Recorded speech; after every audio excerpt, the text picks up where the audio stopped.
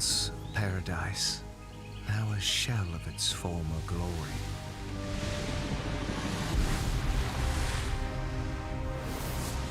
No one minds the kindness of the weak. Only a sinful soul does as it pleases. Revenge! To hell with the gods! Behold! See how your desires fatten! Repent! Purge thy sins! A sacred feast will guide you.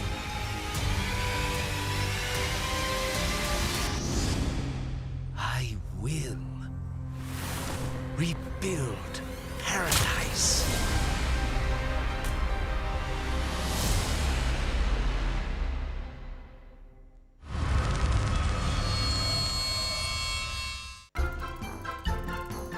The new season of O-Lettuce, branded parent-child wear. Loose, comfortable trousers suited for different working scenarios.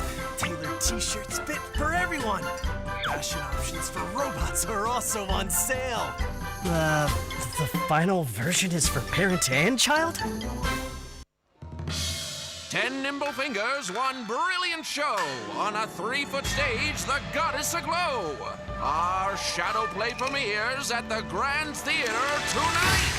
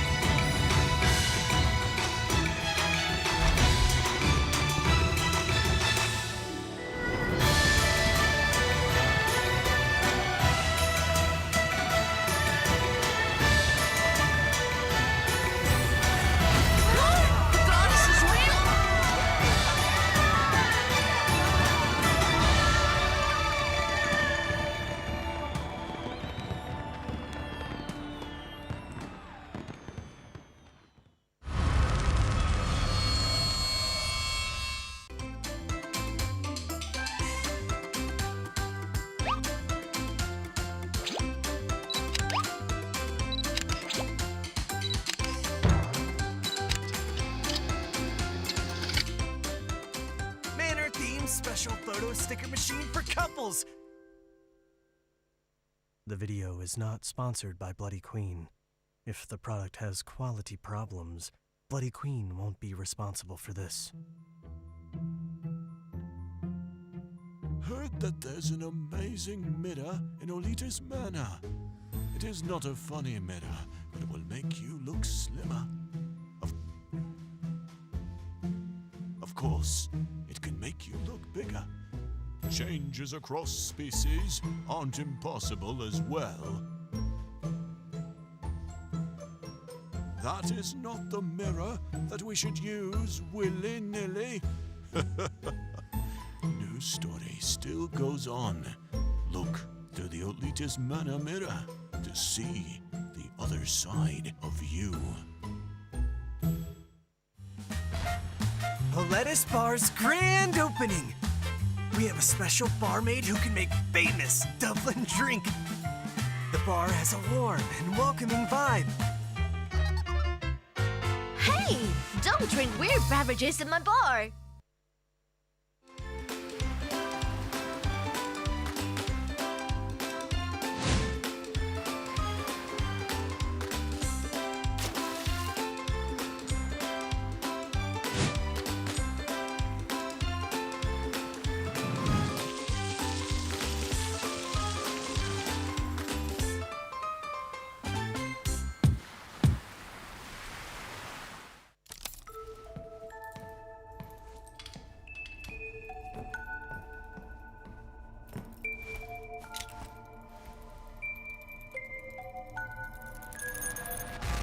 Is this place really haunted?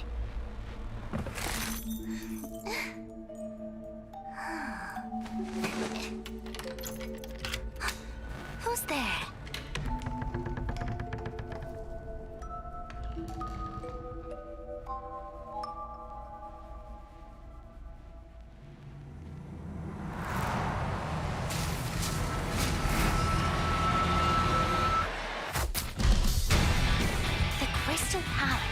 once where art and science collided.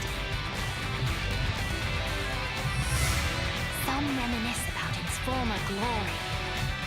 Some long for its splendor. Now, you're here too.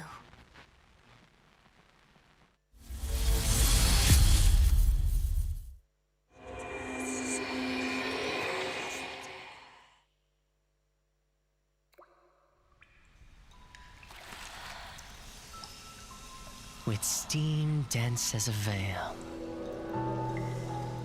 and wine sweet as honey, one can't help but relax at the hot spring. Return to basics. Surrender restraints. Relinquish thyself. Like the eagle plummeting straight down, lusting for lambs, hating all lamb souls. Bathed in the spring, we drink. We worship. We indulge.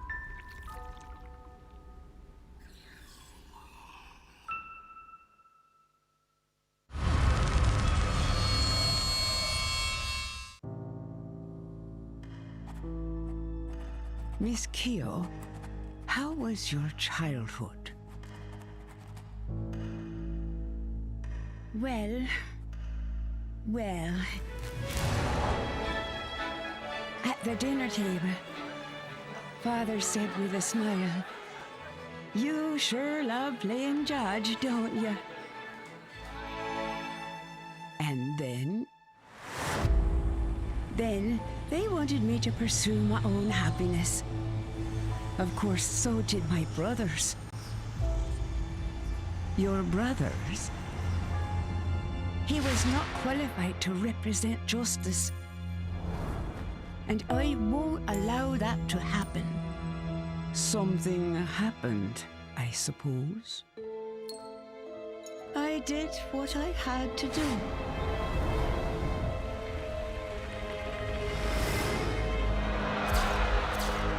Justice needs obedience. Justice needs sacrifice. Take it over to the fat lady sings.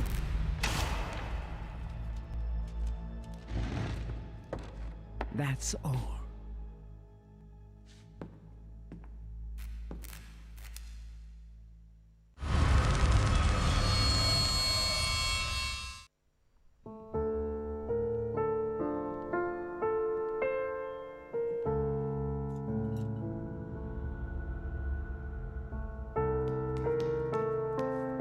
The arrival of the first letter was the prelude to a change in tone. An accentuated sign of fate's shifting course appeared on the night the second letter arrived.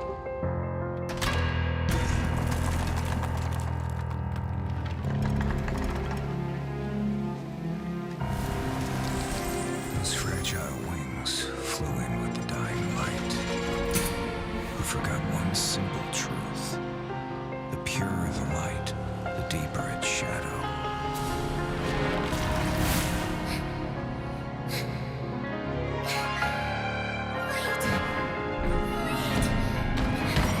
My nightingale, never chase after illusions of hope, looking back with longing eyes.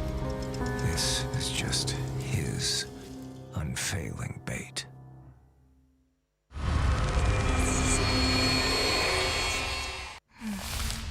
Anna. Night. Girls' school. To discover the truth about what happened to Anna, I disguised myself as a maid at the school. After the incident, someone was still the center of attention. Someone was still beloved. Someone seemed to be hiding something. And the odd thing, someone was trying to look for answers in those ancient legends. The truth may not be what it seems. Everyone is under suspicion.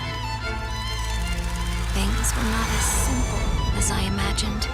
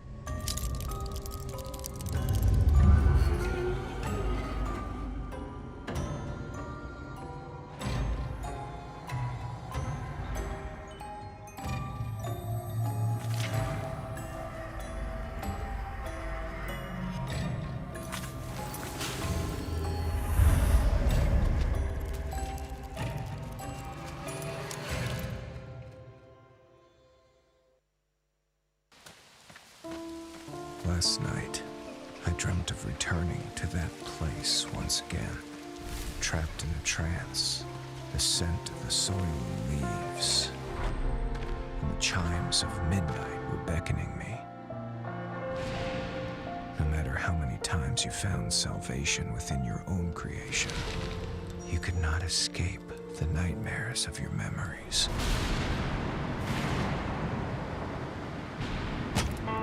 Stop it! End all this now. I remember now. It's all coming back to me. When the nightingale sings, the mansion gates will open for me under the starry sky. Tonight, the truth will be revealed.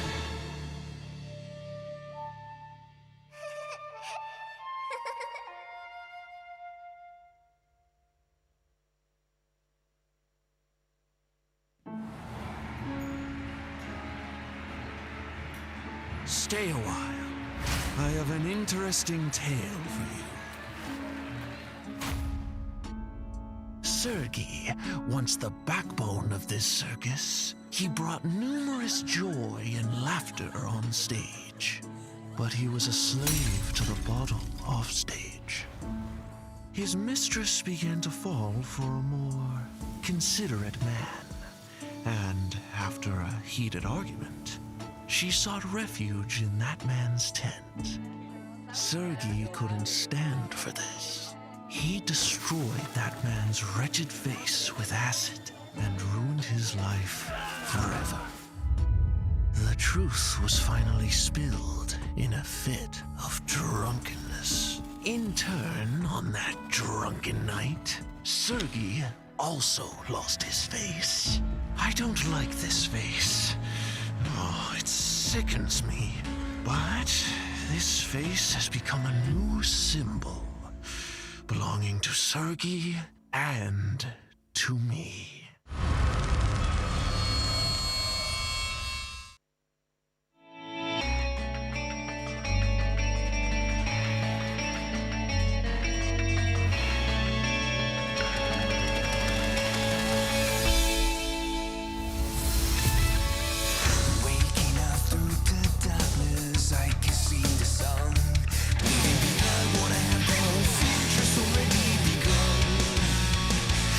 Somebody save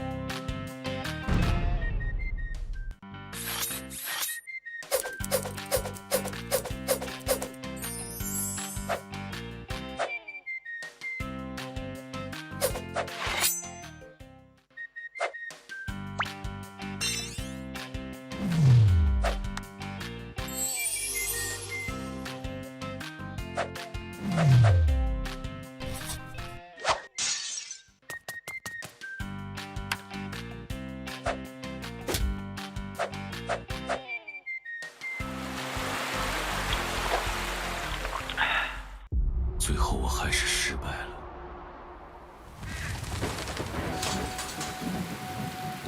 所以我才又回到了这里。这一切都是你的阴谋吗？再次面对过去的噩梦。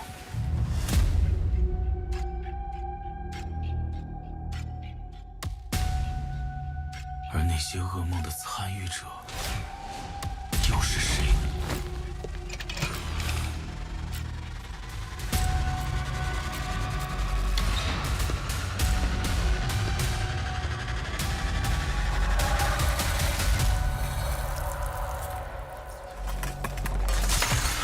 我所遗忘的究竟是什么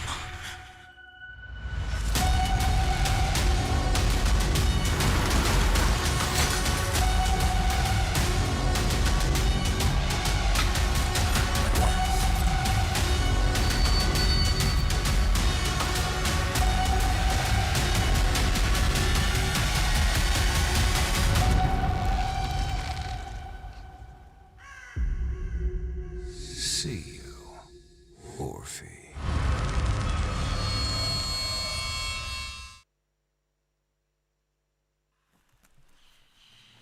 It was never a ruse.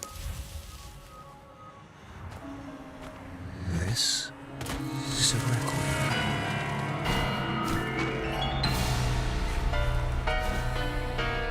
Requiem for peace in a chaotic dreamscape.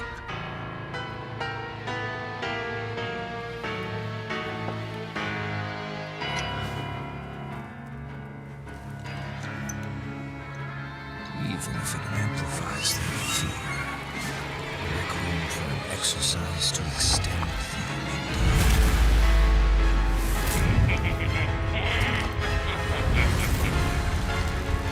Extracting every last drop of that crystal dew. Cast their memories into the abyss again and again as they stand on the border of truth and vanity, mourning them. Don't look back.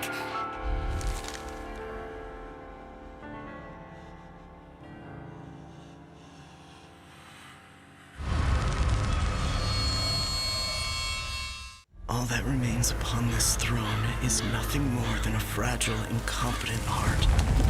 After the embers fade and die out, our homeland, ripped asunder by the flames of war. At the height of my desperation, I finally saw the light of a star above. She was the one who brought the light of dawn back into my life.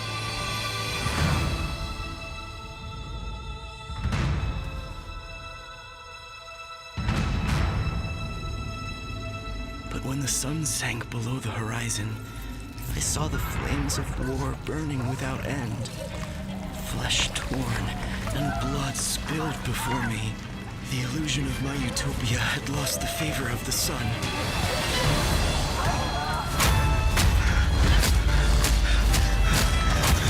I have to get out of here. I have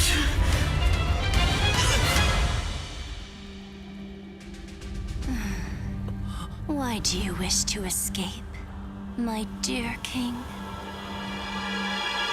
In this everlasting Colosseum, you will forever be my gladiator.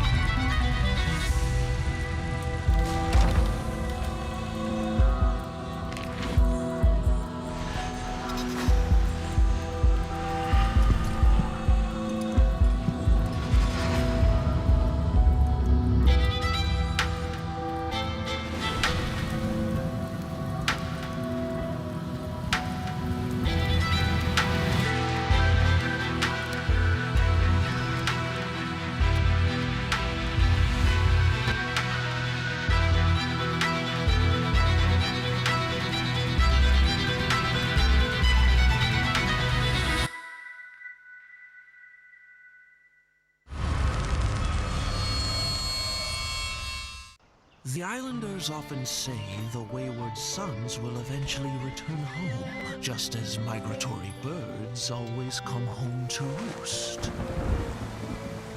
Yet, fewer and fewer have returned. Fear has gripped the island, and strange rumors began to take hold.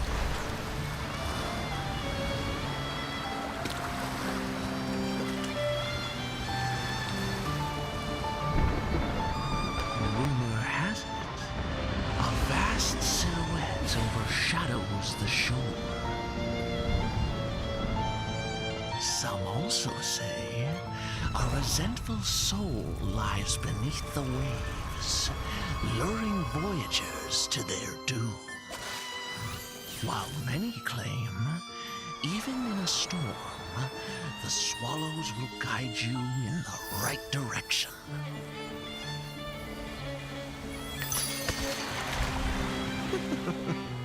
However, is this calamity wreaked by disgraced deities? Or perhaps it all stems from greedy hearts?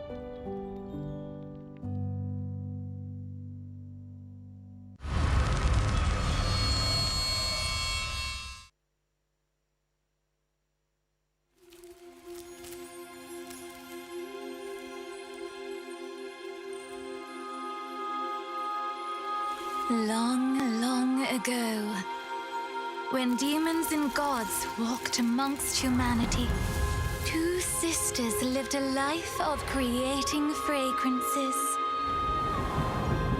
All that you desire shall be granted if you bring me a fragrance that relieves one's sorrow. Finally, the younger sister completed the god's request.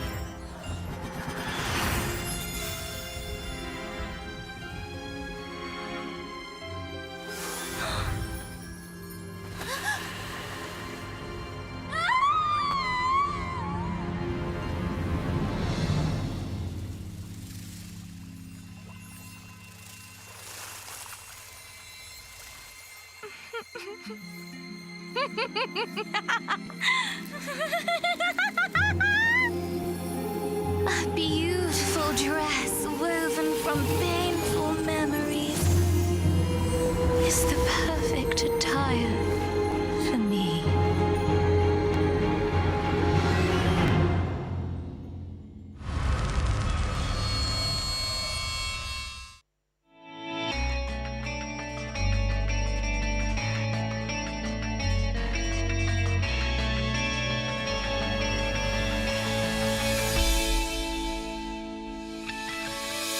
Waking up through the darkness, I can see the sun.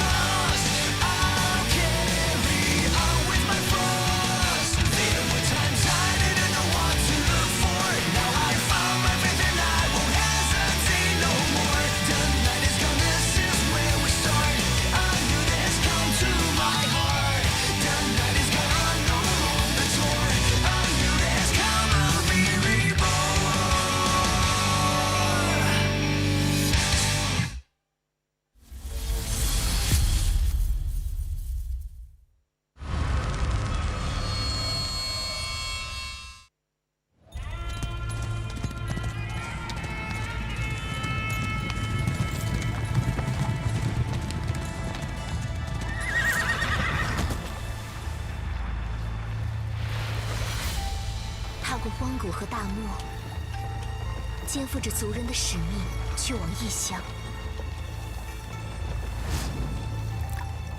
阴谋与命运交织着。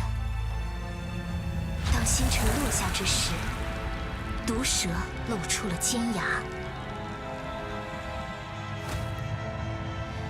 忠诚与背叛的戏码拉开序幕。火光将反叛的计划化为乌有，刺向毒蛇的弯刀，在烈火间把双手灼烫。然而，救命的稻草不过是又一场狩猎的预谋。而若不甘心成为猎物，只能自己勇敢伸手，触碰飞鸟与神鹰。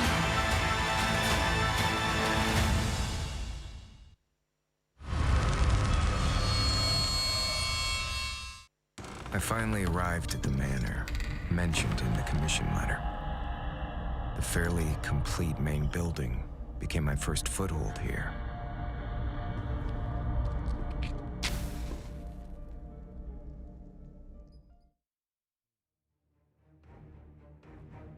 Ladies and gentlemen, the moment has finally arrived. Welcome to IVT for NAEU. Day number 4, the grand finals is right there, but we got to go through the semifinals. You know what? You got Nello, Mello, and Pot Spice at your service. Nello, how you feeling today? I mean, the excitement is definitely in the air. Yeah, the excitement is enough to get me out of bed early in the morning, just to be able to watch these teams in action. Today we're in for a treat, guys. But before we talk further into this, welcome to the chat. I'd like to welcome you alongside Posh as well. How are you doing, Chelsea? How are you doing, Alistar? Winday, Hanako-san's Dilemma. Just a very big welcome to everyone. Today, guys, it is the finals, like what Posh mentioned. It is the final day, so guys, make sure that you tune in from early until the end because it's not a match to be missed. Oh yeah, top 4 have already been established, and we want to find out who's the best of the best. We're going to go through teams like OM, B4U. That is the first matchup we're going to have today. And then NFC versus Fusion is going to be the second match. And we're going to determine a champion. And, you know, Grizzly and Eli will be the ones commentating that one. But for now, yeah, we got OM versus B4U. And that's going to be a spicy one because, you know what, B4U has been the one that everyone's been measuring to, right? They're the representatives. They have been the representatives of NAEU. So could this be the changing of the guard? We're going to find out if OM is going to give B4U a run for the money or how NFC and Fusion's going to shake out. So like Nell said, not a match to be missed today. Yeah, I'm pretty sure that we are in for a treat. Like B4U, they, especially Spritzer, he never seems to cease to amaze me with his Dream Witch, with his Breaking Wheel, even his Geisha. So I'm saying that he has a lot of choices that he can put out, and I'm just really looking forward to his gameplay. And everyone, like the hunters, are generally giving everyone a run for their money, man. Yeah, and speaking of hunters, you know, Nico has definitely been one that's making some waves. He has a Dream Witch, he has the standard, his Bonbon, and his Sculptor have also made a lot of waves. We also got Cloud, Nemu, Jojo, and FY. They had a pretty insane match yesterday, and I can't wait to see more of them today. We saw a little bit of adversity that they had to face yesterday with some of their matches. but I can sense they're a team that can definitely turn situations around. And honestly, like you said, they're going up against Sprinter. They need all the help they can get because Sprinter has been Mhm. on a tear. I think constant MVP every time they're on. Yeah, for sure. Like 3 ciphers remaining, 4 ciphers remaining, to the point that they can't even find a dungeon. I have to say that's really good. And speaking of the person himself, Sprinter on B4U right there is gonna be doing the hunting for his team, followed by his incredible survivor teammates as well, My Lake. Hmm. He constantly running around with his legs. And Schmidty, Problems, Dash Star, which I believe is Cat. Hmm. Yeah, honestly, Cats being an addition to B4U has been doing really well. I mean, yes, I think no, watching their matches from yesterday and the previous days, if they face some adversity, the lowest they're going to get is a tie. So we gotta look at Nico. I mean, Nico will definitely be tested, and I can't wait to see how they're going to fare out because again, you know what, B4U has been always the standard to test all these teams, and now OM is going to step up to the plate. So let's see what they'll make of their shot. Yeah, I definitely think so. Speaking of which, we're just gonna be seeing through OM versus B4U. B4U right now, I have to say, like, I'm really surprised with the way things are going through in NAEU. Like, Hmm. they're very, very hunter-sided in this place. Whereas Yes. compared to other regions, they're like they boast of the strongest survivor teams, like for example Hmm. Wolves, in mainland China and even in other Taiwan, Korea Hmm. regions. But you know what? It's always interesting to see how always interesting to see hunter highlights there. Hmm. But we're gonna go Hmm. to the band picks of the maps. Yeah, so Lakeside was banned, and OM did pick Red Church, and this was interesting because we were talking about it off stage, offline. That you know what, B4U is really known to pick Red Church, so OM picking Red Mm, Church to start things off is kind of giving B4U that home court advantage. But I think OM definitely has a strategy coming into this.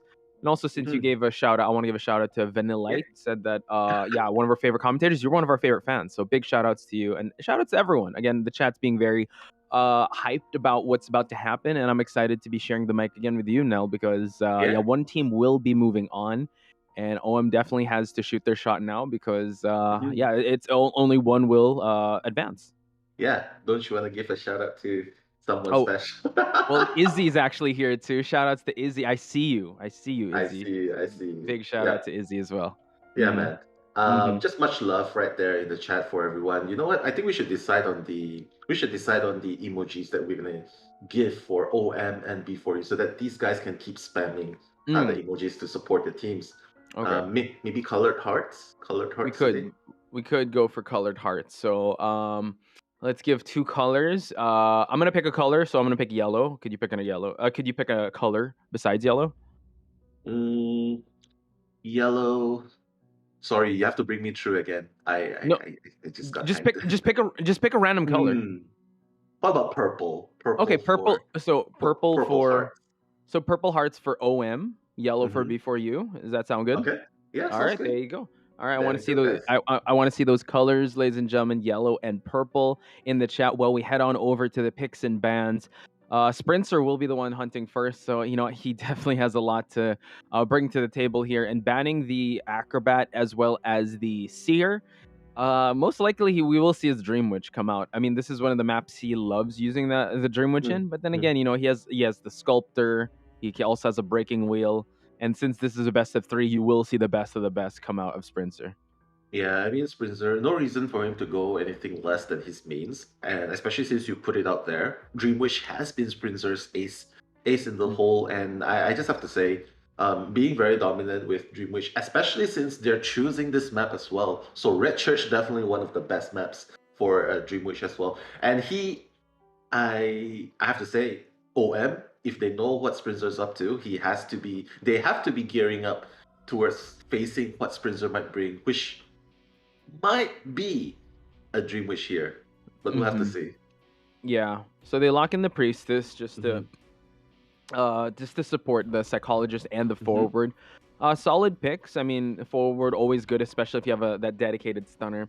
Always a risk though, especially if you're going up against a seasoned hunter like Sprinter, because he definitely makes the trade-offs in his favor. And now having the postman here does give them that cipher rush, so pretty well-rounded team comp here. Note that Nimua, I think, is replacing K-Dead. K-Dead had an amazing performance yesterday with I believe he had an amazing kite with his priestess, but now it seems like Nimu's stepping in, and like you said, Nell, we are going to see that Dream Witch come in. So let's see how OM has done their homework, because there's a lot of tape to study up against Sprinter. But honestly, like when I tried studying yesterday, he's just so good with rolling with the punches.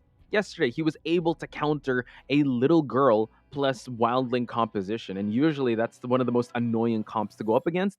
But he was able to get a 4K in that comp. Yeah, man. 4K and 4 ciphers remaining, not even allowing the dungeon to be discovered yet. So I think the thing about going against Sprinter's Dream Witch, they probably should try and avoid as much. Like, for example, yesterday there were 2 rescuers there, and it didn't really go well with the walling. But here, there's at least a postman that tries to at least boost the cipher progress. So I think creating pressure would be the key. Like, you know that Sprinter is aggressive, but you have to be aggressive as well. You have to create pressure for him. You have to constantly with the forward doing the harassing, okay, that's good. Because he can afford to do that, because with the Wi-Fi heal of the psychologist, at least he will be able to have that ease of mind. If he fails one time, it's okay. Get healed and go in for the rescue again. And at the same time, Priestess giving the support and the postman giving the tranquility letter. It's like all of this adds into pressure, and that's definitely what they need to bring to Sprinter if they want to have a shot at bringing down the king. Yeah, for sure. I think that I like the sound of that, especially in a survivor standpoint. But yeah, Sprinter just has a way in. You mentioned just one of the capabilities of everyone on that team, but Sprinter just has a way of disrupting any of that flow. Either with his trait, with his use of patroller, or with his just constant pressure when it comes to the placement of his followers. So yeah, that is definitely the best case scenario for Team OM. Sprinter, though, I think regardless, he could chase anyone at this point because of how well he's been doing. So yeah, OM has to be on their toes, especially even maybe the forward or unchaseable survivors are very chaseable in Sprinter's hands. So they have to put that respect, especially when someone's leeched, or if they know that the main body is moving. They have to be very careful and always look for that terror shock that we always have to be ready as commentators to call out the terror shock to Sprinter. For sure, but I think he's gonna find FY. And I was about to say, Psychologist is one of the few survivors that you don't really want to chase first as a Dream Witch, simply because if you use the spawn follower, you leech him, the leech hits, and he will still be able to run through. And even with the patroller and all those things. And that's the thing, but he is going to pursue FY now. Though, mind you, he has a portal support by the priestess. He also has 3 hits that he can tank. So I have to say, not the best chase, but yeah, first hit miss, but able to get a main follower hit. Like you said, there will be 3 hits, so he's really investing a lot of time. And FY running a pretty good route, not really running into anyone just yet, but we see that the patroller is already online. Sprinter actually playing a bit of mind games here. Will thought that FY was going to mind game, but now FY, the healing, her trait is about to run out already, so she'll be like a normal character with 2 remaining. But now the priestess has to be very careful here, just roaming around here. Might have to eat a hit. Oh, no, nice. not why. Jojo able to escape the grasps of Sprinter. Nice, and you can see why he's changing target there, because he realizes that even if he gets the leash follower hit onto the psychologist, he's still up and running. So he decides that, okay, priestess is in the middle, giving the support. I'm gonna change target now, and I think he realizes it now. That's why he's changing target. Now he's going towards the forwards. Yeah, and now actually we have both targets here. A lot of followers able to hit the psychologist. One more and the psychologist will be falling down. So that's the veteran experience of Sprinter. Not going his way. He's able to, add a little more pressure on another survivor, find the opening, and finally downs the psychologist with the forward picking up an anti-curse. But now we have 2 more, two followers on the board now for Sprinter. Yeah, that's the thing though. They're all sort of clumped up in this area, which I don't really get why. I know that they're trying to deleach and things like that, but that's the thing. Once you're too near, it's easy for Dream Witch to leech another survivor and use that leech against you. Whoa. And right now, oh my god, instantly, I think he's had enough. He just changed to Blink. He doesn't even I had want to enough troll with her. you survivors, you pesky survivors. Now I'm going to switch to Blink, a more aggressive trait here. So note that he does not have abnormal. Nemu about to go for the rescue, has to eat that hit. And now let's see if we're going to see some stun supports here, because the psychologist, last effort pop. And that's all Sprinter really needs, just to keep zoning in on one survivor. And now we see that the forward did pop the football just to move away from that leech. And now he's got an anti-curse. They have to be able to get rid of some followers. And now a defensive use of the forward's trait skill here could lead to Sprinter not even worrying about a stun, since it is less than half of a football remaining for the forward. Yeah, right now OM just finds himself in a pinch. He just knows. Whoa. And look at Sprinter. My goodness, using the leash. You know what? You're gonna remove the leash. It's fine. I'm just gonna hit you with it first. Buy some more time, and you can see 4 ciphers remaining. 1 survivor on the floor, a psychologist on the second chair, and the postman is at half health. This is really, really hard. Yeah, Priestess does get a pallet stun there, but yeah, I mean, he's just going to switch followers, and at this point, he's going to chair the forward as well. This is going to be the first time the forward is on that chair. Postman wants to go for more ciphers, but unable to down the psychologist once the rescue happened. I mean, that was a great rescue. At least the Priestess avoided some damage, but the blink hit, once again, that's 2 for 2 now. That has hit the mark, and now the psychologist will be expiring on that chair. Post has been able to trade it off for a cipher here. Dungeon is revealed, but at what cost? We have to look at the survivors' resources. Not much on the board. They gotta be able to heal up. They do have just 1 leech on that forward, but that's why Sprinter is gonna leech another follower as they're healing up. Oh my goodness. 3 ciphers remaining, Whoa. but he's gonna get that hit onto Postman. Oh my goodness. Yeah, and that's why you have to fear Sprinter. He just knows what you're doing. Like, he just knows where the routes are that you try to heal, and just barely missing there. I just have to say, he just knows what you're up to. Fortunately, though, he has used up the blink on his follower, so Priestess will still be able to extend the kite a little bit. But at this point, though, it's really sort of like a checkmate situation. And there you have it. Checkmate, GG. Postman could still stand up, but that might be an inevitability here. We do see that the Priestess will be ballooned and probably sit on a rocket chair, while Postman, you know what, yeah, he might try to go for Dungeon, but against Sprinter, yeah, he's not going to allow that to happen. So he's just bringing closer to the main body, able to get the leech, and now the main body could move freely to find that Postman. Again, Sprinter, this is why B4U is so deadly, because of Sprinter and he being able to give B4U survivors just the confidence boost to come into the next match with a 5-point lead. That's huge for any team. And now the Priestess able to struggle free, but yeah, just easy cleanup here for Sprinter. And now we see that Sprinter still just focusing on the Priestess, wanting to bring closer probably to the main body.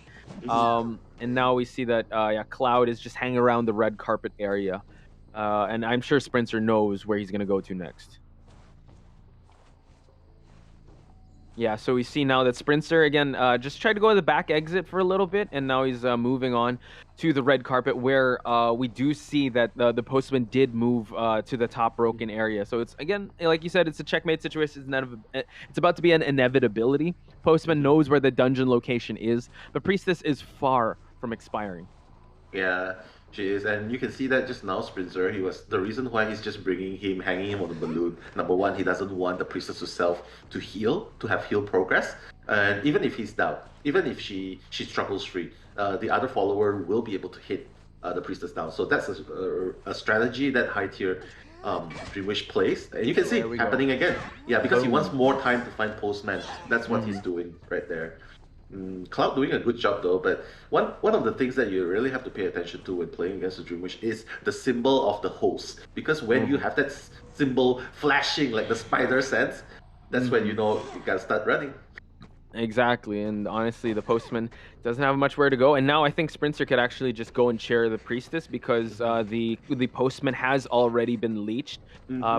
Postman does not have an anti-curse, and now Postman is trying to make his way probably towards a rescue here, but now we see him go activate the dog, and the dog is able to slow down the follower for Sprinter to actually move the main body.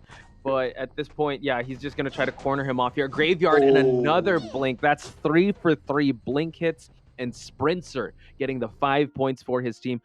Nell, I don't think I've seen a sprinter go lower than 5 points in this tournament. Yeah, all perfect scores for him, and that's exactly the kind of hunter that everyone aspires to be, and on the other side, fears to face. So Yes. yeah, and especially with his decision making, you notice that just now he had controller first, but he decided that Blink was much more efficient, and five ciphers remaining, Posh, and he has Yikes. already used up the Yeah. Blink to Mhm. so early, but it was put to good use. It was put to Uh-huh. good use. Yeah, 3 ciphers remaining. The dungeon was revealed. Postman was unable to kite it out till the dungeon. And honestly, yeah, Sprints are one of the most decorated hunters, not just in NAEU. I would say, dare I say, the world, because like he's been recognized in China servers. He's Mm. definitely a talent that is to be watched. And right Mhm. there, you saw him face adversity head on. Yeah, Like yeah. Psychologist wasn't the best early chase. Mhm. Psychologist actually, again, when it comes to Dreamwitch matches, it's hard to really estimate the containment time because followers keep switching. But you saw he was kind of struggling, and you Yeah. mentioned one of the keys to victory there: him realizing Patroller isn't the best anymore, switching right away. He's so confident in changing up his plays and going with the ebbs and flows of the match that it's ridiculous, because by the time you understand what he's about to do, it's too late because he's already put too much pressure on the survivors. I think in a 30-second scramble he was able to injure most of the survivors already Yeah. and already chair someone. So that's Mhm. when you start to realize that Sprinter is already coming online when it's eventually too late. Yeah, he's just so good at multitasking as well. Like you realize Mhm. that he uses the correct leech to hit different survivors so that the leech will stay on. And that's Mm. why when one cipher has been done, there Mhm. was one person on the floor, one person on the chair, second chair, psychologist, and then the other person is half health, and only the priestess was at full health. So that's exactly how, and two leeches, Mhm. sorry, two active All leeches good. out there, and Mhm. and that just shows the power of his multitasking, especially with Dream Witch. Yeah. Um, I would say also multitasking and very efficient, like economical movement with yeah, the main body. No wasted hit. If he hits you with your spawn follower and goes away, the main body's there to leech you right away, or the yeah, the follower's there already. mhm, So usually, right, you want to bait out a main follower hit, but with mhm, Sprinter, every main follower hit counted, and then the cleanup just happened when he was able to hit you with the spawn follower. So he mhm, just knew where all he was just very aware of everything everywhere all at once. That's a great mhm. movie. And he just knows the positioning. And honestly, it seemed like at the start I was thinking like, wow, if he really persists on the psychologist, it's not going to bode well. And I have to give Yeah, OM props to that because they really knew how to handle the early game. mhm, But mhm. once he changed up the target, the priestess, that was really close. I would have to say that once the dominoes started to fall in his favor was when the psychologist was near that forward, because unfortunately she kind of ran into the forward where by chance Sprinter already started changing targets. He's decided, all right, I'm gonna start leeching this forward, and the gift of the god IdentityV gods just blessed him with two survivors in the back exit at once. Yeah, I mean that's the thing about OM. Like I agree with you. OM definitely deserves credit there Mm. because they know what they're up against, and they strategize against it. Like they know Mm-hmm. they want psychologists to be the first kite, and it worked well. It's just that very unfortunately that before you Sprinter, he's able to adapt when he changes course of action, like what you said. Mm-hmm. OM was unable to keep up with the change because Mm-hmm. everything was meant to support the the psychologist. But you Mm-hmm. know what? It's okay because right now we're moving on to the second half where OM Nickelodeon will be carrying his Mm-hmm. team here. Yeah, so Nico once again does have a Dream Witch, does have a Bonbon. I would say his Dream Witch was very effective. Yesterday did get a 4K. His Sculptor kind of struggled at the start a little bit, but yeah, he might want to. I don't know if he's confident enough to bring that one out, because before you, honestly, if they scrim with Sprinter, they know all the tactics that Dream Witch brings to the table. And I just want to acknowledge chat. There's some yellow hearts. I want to see some purple hearts as well for OM, ladies and gentlemen. So yellow hearts for before you, purple hearts for OM, because OM definitely needs it, since Nico has to rise above to the occasion because of what Mm. the crazy pace that Mm. Sprinter did put on the table. Yeah, for sure. I can see a lot of yellow hearts as well. But you know, guys, don't forget about the purple hearts as well Mm-hmm. because Rise will Fall we all support all the teams here. Yes. And yeah, we just want to move on forward. Everyone at their own pace, some faster than the others. Definitely B4U is winning the leg race here since they have my leg in the team. For sure. Oh, Yeah. my Yeah, leg. but my legs, yeah, carrying me. We're flying now. But yeah, for the rest of the teams, they are definitely trying to make their way to the top as well. Not just for the honor, but also for the recognition by everyone. So yeah, let's just make some noise in the chat. Yellow hearts again for B4U, purple for OM. So like let's look at the lineups here again. The final lineup though.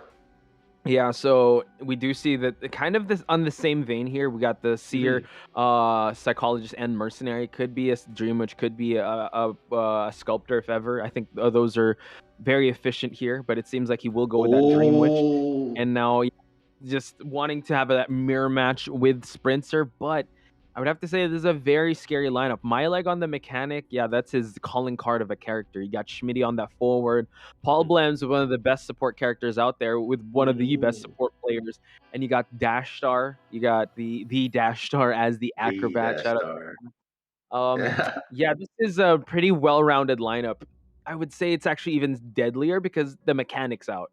And Nico would not Nico would not have the luxury of hunting at his own pace because we've seen how B4U can bode well with an extra body on the floor here with that mechanics doll.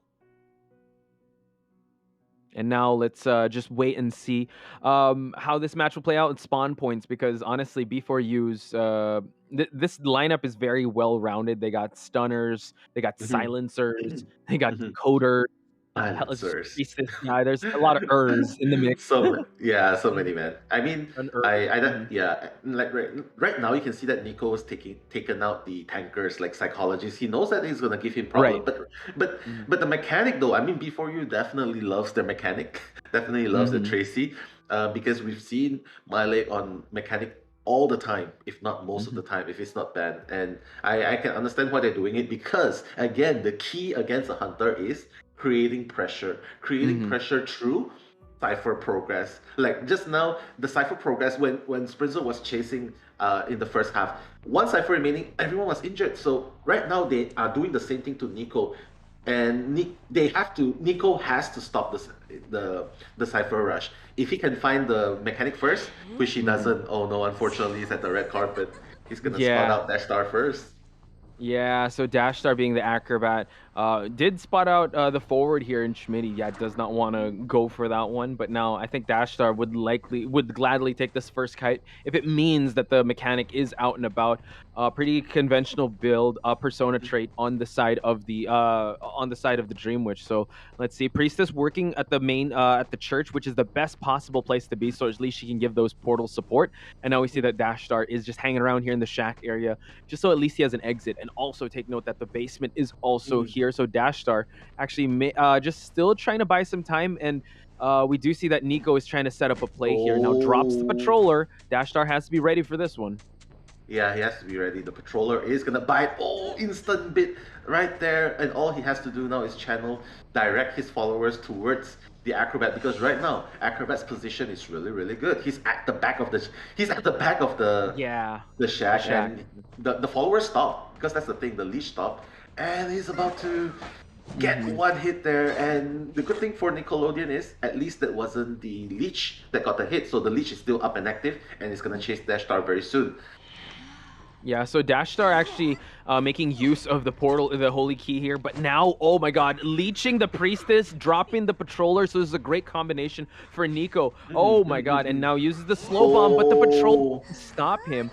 So now at least able to down one of the trickiest survivors to actually kite. So I would say great start. And he also disrupted the priestess cipher, and priestess now has to pick up her anti-curse just to get rid of that extra pressure. So great pace that Nico has set for himself. Yeah, but again, Dash Star, he did buy a lot of time, and you can see the reason why. Like forward is almost done with his cipher, and that's practically it. Forward just needs to finish one cipher, and if you can see that forward finishes one cipher before the first chair happened, that's a very good sign for the survivor. Yeah, that's a lot of time bought. Able to get a chair hit. Now mechanic now has the body block here. But the switch to blink a little bit of deja vu here. Now he's changing traits just so he'll able to down this acrobat. Once again, can he down the mechanic? This is gonna be very important for him to be able to get more hits on the survivor. But I mean, the mechanic didn't receive a hit on the start, so Myleg with an excellent rescue still has the bot online, and now this is where the forward can come online because the Schmitty is just waiting for him to go for that stun, probably stun rescue, and Nico is sniffing that out, able to leech onto Schmitty. Yeah, I mean, that's exactly what they're aiming for. Like, even if the stun, even if you, like, you manage to chair one person, at least the ciphers are done. Like, you can see 3 ciphers remaining, but 2 ciphers are actually past the halfway mark. 3 ciphers are actually being done at the same time past the halfway mark. So, I have to say, pressure is definitely on Nico, even though Acrobat is on the chair for the second time. But, the cipher progress is really, really scary, especially with the mechanic.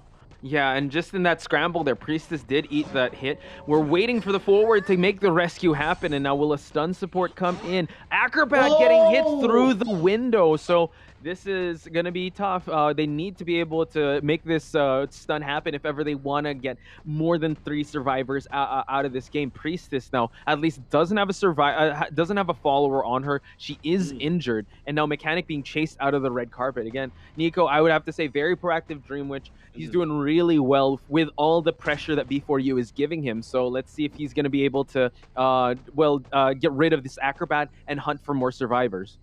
Yeah, he definitely can do that. But again, he's already used up his trump card, right? To change it to blink. So he doesn't have the luxury of using teleport late game to the gates in case that he needs it. Or even abnormal, which is very useful against these kind of situations, these clutch situations. And you can see also that the priestess has been healed. They're probably gonna heal each other up, de-leech, because there are 2 active leeches available now.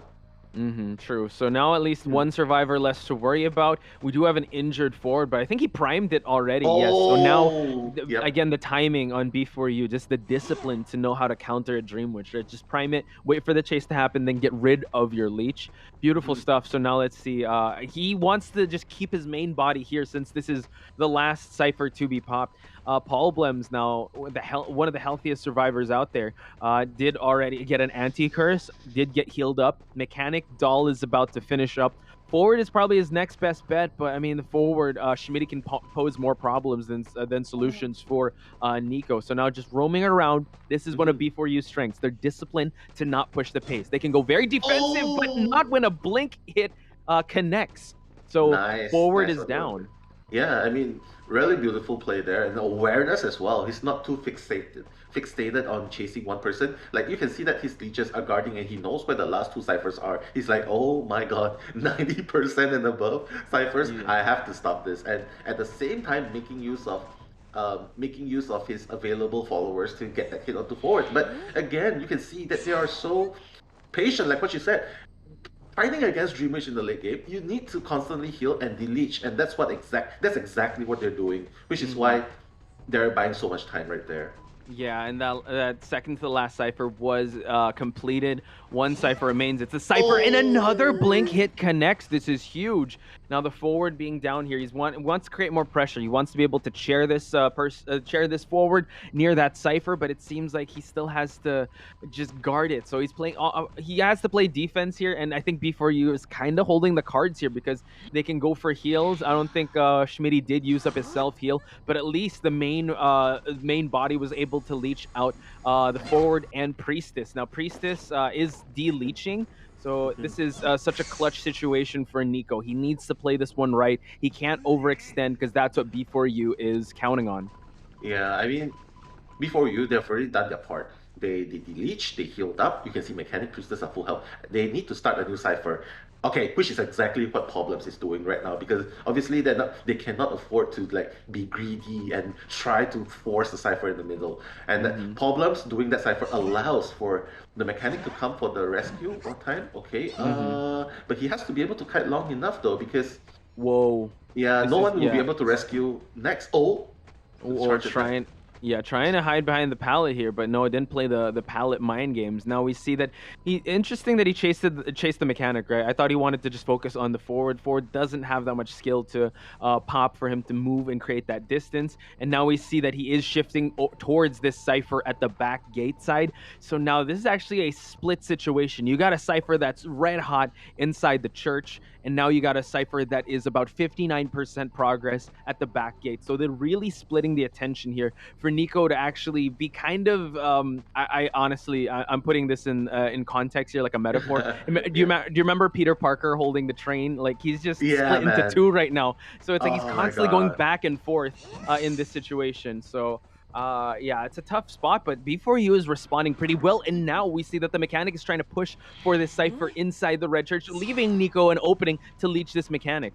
Yeah, but the Cypher is going to be prime, and he's just going to prime it straight away. But again, the follower is on his tails and my leg. Are you going to be fast enough to do that? Whoa! Oh my God, but the slow vaulting speed. Yeah. Yeah, the panic pallet drop dropping. there. Exactly. Yeah, I mean, anyone would have panicked in that situation. But for sure. for the blink to not connect, that was actually a big win on my leg's part. But now I think, yeah, Nico just has to try and make do what he has, and what he has is a tie. Again, what a fast-paced match, 0-60 in just a quick amount of seconds. Honestly, yeah, this kind of showed the levels to not just B4U's game, but Nico, because he was able to kind of roll with the punches pretty well, and to get a tie over B4U is still something. For sure. Like this is what I mentioned earlier in the game as well. If you're a survivor in a survivor team, you want to create pressure through Cypher progress, Cypher rush. I understand that you need to be defensive in certain situations, but when you get too defensive and you don't have any way to make up for the Cypher progress, you don't have any way to boost it. For example, now B4U, they have a mechanic, so that's the boost that they need. So that's why Nickelodeon, he was doing great, he was doing amazing, but it's just that he got the acrobat down first, which was the hardest chase, to be honest, and he got him down. But after that, what happens? He's constantly, instead of he's being pressured to chasing survivors, but he's even more pressured into making sure that the ciphers aren't being primed. So it really split his attention. I really like your analogy about the Peter Parker. Just stopping the train, just going back and forth.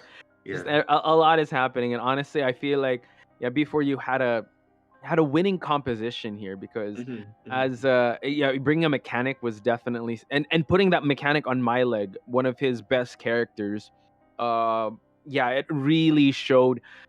Actually, the Cypher rush was definitely felt, and chasing the Acrobat, that was actually a great chase. I mean, he was able to down him, but like you said, the forward is able to pop a Cypher. I mean, I know Acrobat is pretty slippery, especially when he has portal support, but for him to commit to that was good. But having the mechanic out and about, and Cyphers were already priming left and right, it ultimately led to the tied game. So here we have the match results. It's 7-2 for B4U. OM is still in this, ladies and gentlemen. But if B4U wins the second round, they will be heading to the grand finals. For sure. Going into the second round though, like 7-2 in the first game, I have like a kind of like a funny idea. If OM manages to choose the map, I say go and choose Leo's memory. Choose Leo's memory. Why Leo's memory? Leo's memory. Okay, here's my reason. Ban Sprinzer's Dream Witch. Choose Leo's memory. Pick an explorer. Pick an explorer, pick a patient, and anyone who started to kite, just patient can just kite in factory forever, and then get a mechanic, and then get a merc if the merc's not banned. So I have to say, like, having an explorer, at least there's like, okay, 3 ciphers remaining, and make sure you stay hidden. So hide in the snow or something, and I think that will probably okay. So Sprinter is shifting out to Pit Stoppers. Pit Stoppers, actually a really decorated hunter. Yesterday he did show his sculptor, so I'm excited to see more of Pit Stoppers. But I like your strategy, like kind of use the map against them. And honestly, actually, now that I think about it, I think it's B4U's turn to pick the map, because they did ban Lakeside, right? Oh yeah, that's true. And banning Lakeside, I mean, that's a huge map. That could have been a great strategy. So honestly, I wouldn't be surprised if we still stay to Red Church, because as rules dictate, you can't choose the same map at the consecutively. But since B4U did do the banning, they can opt for Red Church again. So, and that's usually their go-to map come round number 2. Yeah, man. Like, I mean, the strategy right now is like do the unexpected, and then you just do your best and then hope for the best. Ooh. I just like what they're doing right now. They're swapping their hunters for BO2. Nickelodeon is gonna be substituted by Zen. So, Mm. Posh, do you have any info for me about Yeah, Zen? so when it comes to Zen, based on our notes, has a sculptor, has a Mhm. bonbon, has a wheel. So it really depends on the map. Since Sprinter was changed out to Nico, since Sprinter was changed out to Whoa. Pit Stopper, Pit my bad. stopper. So yeah, so Pit Stopper again, he did bring out the sculptor yesterday. But I'm interested to see what else he has. I mean, based on our notes, he does have a bonbon, Bloody Queen, Dream Witch. So I think they really just want to test him out. They Mhm. do share the bonbon, but depending on the map, I want to know if like a pit stopper might have a wheel as well. I mean, he has a pit stop, so I'm guessing he can drive. So Oh wow. uh, that could be Making something that we could. assumptions. Yeah, I know. I'm just basing off the. I mean, Dash Star. We got Cats. You know, he's a forward, but he did pick the acrobat. So I don't know. Who knows? Who knows? I like that. I like that. Like I Hmm. mean, having a different composition can make things interesting, and doing the unexpected can catch your opponents off guard.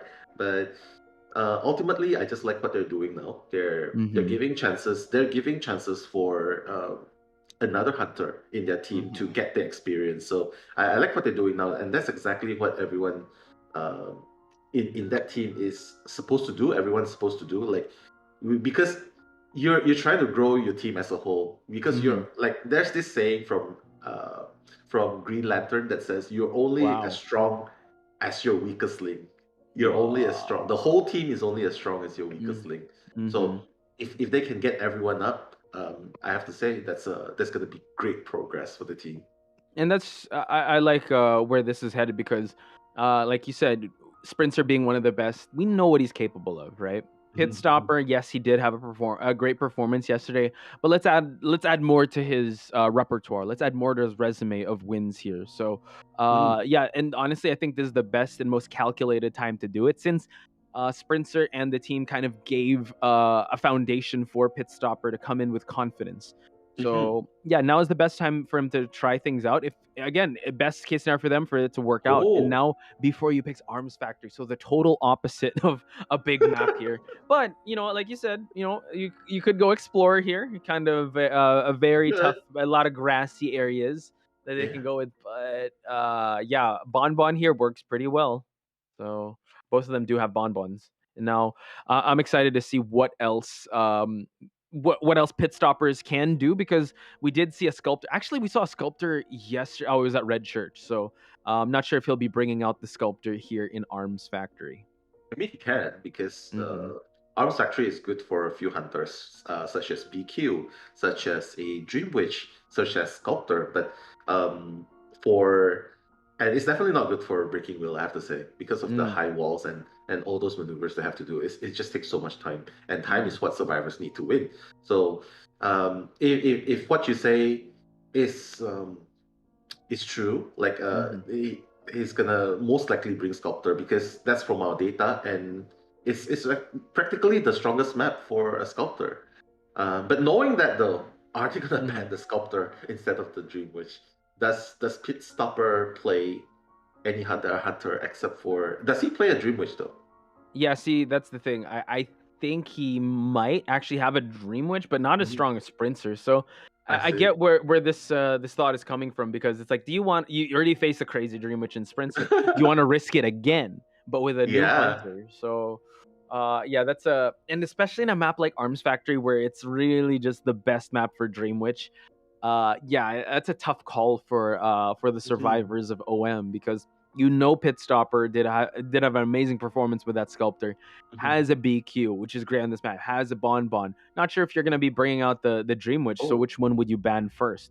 So we're I gonna see. check it out. I think yeah, Pit Stopper will be the first one hunting. So maybe we could Oh. try to guesstimate here based on his bans.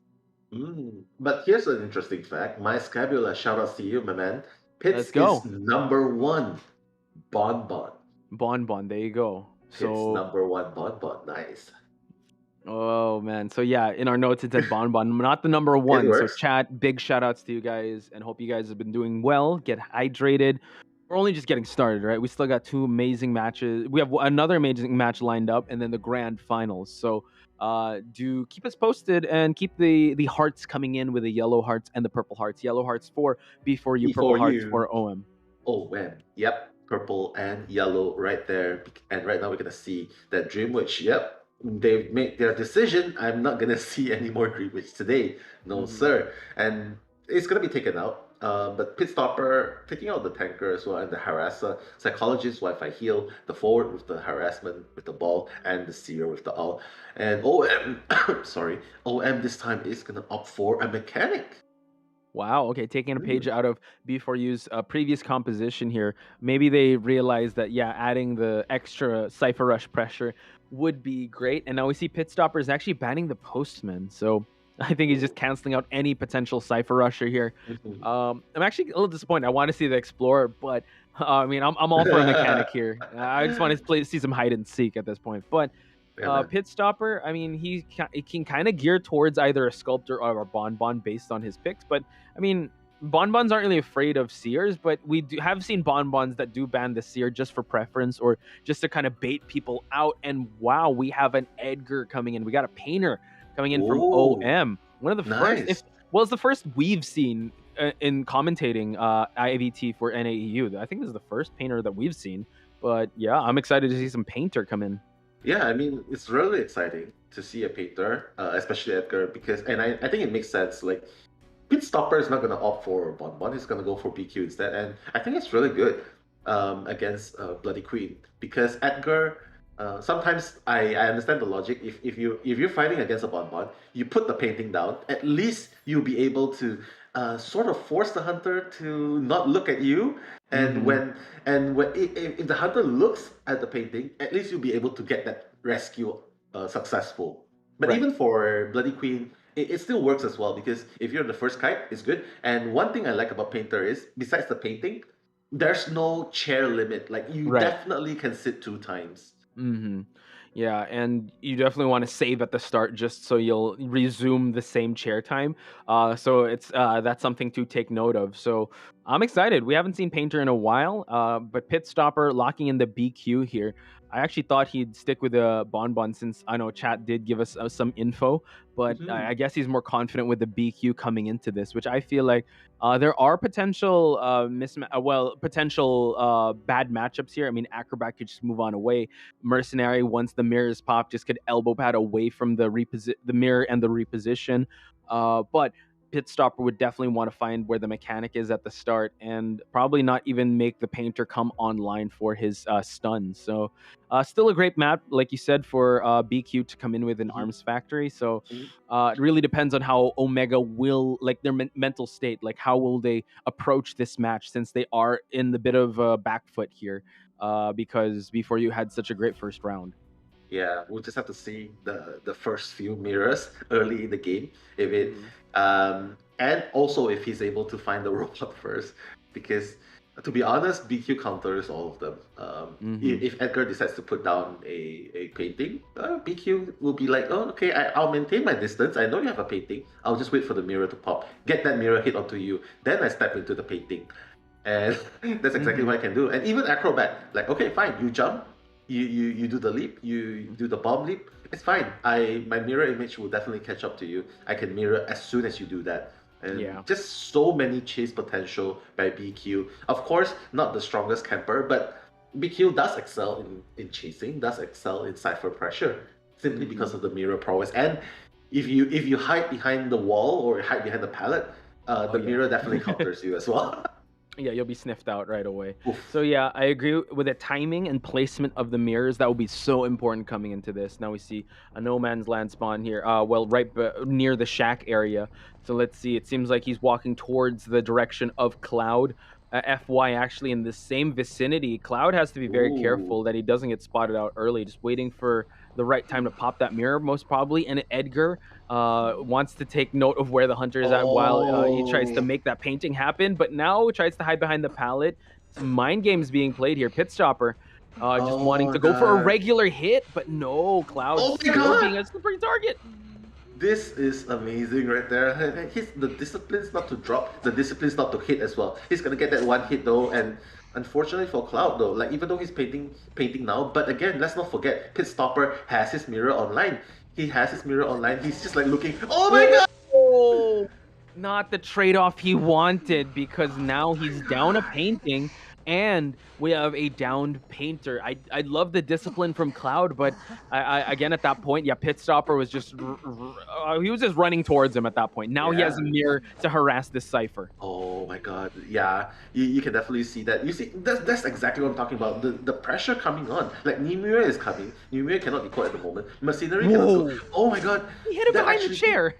That was crazy. He was able to control the hitbox to not hit the painter, but hit the mercenary. So very efficient camp. And oh my god, the last effort. At least stoppers, man. At least he was able. Cloud was able to get an early rescue. So the second chair time, it can take some time for him to expire. So they can actually try to go for some heals, go for some Cypher pops. Mechanic is still out and about, but it seems like one Cypher did pop.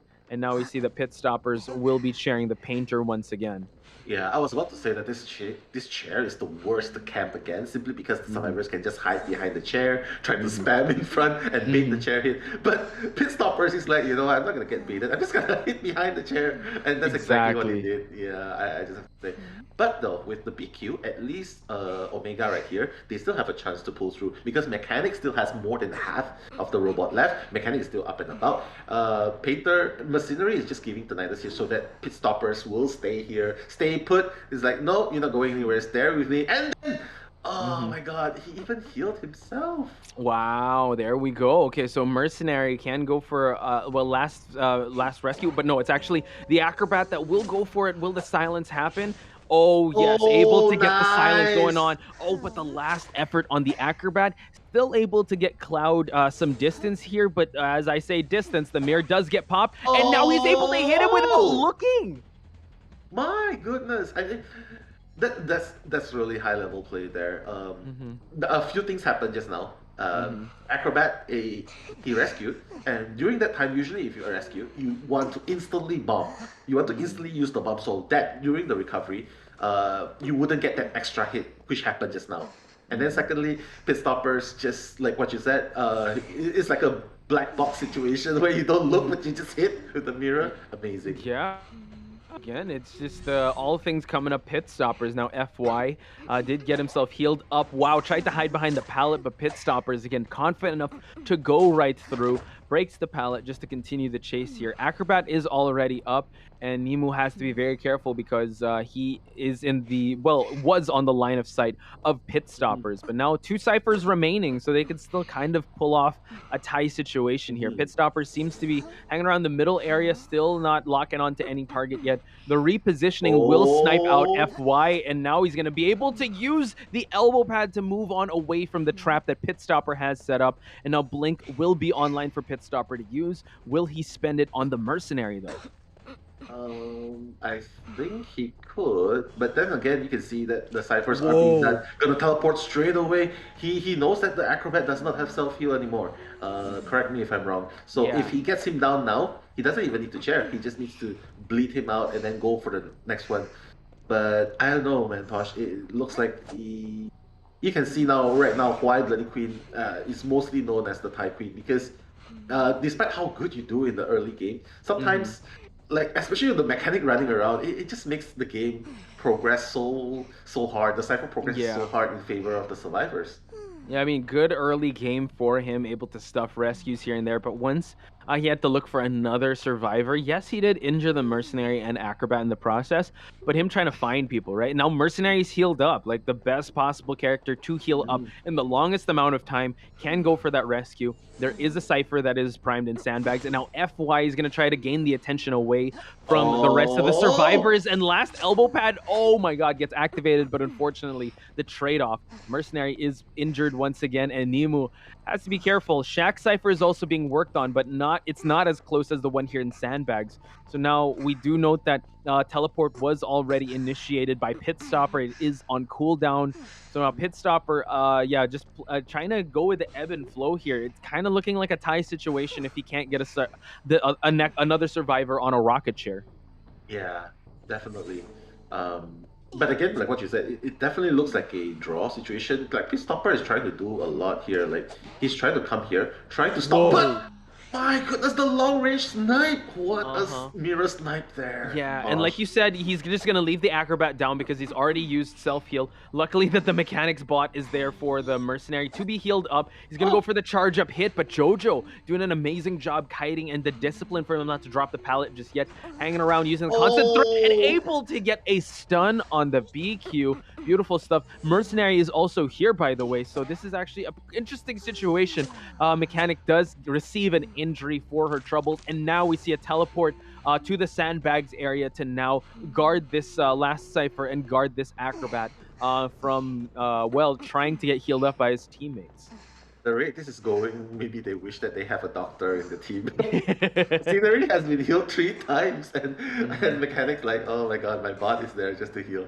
But you know what, even the strange, but right now Mechanic is going to be decoding the shack, and Tinnitus is going to be... Oh my god! He has to avoid this mirror, man. He does. It's so important. If the mechanic falls, now it's gonna be so hard. And now Pitstopper could actually go back to this the chair here to block this rescue from happening. The mercenary is all healed up. Yeah, it just has to go for a regular hit, but that definitely stops the cipher progress from happening. It seems like he's gonna Pitstopper will focus on the mercenary at this point. Yeah, he has to. He has to. Yeah, because Machinery is running towards the shack, so he has to stop. Whoever is running towards the shack, he has to chase because that's where the last cipher is.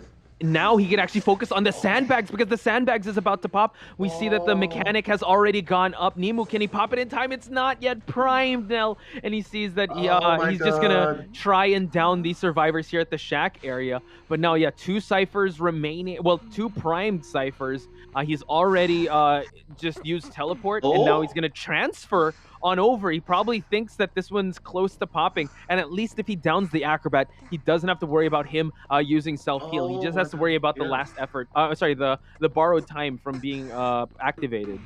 Yeah, that's the thing though. Like, it actually opens up an opportunity for the mechanic to heal, but oh my god, Nimue gonna be down again, and I think and a teleport. Wow, just stopping the mechanic from healing up, and now he's gonna chair the mercenary just to make sure that they're not gonna go for a pop just yet. Oh, this is a tough situation, but Pitstopper actually trying to go around back, but no, he's that was scary. Like, surprise! Like, that was a jump scare. Going for the rescue, but no, again they had to play it. They had to play it like that. They needed to risk it because that was the last effort that they had to pull off. And honestly, you got to give it up to OM. They put Pitstoppers in a pretty tough spot there. Honestly, it was he didn't stop for anything. That was all gas and no brakes for Pitstoppers, especially at the finals. Well, I would say the mid game he was kind of a bit lost. He didn't know where to focus on. But man, once he knew, all right, last 2 ciphers, they're both being primed. The back and forth, just chef kisses, certified fresh rating. 10 out of 10. Man, he was so good at that. Yeah, I agree with you 100%. Like, you have to have a certain degree of confidence to pull that off. Going towards the shack and then putting the mirror towards the sandbags. That's and then getting the hit there. That's really like top level camping. 2 sides at the same time. And it paid off. It paid off. Speaking of camping, we got to talk about the way he was able to camp the rocket chair, him being able to hit behind the rocket chair when the mercenary was able to rescue, and now let alone when he was able to down the painter. Again, I think that's one of the big momentum swings that Pitstopper did bring to the table, for him to down the painter and actually nullify his painting. So again, a beautiful job by Pitstoppers in the way he was able to just kind of get rid of the only stunner on the team. The acrobat was there, but he was able to handle it pretty well. I mean, kudos to OM. They had the right lineup. It's just that in the big scrambles, Pitstoppers was able to just catch them off guard, catch them while they were healing. Mirrors were on point. There were some that were more defensive than he did get a lot of payoff from. But Pitstoppers, ladies and gentlemen, a name to be scared of. Yeah, he surely turned the commonly known name, the endearing name of Thai Queen. He turned the Thai Queen into a 4K Queen, and that's exactly what all the players are doing. Well, all the opinions here how do you put this? Are based on player skills as well. Like all the Mm-hmm. hunters are potential 4K hunters. It just depends on who the players are playing, and of course there Mm-hmm. are win conditions. But of course, ultimately, it's always nice to see that Mm-hmm. the hunters are stepping up. The sub hunters are also stepping Mm-hmm. up. In this case, it's pit Yeah, stopper, and stoppers. Yeah, pit I like stoppers. what you said there.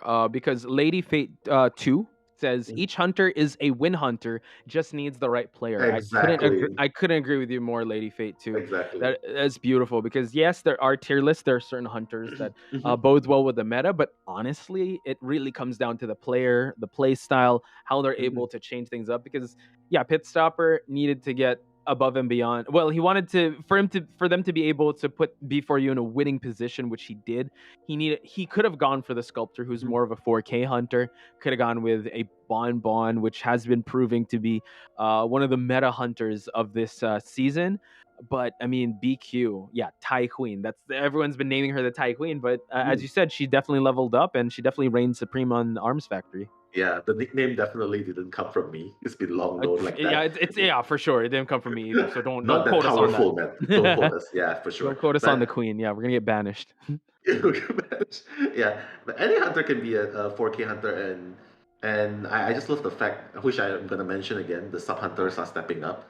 In this Hmm. case, pit stoppers. But don't forget though, next we're gonna see Zen. Zen, and Zen Hmm. is gonna be replacing Nico, Hmm. and I can't wait to see what Zen is gonna be performing, putting on a show for us because. Hmm. From my notes, it says that he plays sculptor, bonbon, and wheel, and in this map, those three selections, two out of those three, Two. Sculptor and Bonbon are Yeah. so good, in this map. Yeah, he could He's definitely. He has to bring out his A game coming into this, and yeah, 2 out of the 3, pretty good, pretty solid for 4Ks. He's got to live up to his name and be very zen coming into this because the way pit stoppers played, yeah, you need to have like ice in your veins and also be very calm and collected because you can't settle for anything less if you want to continue on in this tournament. B4U has shown again that they are one of the teams to beat, and OM really has this one chance, and it's up to Zen to be able to provide another round for OM to continue on in this tournament. So let's see what he makes of this because lots of pressure. I mean, I'm not gonna lie, Nell. This is not a hill to climb. It's more of a mountain to Yeah, climb for for sure, for OM. sure, for sure. And there's also some analysis going on in the chat as well, where Hmm. they're saying that the hunters are raking in points, where and then the survivors they feel more comfortable coming into Mm, play because true. they just need like one man escape, two man escape. So they're very Hmm. comfortable in getting two man escape, and Hmm. we see this pattern, this trend, very consistently, where the hunters are the ones getting the points, and the survivors just needs to play stable, just needs to get Hmm. two out, and Hmm. that's it. They just win the series. Yeah, So I like looking at it in an offensive and defensive standpoint. So in NAEU, hunters are very offensive, while survivors are the ones that are kind of defending and just being very stable, right? We've seen it from mhm, like in Call of the Abyss, we've seen it in IVL. There's some teams like FPXEQ or GR. They have very solid hunters. And the survivors are usually the ones to get those points. So mhm, sometimes mhm, in a game like yeah with Identity 5 you might have to just play your role, play to your strengths. If the survivor team is more stable, don't shoot for anything too risky. Let the hunter kind of be able to mhm, set the mhm, pace for you guys. And also you can say the flip side for what we're seeing in NAEU with very strong hunters and very stable survivors. So yeah, that's definitely a good train of thought to have coming into mhm. this, especially now before you, which I feel like yeah, pit stoppers gave them that same confidence that Sprinter has given them, and they just need one person escape. So that's tough. I'm just realizing how tough that is. It is very tough. I'm I'm Mm-hmm. actually thinking about what to expect from Zen, and knowing Bonbon. If before you knows that he's gonna go for Bonbon, I think they're definitely going to go and Cypher rush it, even managing to just sacrifice because they already have the point advantage. So Mm-hmm. what about if Bonbon on Bonbon's side he has to take out the survivor that rushes decoding, like mechanic, postman, so Explorer. explorer, or even prisoner. But we haven't seen much prisoner, to be honest. Yeah. Yeah, because And I I think would Bonbon is, yeah, it's kind of Mhm. hard. I would It's say also in this map, it won't really incentivize them to bring prisoner out, since it's kind of small. But I agree. If he's gonna go with the bonbon route, you might as well take out the decoders because at least play at your own pace. Keep the survivors locked in before the exit gates are ready to open. So at least you'll be able to prolong the game for the momentum to swing into your advantage. So here we have it, ladies and gentlemen. Now more than ever, I want to see some purple hearts for OM Zen here because this is his first time here in the stage, and he's also, well, this is the first time today that he's going to be hunting, and now, you know, for him to be able to proceed with the tournament, he's going to have to get at least 4K here. That's a big ask of him. Yeah, for sure. Uh, Getting a 4K. This is so this should be very very frustrating for Zen because Bonbon, eh, like there's strategies employed here. Like if you go for this kind of hunters, Bonbon, uh, they can before you can just employ the no rescue, just the very standard, like let one person be there and just give tinnitus and just make sure the Bonbon stays there. Before is gonna ban Sculptor though, and banning Sculptor that pretty much just leaves Zen with Bonbon. Breaking wheel. I'm kidding. No. Breaking wheel. That works. That works. But Again, for yeah, sure. like we said, you know, it's the player, not the hunter, but you gotta consider the map too. And with a map like this, so much strong points for the survivors to cut with that breaking wheel. You might bring it out, but a stronger contender would be the Bonbon. And I think that's what B4U is relying on. They're gonna go for maybe the sacrifice play if they get an early down. But I mean, who are you gonna chase here? Like we've seen how Paul Blems could be a nightmare at the start. Schmitty is definitely gonna take up like patient, acrobat, or forward. Well, forward does get banned. We see Dash Star, amazing acrobat kite, and my leg as well. The main decoder can still kite. He was able to still get some stuns here and there. So we are seeing wow, a perfumer and a mercenary to start things off. So perfumer, shout outs to the JP meta because well, I mean the last year JP meta because now everyone's using magician. For sure. Like because of the buff, in case you guys are wondering, the buffs on to the magician with the addition of one more magic wand, making a total of 3. But I definitely love seeing a perfumer in this game. But who do they think they are gonna be up against? Do you think that they are considering a BQ? bloody queen? Yeah, it kind of seems like it because yeah, now you have a psychologist. Mechanic does get banned, so that's good for Zen. Maybe he wants to ban out the patient or the acrobat of B4U because I mean, yeah, Schmitty could use the patient or acrobat, and same with Dash Star here. So yeah, maybe they're actually. Oh man, yeah, I guess they're assuming that Zen's gonna pick BQ because this lineup is very tanky, can absorb a lot of hits. If he does go for Bonbon, that's definitely helps out Zen's case. But I really want to see the last survivor before we make some assumptions here. Yeah, I mean it's gearing up towards single hit hunters like Schmitty.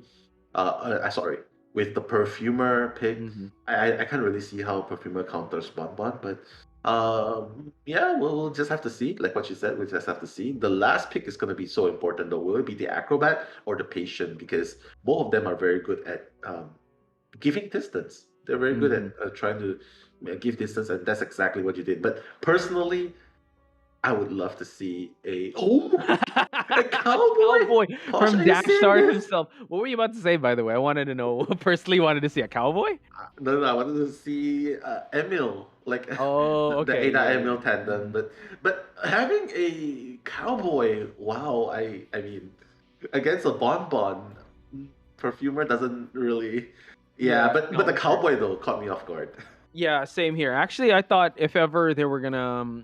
I wanted to see an entomologist too, especially in this map. But honestly, Dash Star with that cowboy, the one tap lasso, let's go. Can I get some yeehaws in the chat for Dash Star here on this cowboy? And also we got from Prod that Zen didn't ban the last one, so maybe they were supposed to opt for like an acrobat. So I think, you know, I would say sportsmanship here. And then I mean, we could say that like maybe Dash Star wanted to bring out the cowboy instead of the acrobat just because the ban wasn't there. Because I think they're assuming that maybe Zen would probably ban the acrobat because he's seen how well Dash Star can be on that acrobat. So honestly, I'm a happy camper here. We got a cowboy and a perfumer, characters we rarely see in competitive.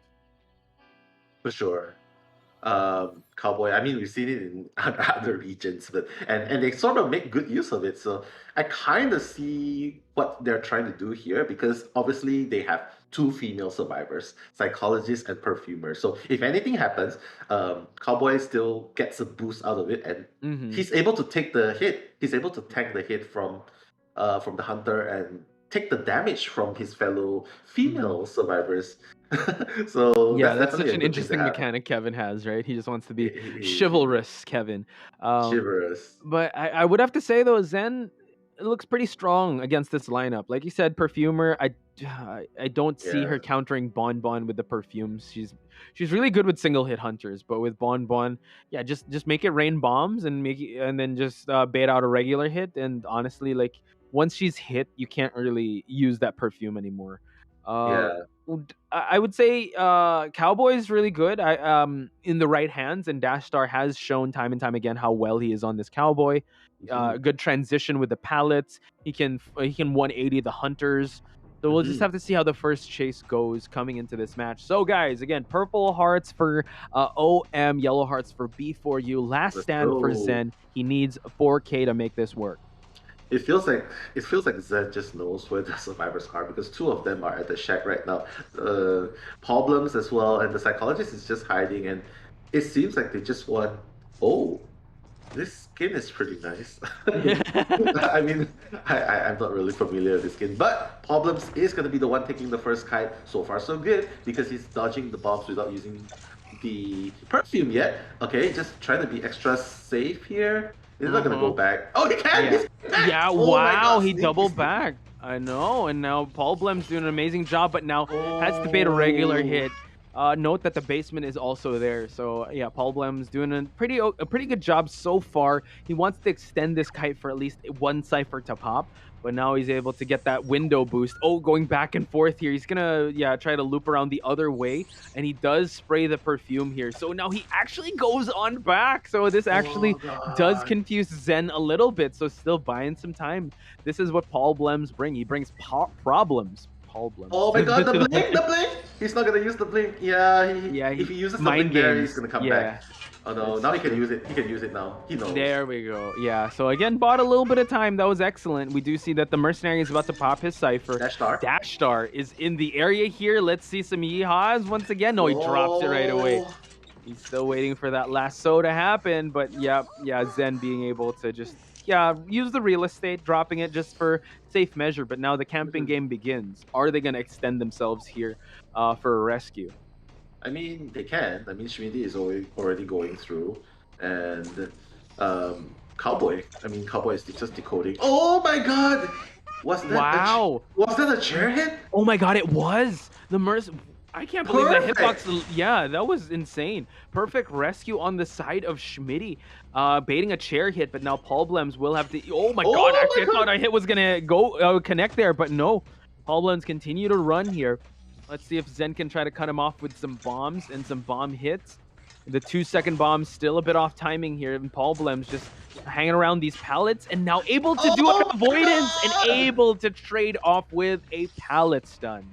Yeah, I just have to say one thing after the other. Like Smitty getting that perfect rescue. He's not even injured, man. And then Perfumer with that pallet stun as well. And then Zen sort of got impatient.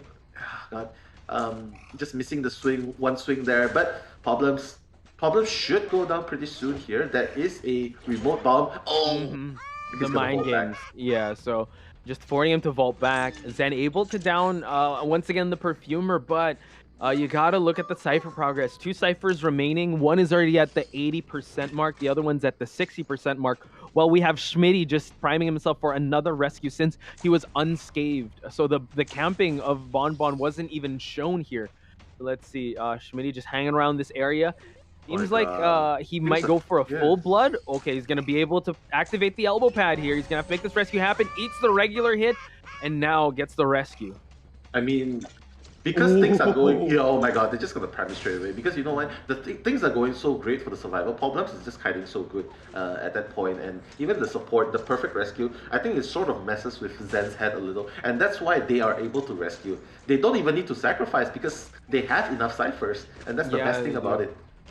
And look at that. Honestly, the exit gates are finally opening already. All of them are there. Perfumer actually just has to go north, and she'll be able to find the dungeon. So Paul Blem's just still sticking around this area, waiting for everyone to actually give him the cue that they're leaving. And Paul Blem's, oh my god, elbow pad being dropped, and now Zen probably doesn't even realize that Paul Blem's went to the dungeon. That's a 4-man escape for B4U. A strong statement they have made here. They're gonna go to the grand finals. Wow. Amazing. But Mm-hmm. but that's kind of what you have to expect when you're facing against before you. Like most of the time we say, okay, the hunter's gonna carry. Survivor is more relaxed, laid back. But just going through with all the sequence that we saw just now, I just have to say, amazing, amazing coordination. And we both of us, we didn't think that the perfumer makes a lot of sense, but Yeah. but he made us a believer, man. Oof. Problems. Yeah. It's Paul Blems, ladies and gentlemen. Never doubt him. One of the Never best doubt your kiters out problems. there. Yeah. One less Paul Blems. Anyway, One less enough problem. enough puns with the Paul Blems. Let's look at the match stats here. Look at 160 seconds. Jeez, he only touched the cipher for 4%. And he's able to kite for so long. Schmitty having, you know what? We didn't even see Psychologist, actually. Psychologist was just decoding. Dash Star, you know what? I really wanted to see some cowboy moves. But you know what? It wasn't on the table, and he was just there harassed a little bit. Really, the tail of the tape here reads that an amazing kite by Paul Blems, 2 great rescues by Schmitty. They're moving on to the grand finals, but can we give some love and respect and support to OM, ladies and gentlemen? They came this far to end in top 4, and honestly, they went up against the best of the best. And yeah, ending in 4th place, that's still pretty, or tied with 3rd, because we won't have a battle for 3rd. So I think the 2 teams will immediately at 3rd place. I think that's still a feat to recognize and also give kudos to. Yeah, for sure. Like making it to top 4 in NAEU, that's something. Well, having the courage to come out and compete and putting yourselves before the audience and all the people who love IdentityV, that's already an achievement in my books for them. So I'm very proud of the teams that came out and compete. And everyone at home, if you guys have friends you want to play too, just come and join. Doesn't matter. Take it as an experience. It can be fun. It doesn't have to be. It doesn't have to be stressful. Just come and play. Like I can see a lot of people giving their opinions. I'm pretty sure that you are all very, very, very experienced, and you've played it as well. So you know what? Why not grab a few friends and just join? Because we want to have more. We want to see the community growing here. Yeah, everyone in chat, you guys are technically an ambassador for the game for people that are new to them, new to this. So yeah, you guys set the example for the NAEU community and the whole IdentityV community to grow. But before anything else, match results here: a clean 10-0 on the side of B4U for round number 2. Just absolute dominance when it comes to both sides. So they really made a big statement here coming to grand finals. I think they're ready for the grand finals. But once again, you know, you got to give your kudos to OM. Really just, I would have to say it started the round really good back and forth. They really put up a great fight, both Survivor and Hunter.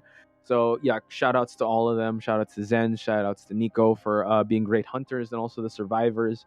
You got Nemu, K-Dead, Jojo, FY, and Cloud.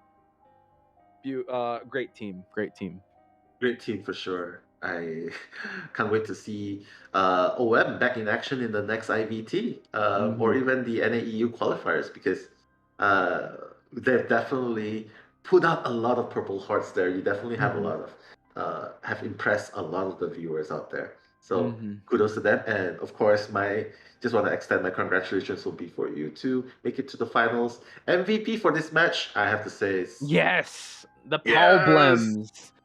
Yeah, 187 seconds, man. Yeah, I, go I ahead. think yesterday we did see as the MVP survivor, but like we said, very dominant hunters in NAEU. So it's good that Paul Blems does get recognized as the MVP here, because without his kite, that couldn't be a 4-person escape. Really, I see in the chat that No Man Left Behind, 160-second sheesh in the chat. So shout outs to Paul Blems with the 160-second kite here. Contained Hunter combined is 187 seconds, but for that one match, it was 160 seconds. So you got to count that up.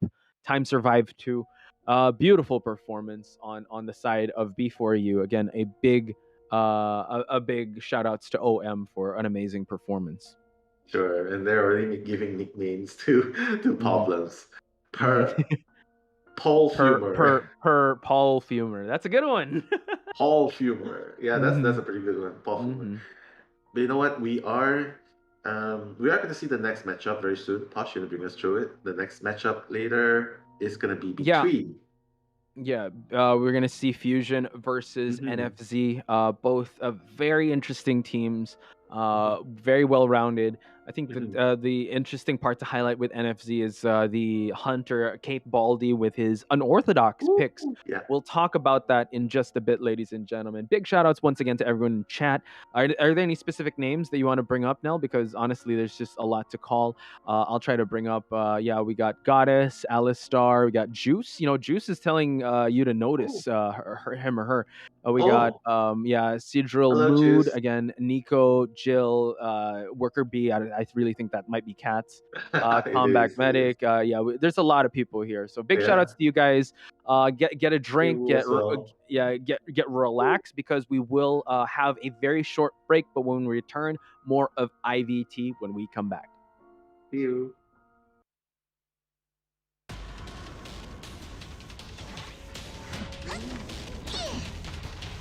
The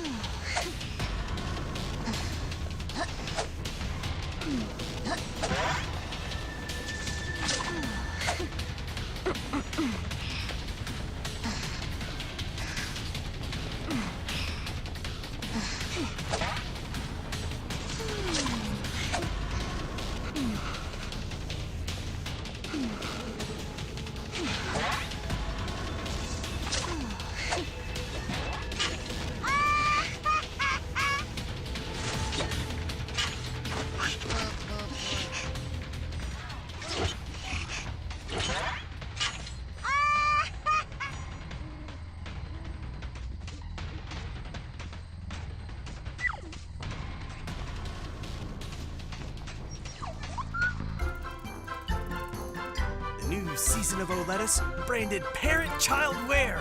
Loose, comfortable trousers suited for different working scenarios. Tailored t-shirts fit for everyone. Fashion options for robots are also on sale. The final version is for parent and child? 10 nimble fingers, one brilliant show. On a 3-foot stage, the Goddess Aglow. Our shadow play premieres at the Grand Theater tonight.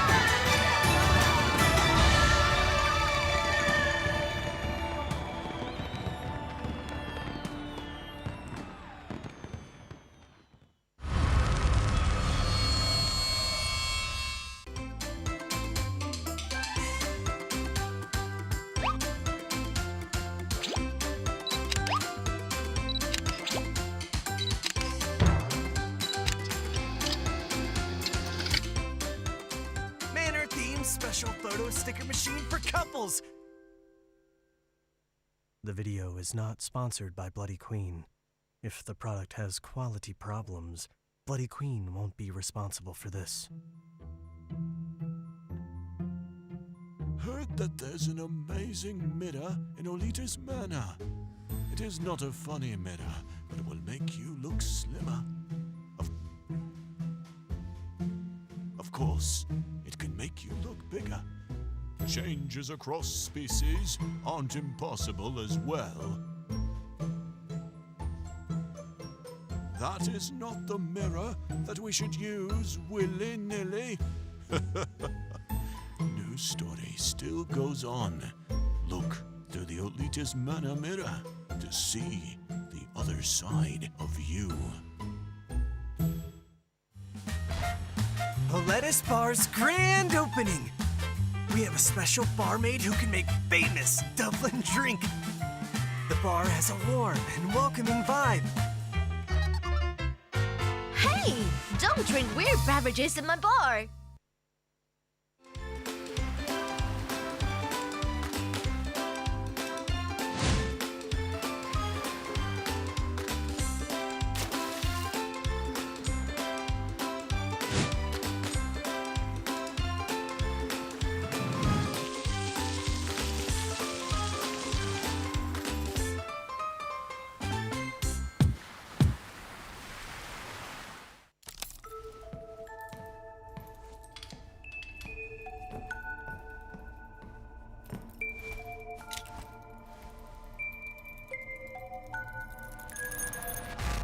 Is this place really haunted?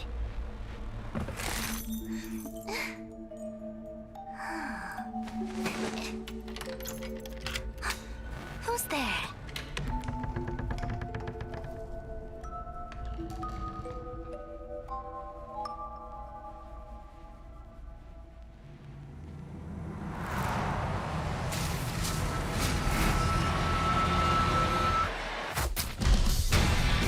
The Crystal Palace was once where art and science collided. Some reminisce about its former glory. Some long for its splendor. Now, you're here too.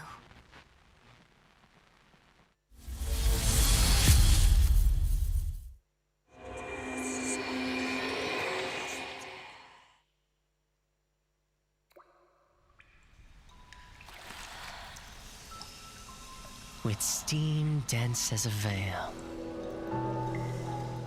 and wine sweet as honey, one can't help but relax at the hot spring. Return to basics. Surrender restraints. Relinquish. Yo, welcome back, guys. We just had a a roller coaster sort of emotion wrecking event where B4U has managed to move on to the finals, and also kudos to OM. But right now, joining you guys is me, Nello Mello, and the almighty Posh Spice. What? Thank you for the awesome intro. And I think we got to set the stage for this next matchup, ladies and gentlemen. We got Fusion, we got NFC ready to go because they want to have a date at grand finals with B4U. And before anything else, just want to welcome everyone in chat once again. Thank you guys for, with the hearts. And yes, we do read chat. So I would honestly say also, be very supportive and respectful of the players, because I'm sure the players also read it as well. I know constructive criticism is always welcomed, but again, we want the best of the best to come out from this event, and we want also players to feel uplifted. So do give out your support and your support and love in the chat for the players, because ultimately, like Nell said, the courageous ones to put themselves forward. Yeah, for sure. And right now, we're just gonna move on to the lineups here. Cape Baldy, like we talked about how amazing Cape Baldy was with the non-meta hunters yesterday. We witnessed Undead first pick in BO1 in Ever Sleeping Town and getting the results that he needed. He got a 3-1 out of that. And not to mention BO2, the Mad Eyes in the Moonlit River Park. Such a big map, but he managed to get three survivors eliminated as well. So Not to, yeah, and awesome also stuff. to mention their survivors: Taki, E-Boy, Sarah, Moss. Hmm. We got Taki, you know, the dancer, you know, very unconventional, but does make it work here and there. You Hmm. got also Sarah, usually the psychologist. Moss is the support priestess, and E-Boy as the main rescuer. I saw people in chat saying, "Oh, E-boy. E-Boy." Oh no, that's a funny name. But yeah, let's hope he's not an E-Boy and he's like a Chad when it comes to rescuing. So we're gonna move on over to Fusion. Nell, talk to me about Fusion. I mean, Fusion, we just a fun fact though, for all of you guys who don't know, Fusion is coached by Eli O, our very own Eli O, the commentator, that's gonna Mm-hmm. be joining you with Grizzly for the finals later. So stay tuned for that. Mm-hmm. And Fusion has Dreamer, and Fusion also has Mushin as their hunter. Mm-hmm. And as far as I know, Mushin plays an impressive geisha. We saw yesterday the 4K elimination by Mushin, and also Dreamer. Dreamer also plays. He's pretty much like a jack of all trades, but except that Yes. he plays very good at it. All Jack of of them. all trades, master of all. If you think Master- about it. Mushin though, yeah, did show some levels, kind of like how Pit Stoppers did. Also, like yesterday, we thought Dreamer was gonna come in the second round, but he did come in. We thought that Dreamer's gonna come in second round, but Mushin did take the reins. Not to mention Green with the excellent support. You got Momo as well. Momo getting the MVP for yesterday with his batter. Bossy, excellent rescuer. Sally with the priestess. We did talk about with Eli, right? They were very happy with their performance, but they still have a lot more that they can offer. And hopefully today they're going to do that. And honestly, today is definitely a marathon, not a sprint, because the winner of this one will head on to face B4U. And now let's wait and see, ladies and gentlemen. Actually, like I'm looking at the chat as well. You know what? There's a lot of people that you want to give shout outs to. I mean, I know I gave a shout out to Goddess, but like very sounding off in the chat. Nico as well, Alistair, Vin, you got Morgan, you got Kiss, you got Venus, Zaya. Any shout outs you want to give out? Oh, I definitely have some. Jade, I pay attention to your chat as well. Nico, hello. Narcissus, Jill, and of course, Alistar, hello. Shout outs to you as well. And my very own fan, Hey Woo. Let's Chantal, I go. don't know if you're there, but Hey Woo. And then there's also Princess Pasta. I shout outs I to al- you. Thank I you have to so give much shout for out to being Izzy here. also. Just big shout outs to Easy's Izzy not with the here energy. anymore, Pachi Poo. I'm just giving the shout outs to just anyone who says my name. So thank you again for that. And it seems like Fusion did pick out Arms Factory. Mm. Great map for any of the survivors, any for the hunters that they both have. So yeah, this brings the question, what kind of strategy they're gonna come in with, because Cape Baldy, are we gonna see another Mad Eyes to start things out? Oh, but wait, we're gonna put a pin on that because it's Dreamer that's gonna come in first. So I'm excited to see that one. But first and foremost, we're gonna see Dreamer do some picks and bans here up against No Fly Zone. No Fly Zone. To be honest, the first time I saw these two teams, I went like, what FZN? Is that like some sort of fusion energy versus NFT? So just some jokes there. But but Don't definitely I screen was cap like, their logo, bro. okay, please no. But Fusion though, Dreamer's gonna start this time. It's not gonna be Mushin that starts soon. So I believe that they're gonna go all out at the very beginning at BO1 itself. So Dreamer already taking out the two most used survivor, I may say, Mercenary and Seer, and NFZ or the NFT team is gonna be bringing out the forward, the psychologist, and the entomologist. So I think that they're probably gearing up towards countering a Dream Witch or Most probably. I mean, you got the healer, and I like that Dreamer had the target ban on that dancer, putting Taki on notice. I do not want to deal with your dancer. I respect the play that you have and the loyalty you have to this dancer, especially in a map like this. And now they're gonna opt for a double rescue lineup, very tanky lineup. So yeah, a lot of absorption coming in for the Gravekeeper with those shovels. You also can get Wi-Fi heal, so these rescuers can go back for a rebound rescue. And you got the entomologist just to pester with the bees and the swarm. Yeah, man. And as I expected, Dream Wish is gonna go for Dream Wish, and they're also gearing up towards Dream Wish. So here's the thing, though: no one can be chased easily. Everyone is such a hard target, and this is sort of the kind of the lineup they want to see people draft because they know they did research on Dreamer. They know what kind of hunters he's going to play in this map. And to be honest, this is one of the best lineups that you can sort of counter Dreamer. So the question is, who will Dreamer find first, and who will he find first? Because no one is an optimal target, so I'm not gonna even ask that question. So who will he find first? That's gonna matter a lot. Yeah, if we try to recall the match of the Dream Witches before, we did see some tough early games, right? We from the Dream Witch of Psychologist, yeah. of Nico. I was gonna say chasing the acrobat bought so much time. We did see the Dream Witch of Sprinter. Yeah, chase the psychologist, didn't work out. Had to switch targets. Fortunately, he was able to leech also the forwards. So yeah, Dreamer wants to set the pace right when it comes to establishing the dominance and the presence of this Dream Witch at the start. But again, if it doesn't go his way, it's going to be really tough. He's going to have to show levels to his game and show that he can kind of adjust the situation to his advantage coming into this. Because, like we said in the previous match, the Dream Witches didn't really have the best start. So just count the first 30 seconds of this game. Let's see how Dream Witch will the Dreamer's Dream Witch will try to establish himself in this map. Yeah. Depending on his performance, I might change his name to Dreamer Witch. That's true. That's a good one. That is a good one. Dreamer Witch. Yeah, why not? Why not? In Al Factory, I have to say, if he finds the forward first, I think that's also quite good because you can make the forward waste the football. But it looks like he's gonna bump into Taki. The entomologist is also a very good find. He does have the bees to maneuver, so sort of able to tank the hit. But right now, Dreamer Witch is gonna be sandwiching the entomologist like with the leech on the left and then the spawn follower on the right. So you can see double. Wow. Yeah, able to get the leech hit, so that's actually good. And now we see that. No. Oh my god, he's trying to heal up, but he's gonna try to cancel it out with the patroller.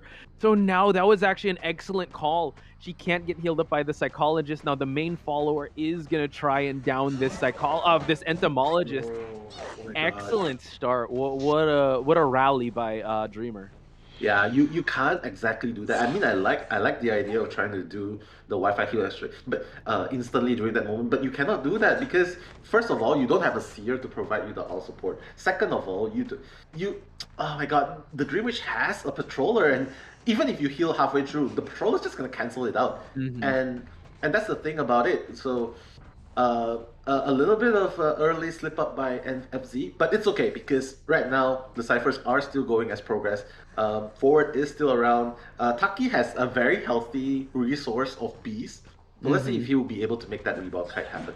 Okay, forward eating a hit here, and now the entomologist is unscathed, but I mean, he's just going to close out this distance, able to pop that last effort with the main follower. Yeah, so still some bees, but again, if entomologist is on that chair, she can only do so much. Now we see that the sandbag cipher is about to pop. Gravekeeper can go for that rescue since they do. I'm pretty sure they brought 2 tide turners, but yeah, in that situation, you gotta put respect on Dreamer. You can't just go for that Wi-Fi heal without even considering the presence of a patroller, even the main body catching up, because it does take some time for that Wi-Fi heal to finish up. So now the psychologist was able to heal up the forward, so now they can go for a potential. Well, the forward is actually just focusing on decoding, while the Gravekeeper already on the ground, trying to get that boost from digging, and now opting to go for this rescue. And now the bee is trying to just harass the follower here. Nice. He's just trying to get full use of his bees. Like he doesn't want the Gravekeeper to come out of the puddle without. Oh my god! Nice rescue right there. But again, Taki has to make this last hit count. The blink hit is gonna happen. Oh my god! Instantaneously like that. I mean, yeah, just Dream Witch matches once Patroller isn't in need anymore, just to get down on this entomologist. Switch to that blink. 3 ciphers still remaining, but now I think I don't know if the forward's in the area, but this entomologist is dead on chair, so I don't know if they're just gonna try and relegate the resources to more of end game results, because Dreamer's off to an amazing start. So depending what he does on the mid game, it could be a 4K, but right now the best case scenario for the survivors is really to just try and tie this one out. And now let's look on over to the lower left side of the screen where the psychologist is about to pop this cipher. Gravekeeper on the ground here, just trying to force a hit from the follower. But at this point, Dreamer could actually just let the Gravekeeper waste that shovel. He's not decoding. He's not healing up. He is going to go down eventually. But now it seems like the main follower, the main body will leech this forward. Yeah, I mean, you can see from here, like, even though Dreamer had an amazing start, you can practically see that the anomaly is coming out fairly early, but 2 ciphers remaining, and that's what I'm talking about. Like, Cipher Rush is the weakness of Hunters, and right now, Dreamer, despite that early down and the elimination of Taki, it doesn't seem like he's it doesn't look like 100% guaranteed victory for any side at this point, because right now the psychologist can tank 2 hits, 1 hit's gonna go, but at the same time the Gravekeeper is healing up. Is doing the cipher. Decoding. Yeah, and the forward is also doing his cipher. I'm pretty sure he's around here somewhere. They're actually deleaching right now, so they're off ciphers.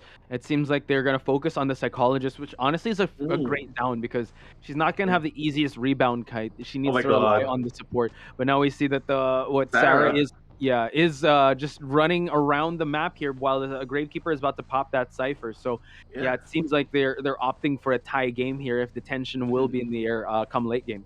Yeah, you can see that the host was so far away, which is why Sarah was running a marathon race there, and he got out of the range of the host. So Dreamer has to give up on Sarah, but right now he has the sights on E-Boy. And Gravekeeper right there, his cipher was almost done, but he couldn't be greedy. He has to keep running away, at least make sure that he does not disrupt, he does not fall. Oh my god! Speaking a of little bit of his timing there. Yeah, I just ran into that follower. I thought he had to use that blink hit, and now the camping game begins. Honestly, Gravekeeper also a great target to go on the rocket share because he does not have any more shovels. Forward is the only one with full resources, an anti-curse, and full health. So that's why the forward is making his rounds. Dreamer will go and leech right away. Oh my god, unable to get the stun. The rescue does happen, but now he can actually focus his attention. Oh, he's focusing on the forward, chasing him away and allowing the Gravekeeper to move on away. But that's all good since the follower is there and the forward falls to a main follower hit. Yeah, I mean, there's nothing really much you can do there except use up the resources. But well, Moss still has a very healthy amount of balls. He still has more than half a ball left, so definitely can kite towards the late game. But now the Gravekeeper is the one being pursued. The blink! Oh my god! Empty blink, and now this is actually a moment they can capitalize on. If that Gravekeeper would have fallen, that would have been such a big momentum swing on the side of the Hunter. So now we do note that the Gravekeeper is deleaching, and now a basement could try and turn the favor back into the Hunter side. One cipher still remains. It's over, I believe, at the No Man's Land area right near the shack. We do see that they are healing up, so they might actually do a bit of a trade-off here for the forward to be on his last chair. Yeah, I mean, Fusion, Dreamer is doing a great job now. Like, this, even though the cipher is almost prime, you can see on the screen, it's 90% prime. But because of his one move there, getting rid of the forward at the shack, he's at the basement now. So it's really hard to rescue there. They cannot do a new cipher. Even if they do a new cipher, it's gonna be... You can be sure that it's not gonna go well in the dungeon. Because he's gonna get hit here. See, Sarah gets hit, cannot go for the rescue anymore. The distance is too much to cover. Just like that, with one twist of event, it looks like Dreamer has the upper hand. And to be honest, it looks like a potential 4K here. Yeah. Yeah, and honestly, yeah, they're not even going to dare to go near that basement area. We do see that the Gravekeeper is about to deleach here, and now just priming it right at the last possible second. But no, we do see that he's going to try and kite for as long as he can, but he's able to just kite for a long time for him to be able to move. Oh my god. Dreamer is now in a good spot here. Psychologist and Gravekeeper have removed their leeches. But yeah, one cipher remaining. Both of them are injured, and now one of them will receive a leech. Yeah, nothing much can be done about that because Dreamer, besides putting the forward onto the basement, he also cammed the last cipher. So yeah, you can see what happens when the last cipher is being cammed. He doesn't even need that normal. All he has to do is just camp and then just make them waste all their resources. Psychologist, half health. Gravekeeper, half health. They cannot meet up. If they meet up, the leash is gonna follow. The spawn follower is gonna follow, and then this is to be honest, this is like 90% checkmate here. Yeah, but we do see that the Gravekeeper is opening up a chest, and now the Psychologist cannot fall here. Gonna have to survive as long as possible for him to the Gravekeeper to be in a good spot, but the Psychologist does fall. Main follower now will focus on leeching, I believe, E-Boy here. E-Boy does have a pad, a mercenary elbow pad, just to move on away, but once that pad is expelled, yeah, it's honestly they're just. I would say the survivors are stalling at this point because of how well Dreamer has positioned himself in this map. He's guarding the Shack Cipher. He's already down the Psychologist. Maybe he wants the Psychologist to use that self heal. E-Boy, he's gonna have to open up a cipher, but in opening that cipher, he will open himself up to being leeched and also being sandwiched. And now, yeah, the crows are gonna come in. We do see that the Psychologist does prop back up, but yeah, it's gonna be a tough battle here for the survivors to try and turn this around to at least a one-person escape. Oh, and the blink is up as well. Ooh. Like you called out, the blink was expelled there. Psychologist fell down to the blink hit. No more self heals for the Psychologist. The blink is already online for the first. I believe once he's able to leech this Gravekeeper. So E-Boy's gonna have to try and prolong this win condition for him. He's gonna have to try to kite out dungeon. Yeah, he has to. Psychologist, he knows that he doesn't have any more self heal. The pad is gonna be expanded to gain some distance, but you know what? That is this looks very inevitable for Dreamer right now because he cannot do anything here. I have to say, very very great pressure coming out from Dreamer Witch there, and it's like that 4K in the back. Very very good start for Fusion. Amazing control. We saw that even though the entomologist went down early, the cipher progress was there. It was rushed, but I think the turning point was when after the rescue, a forward sort of died too far away. Died too far away in the basement, and the last cipher they had no way. They had no way of healing up, deleting and healing up before going for that last cipher. So it all turned in just that one event. Yeah, honestly, it seemed. Again, the start was a bit questionable for the survivors with that Wi-Fi heal. They tried to really go kind of aggressive and kind of go for that sustain, but Dreamer just one step ahead. But honestly, like it looked kind of dicey for Dreamer at the midway point. Yeah. Where it looked like they could at least opt for at least a tie game because of how well they spread things. But like you said, when the forward fell, in a far off spot where the last cipher was, and basement was there for him to capitalize on. Yeah, it all came up Dreamer, and yeah, what a great start for Fusion there. Again, kind of setting up the survivor side of Fusion to just go for that tie. Play defensively, don't go for anything too risky. It seems like that is the motto or the meta of NAEU players. Like they just want the survivors, yes, go all out, and then the go for the hunters to go all out, for the survivors to just have a steady game. I like that analogy. Go all out. Okay, like you know what? You're the alpha. Go and attack, and then we're just gonna be defending, holding the flag, capture the flag thing. Yeah. Sort of concept there. But it's working out for them so far because the hunters are giving them the pressure, and the survivors are just chill, like more comfortable tanking the attacks. So, but also one more thing that I want to point out. Correct me if I'm wrong. I feel like the map, the site which goes first plays a very important role as well. The site which goes first, because for example, we saw a few games where the hunter went first. He sort of created that opening statement, and it sort of push the ties in their favor. So I think for them, the meta, besides going all out as the hunter, I think having the sites choosing which sites to go first also matters a lot to them. Yeah. Interesting, because yeah, it was NFC that decided that their survivors will go first. Maybe because maybe they wanted to give that confidence to the hunter. You have to admit that Fusion did pick Arms Factory, and I'm sure that Fusion knows one of their biggest strengths is Dreamer, and they want to give that strength to Dreamer. So maybe Kate Baldy is the type of hunter that wants to know what he has to reach, so that he knows the standard that he has to play in. Because we've seen him be capable of going for 4Ks, also playing conservatively if he has to. And honestly, with his repertoire of hunters, Fusion has to be very careful going up against going up against Cape Baldy. Yeah. Arms actually is actually really good for Mad Eyes. I want to see That- him at Eyes, yeah. yeah, it's really good for Mad Eyes, but considering how well Fusion plays in the past tournament, in the past rounds, and because also taking into consideration that Burke needs is basically a blink, a hunter with a normal Relies. attack with a blink. Yeah. It feels like it's gonna be a struggle. Like worst to worst, like if they get one survivor down, they can.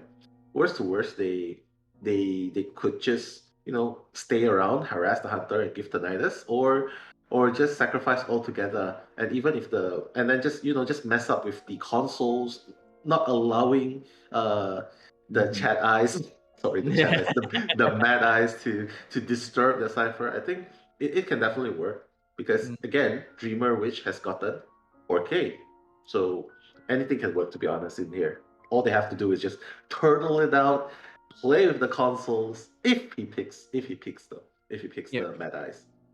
Yeah. I don't know if he's gonna. This is the first time we've seen Fusion really put in a tough spot like this, because yes, we've seen them kind of in the previous days when they faced a little bit of adversity, but I think this is the first big time that they've faced this much adversity. So I wonder how Cape Baldy will respond, because yes, Mad Eyes is on the table, but you have to admit that when it comes to the tools he brings to the table and also the type of strategy, he can get heavily countered with a team that is ready to face up against a Mad Eyes, which I feel like Fusion, they got their grounds covered, especially with Eli in the helm of being the big brain behind Fusion, or being the coach. Yeah, I think they have that ground covered. So let's find out, ladies and gentlemen. We are going to see Cape Baldy going for the Seer to ban off first. Doesn't really say much, since Seer, honestly, I feel like he's the immediate first ban. Like, it's not even a choice at this point. So we are going to see a batter come out. I mean, why not? Because we've seen an amazing batter gameplay yesterday by Momo, was it? Was it Momo? Yes. Yeah, so the batter definitely can provide a lot of harassments, even if the Mad Eyes is there. Unless, of course, you seal it up with the wall. But this is assuming that Cape Baldy is going to go with the Mad Eyes, because, again, we are not fully aware of the other hunters that he might bring out, like the other non-meta hunters. Because who knows? For all you know, maybe a feaster, maybe a feaster. That's true. I don't know. It's the last day. The Grizzly curse can be true. So who knows? Can be. It can Actually, they did say that if Dreamer does come out and play again, and he's confident enough, he might bring out Feaster in the next map. So who knows? If Grizzly, know you're listening. I hope he brings it out in the next one too, especially if Fusion makes it to the grand finals. So let's look at the Survivor lineup. Yeah, the last they do lock in is the Mercenary. Again, very standard. Oh, Aldi actually going for an Axe Boy, which is honestly a pretty good pick. Yeah, it's a really good pick for a map like this. Arms Factory, X-Boy, Snipes going on there. So Fusion has to be really careful to dodge the flames, because honestly, X-Boy, his strength really comes from sniping. So if you're like a pro FPS player and you're a pro sniper, yeah, you can definitely pick up X-Boy.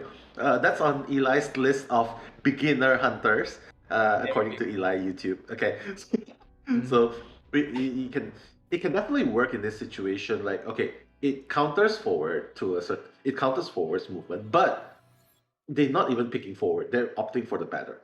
And then it counters basically everyone. Like the pads, I'm not really sure, but do they get slowed down when you pad away from a full presence? Oh, from the cursed area. I think they actually do. I faced some Axe Boys too, where I tried to rely on the pad. You don't get as much distance. It kind of slows you down. You still get that effect where you are leaving a cursed area. So, and especially with Arms Factory, like you'd be walking on all those routes, and since it's such a small map. So yeah, I would say a good counter on both Mercenary. Batter also, like, I mean, he can just go for the hit. He's not as hard of a counter with the forward. But in the right circumstances, the batter's not even looking for the flame when he's trying to hit you with a bat, so you could actually counter him out. So we're gonna see him spawn near the water tank cipher, making his rounds, going to the triple pallet where MM and Sally are at, and I think he might actually opt for, Sally? it might be Sally that he will Yeah. take his first kite. Sally, and that's exactly what Fusion wants because Sally is supposedly the best kiter in the team. So Sally is going to be taking the first kite, and oh my, dodging the flame. Dodge number one happening, but will she be able to make it outside of the pallet? Oh my god, so decisive right there. But Sally is going to get that first hit, and she's going to run back in the factory because that's where she's going to feel safe and sound. Yeah, but there's no more pallet here, so she has to be really, really careful because, again, there is a tree nearby here. And Yeah, okay. Oh no, she jumped in without looking for the hunter. And now let's see. Yeah, Sally has to be very careful. Can tank another hit. Also, the trait the persona ability did is up down, and now the hit will connect here. At least Sally can transition towards the middle side here, but Restful Roads will close the distance easily. And now the drop pallet here, trying to go for another big swing there, but the pallet was dropped just to establish a little more distance. We do see that the batter is here for some support. I'm all for support, but they do got to pop some ciphers here. 5 ciphers still remain. If Sally does fall and 5 ciphers still remain, this kite would be for nothing. You need to trade some ciphers with some time. And Sally now just trying to break that line of sight, being very careful where the flame will be. So Sally doing a great job. Oh my god! Wow. Okay. Nice. Yeah, I totally agree with what you say, Posh. But if we look at it on another standpoint, like if Momo is able to create enough disruptions, like we've seen this happen before in other regions, like where the batter seriously just freaking covers the entire 2-3 ciphers, and you cannot chair. You just cannot chair, and he just gets so annoyed that he starts chasing the batter instead. So. That can happen, but right now it seems like Momo is just gonna go back and finish off his cipher. He's like, okay, you know what? Let's not give the ex-boy presents because he is 2 hits away from full presents. Speaking of which, Momo, yeah, just being very careful, not extending himself too much because the Restful Road was placed near that sandbag cipher. He's trying to pop it while they're trying to go for a backdoor rescue. Bossy is also here. Might have to go for a full blood, but the flame will accelerate the distance here, not being established. And now goes for the hit on this Mercenary. Mercenary has to go for that save. Gets it in time, but the Restful Road here, goes for the hit, and wow, able to just connect. But he can still ride that road just to close the distance for him to be able to get another hit just when he was turning the corner. Oh god, Sally. Yeah, Sally has to be very careful. He turned the corner and the batter is there to eat the hit. Momo. The support on Momo, man. MVP for a reason. Sally has to be very careful. The window here, forcing the vault, but denied. 3 for 3 hits on Momo's side. He's gonna have to pick up some cricket balls here, but now it seems like Cape Baldy had enough of Momo, but no, it just eats that hit, and Sally's still trying to tiptoe around this area. Not sure if she can hide, trying to bait out a vault here, and now he doesn't know where she is. Sally. Watch out. Sally, stop running! Sally, stop running! Oh my god, Sally! Spotted out. Sally is gonna get spotted out here. The flame isn't gonna be enough. 3 ciphers still remaining. Batter didn't pick up any of the balls left. Will get healed up by the Mercenary, and Sally will be sent out of the game. Yeah, but amazing cover by Momo right there. I just have to say, bought so much time hitting him away after the rescue, after the Mercenary rescue, and then hitting him through with the enhanced batter, hitting him to the wall, stunning him briefly, and then hitting him away from the windows. So many highlight moments here. It's just very, very unfortunate that Sally, given the advantages that Momo created for her, that she's constantly running to the hunter. So yeah, just like a monster flame. I don't know. Sometimes it's just the hunter just knows where you're gonna go at. So yeah, mind games there. Right? Yeah. But now Acrobat, you know what? I feel like has a lot of white bombs from him decoding. You saw him; he's just hanging around this area while the batter did collect some of his balls since Cape Baldy didn't destroy any of them. Cape Baldi realizing, all right, maybe this isn't the best spot. The batter wants to just pop that cipher over at sandbags, while Bossy, mercenary, unhealed, so will just be able to create that distance with that elbow pad. Momo, fortunately, able to pop that cipher, and now will Cape Baldi actually commit to chasing this batter? So far, he's been 3 for 3 with those bat hits, so Cape Yeah, Baldi man. has to be very careful. Watch out. I was waiting for a hit, but no, he's able to just play the mind games there. 2 ciphers still remaining, one at the center. Bossy, can he pop it in time? Because the acrobat actually is over there, but the last cipher is already primed now. Oh my god, and that's exactly the power of their communication. Like, as soon as it's primed, okay, it's fine, get hit there, but the machinery still has pads to utilize. Momo still has a pair of balls, 2 balls left, and that's it. He's gonna blink, but no, it misses as well. Yeah, a little too Momo. early on that. Oh my Momo eats the hit, but it's all good. I mean, he's the detention hunter. He was going to go down to 1 hit anyway. Momo. So Momo getting ready for the hit. Man, how was he able to hit? That was insane. Now he's going to try to play the mind games here, trying to go for an early swing. Momo, the dungeon is in the area. They're just opening up the exit gate. He's going to have to kite for a little longer. And now the flame going to close out that distance. Can he establish more? Able to get the stun on the Cape Baldi. Momo now has no more resources. He's gonna have to hide behind these pallets. Acrobat has already opened up the exit gate. Mercenary as well. It looks like it might be a tied game for Fusion, but it's all amazing though. Momo once again just showing us he can't just kite, but he's also there for the support.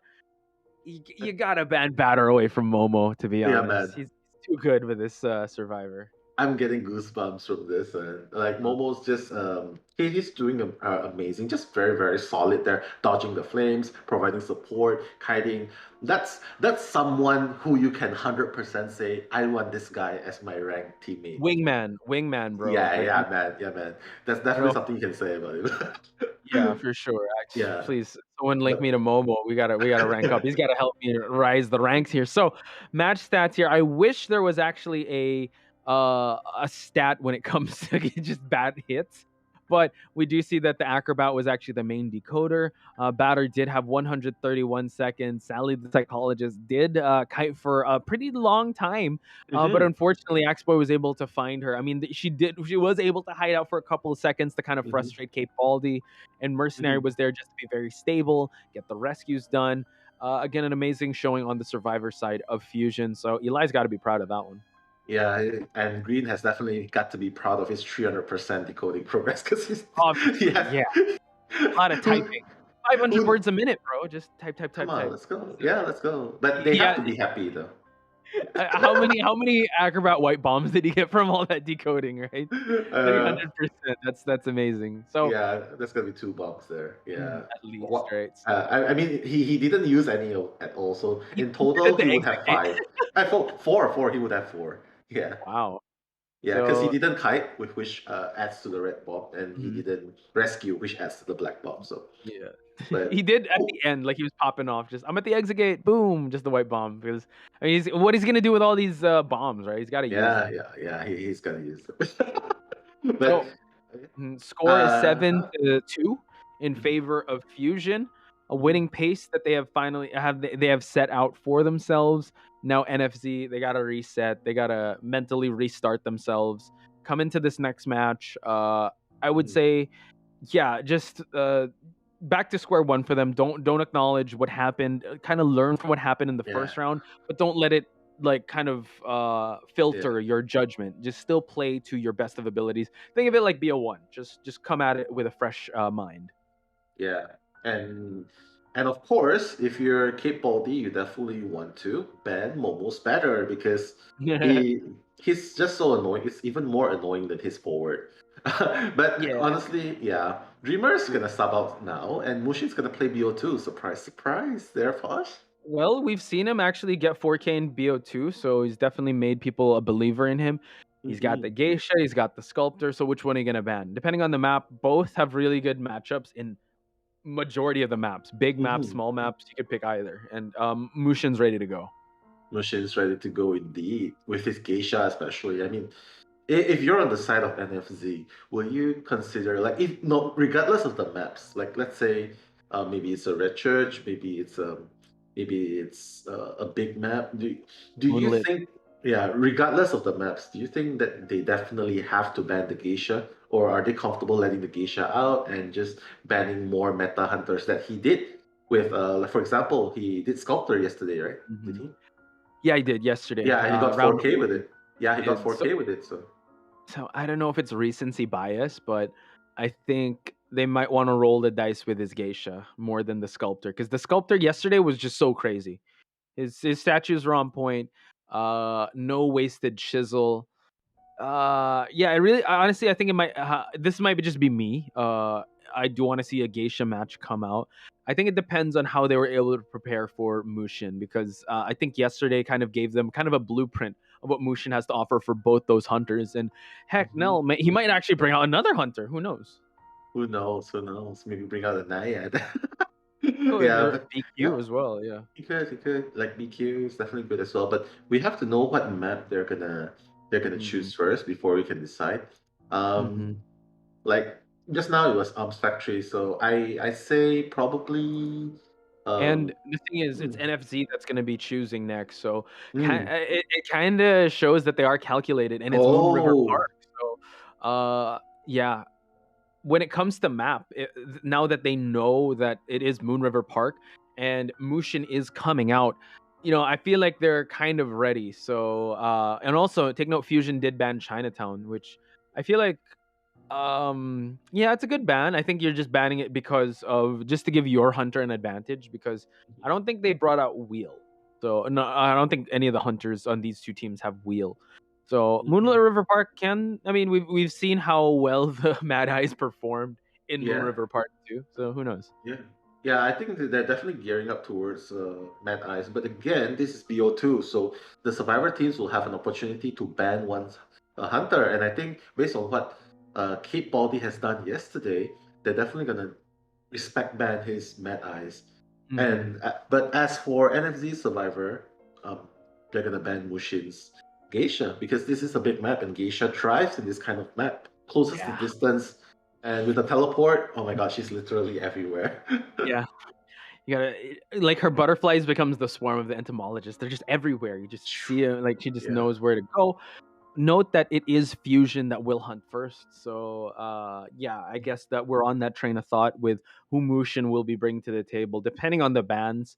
Mhm. So yeah, I think they might want to ban out the sculptor. Do you think they're gonna ban out the geisha? I think they should ban out the geisha. I Okay. think they should ban out the geisha sculptor. At least you have a chance to kite the statues, and then there's a big swing. Maybe bring out the toy merchant because if you bring out characters like toy merchant, patient, geisha easily catches up to you, or even Yeah. acrobat, geisha catches up to you. So I think just ban geisha and then bring out this. Let Mushin bring out the sculptor, and Hmm. probably that will be the best because he can play sculptor as well, but the chase potential isn't as strong as geisha, which might Hmm. buy NFZ the time that they need. Uh, That is true, because I think mhm. Sculptor will really have to commit at the start to a certain survivor unless you bring that quenching effect teleport. Mm, Because it's a huge map, and unlike with the Geisha, she has really good mobility. Yes, I mean the roll speed I would say of the Sculptor is pretty good, unlike a Bonbon. But you need to unlock that first skill to get that chisel, just so you can have that presence, and you can actually starve a Sculptor of presence. So I see where you're coming from. I mhm. do think that maybe they want to roll the dice on that geisha because it's a big map, and we've seen like abnormal geisha not really work out for big maps because they just they fall at a cipher that's not even being primed. But I understand also when it comes to I mean you could say Dongxuan's geisha in Moonlit Mhm. crazy so much there's a lot of more possibilities of MX to get 4K with a geisha than a sculptor. So Yeah, we'll just have to see. yeah, they definitely need to respect Banny's geisha, especially in a map like this. And MX, if he wants to play sculptor in this map, he probably has to ban out. Yep, he's gonna ban out the machinery because why not? The tree pads allowing to dash so far away, closes the distance in an instant. Hmm. Um, and right now we're gonna have to see what NFC is going to pick as their first two survivors. And yeah, they respect ban the geisha. Cannot deal with the geisha in this map, man. It's just too crazy. The chase potential is just too much to handle. So and also yeah, covering their ground with that seer, just to make sure. I think if they didn't ban the geisha, at least he'd also ban the seer. But now Ooh. priestess and psychologist, both very great survivors when it comes to support. So we'll just have to see who else he bans. Bans the little girl. Okay. Yeah. The So little devil, or some say. yeah, that's true, man. We haven't seen the little girl come online just yet. Yesterday, it was a bit of a struggle for the little girl to really be felt by the hunters. So I don't think MX wants to, even allow this little girl to come out in Moonlit River Park. You need to be this tall to come into this map, and you're not that tall. So just ban right away. Nice one, nice one. Yeah, but it does open up the chance for NFC to pick Acrobat or even Patient, because those two are really, really good. Or Embalmer, why not? Embalmer. Yeah. With the Embalmer, I understand the pick. Oh, and a Wildling as well. So not opting for where an Acrobat, since that was the only one left. So yeah, Embalmer is really, I don't know. I think they're playing a little conservatively here with the Embalmer. And what? A Naiad? Okay, What? I thought he was gonna go for that Sculptor, because his track record does prove that his Sculptor is better. And in a map like this, a Naiad, this is I have to bring up to question now. Like this kind of can go in the survivors' favor. You have the priestess just for the mobility of the survivors. You have Wi-Fi heals. You have the coffin. This is an interesting pick from MX here. Not that I'm saying I'm not a believer, but Naiad can struggle in big maps. He can, but fortunately, Naiad has the harpoon, so when she throws the harpoon, she can travel much, much faster. So speed is definitely an added bonus to MX. There is chase potential for Naiad here. What I'm actually worried about is as soon as she catches up to one survivor, what's gonna happen to that survivor? Because like Embalmer, you can't really, you don't really have anything to kite out of a Naiad's puddle, especially if Naiad, she throws the harpoon position right where she knows that that's your kiting route. You cannot even stay in a position to loop for an extended period of time. And if you get up, she's just gonna be able to withdraw the harpoon, land the hit onto you, and by the time that she's coming in for the second hit, she already has a blink up. So it really is very hard. But of course, if the first target is Embalmer, at least the coffin will be far away. Like you place, it's basically like mechanic. Place your robot and then run far away from your robot. So it's the same thing as Embalmer. So we'll just have to see who MX catches first. But ideally, a priestess would be very, very good to chase first, or even the psychologist, very, very good to chase first. Yeah, just kind of gimp their support and just get rid of like either portals or Wi-Fi heals. So we're gonna find out. Wow, already throwing the harpoon over at the working carousel side. Well, Sarah is. And Sarah is the psychologist, so that's something to take note of. Taki is also in this area, so they have to communicate already, because that's also the Embalmer. So downing any of this is pretty good. And now Sarah actually eats a hit here, feeding a little presence. And now Mushin will just focus on this psychologist. Focus on the psychologist. You see, like throwing it there towards the gate, and then now she's just gonna cover this route. Like, where can you run? Like, you see, like, you withdraw and then you hit. That's it. Boom. Second hit already landing. So again, Sarah, yeah, forced the transition kite. And now, actually, there is a portal here. So let's see if you can catch up before Sarah can make... wow. Actually opting to change targets. Yeah, I mean, psychologist, basically, she already lost the Wi-Fi heal. Like, she doesn't have the stress level now. And getting the Embalmer first, I think... yeah, I don't really understand the logic too, Posh. Like, he could definitely have went for the psychologist there, but we'll see how it goes. Oh! The blink hit to down, and now I mean the Embalmer did spawn on the other side of that map in the last stop, so he's definitely just gonna go for the coffin, and already the blink was used. So let's see where he goes. Actually, wait, hang on a sec. E-Boy is also here. Yeah, I just want to know where the coffin is at. It seems like E-Boy, yeah, he's actually just cutting his route here, just so that he'll go for the Embalmer once again. And just like that, now, like, yeah, just the harpoon, the dashes, Mushin has already made his transition towards the last stop. This is not the kind of play that MZ wants to do now. It's, Mm-hmm. it's totally different from when playing against a batter like Momo and Sally kiting on the psychologist, because again, oh my god, did Mushin not see? Okay, he's gonna spot out the brief. And the reason why I say that is because while like, you cannot exactly harass you cannot exactly harass a Naiad, and that's 5 ciphers remaining because of because of what you're doing. Your cipher decoding is already slow. And because of what you're doing, 1 cipher is less. Look, 1 cipher is not covered at all.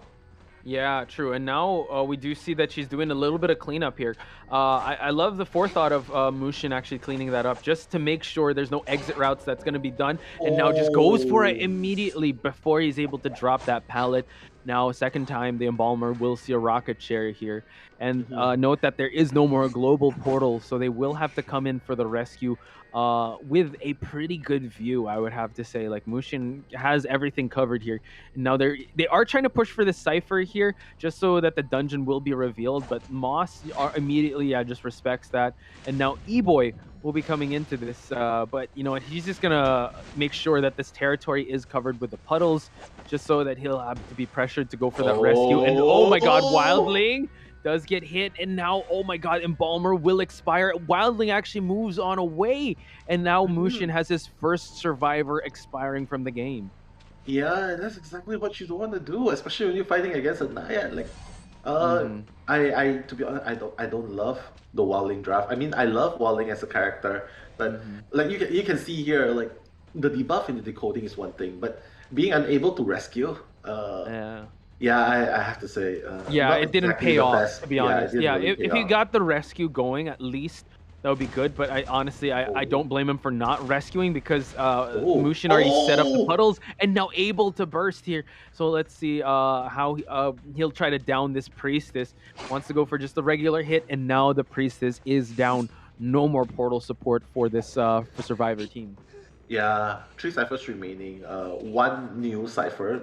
The fourth cipher is at 75%. The third one is at 74%. They're both gonna try and finish it, but if they don't rescue the priestess, here's the thing: Mushin knows exactly where they are, what they're doing. He's just gonna go. He's not even gonna camp, because look, the harpoon speed when she releases the harpoon is so fast. It's so fast. She covered the distance so fast. She did, and now she could dash again.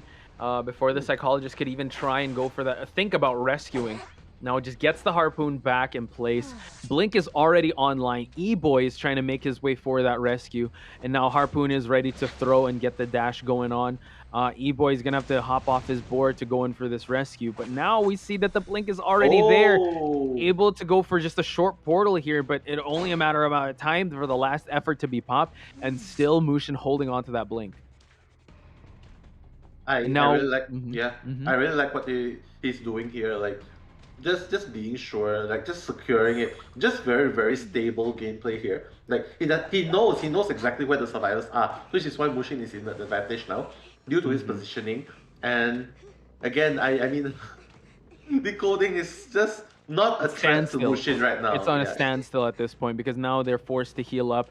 Yeah, this Naiad pick has definitely worked out. I think it really hinged on the Wildling unable to get that rescue, and also, yeah, Wildling, if you're gonna play this, you're gonna have to harass or go for rescues here. And Mushin just, very focused on the survivors, I would have to say, and also changing targets. I mean, Sarah was the first chase, but ran into the Embalmer and just went for the Embalmer right away. Didn't matter if the coffin was on the other side, and now psychologist at 70% hydration here, and I hope everyone in the chat is staying hydrated here, but Sarah does not want that 70% to go up to 100. We are going to see a slight pause in deduction here, but to be honest, that looked like a tough scenario for the psychologist. Like, she already recalled the harpoon.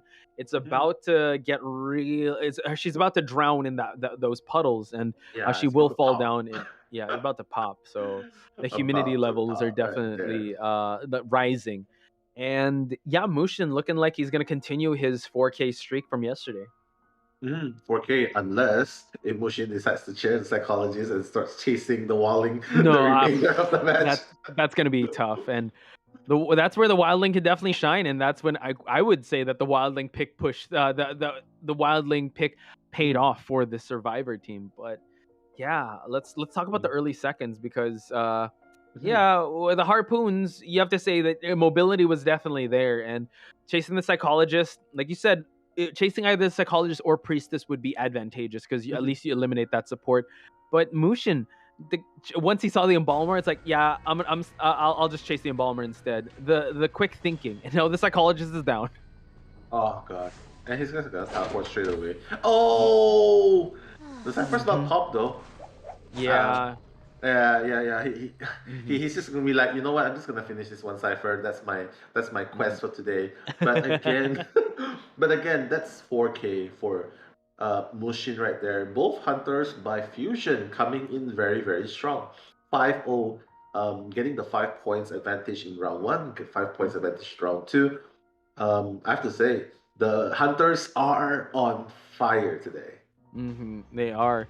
And looking at the match stats here, Mushin making quick work out of the Survivor team. Honestly, that's one thing that you want to be able to. Yes, we talk about tunneling certain survivors, but he saw that the psychologist, would tank one more hit, was heading towards the global portal, while Embalmer getting caught up out in the open there in the bridge really solidified Mushin to just go after the Embalmer. And Embalmer doesn't have the best kiting tools, if not no big kiting tool that will help him out, especially if he's out in the open.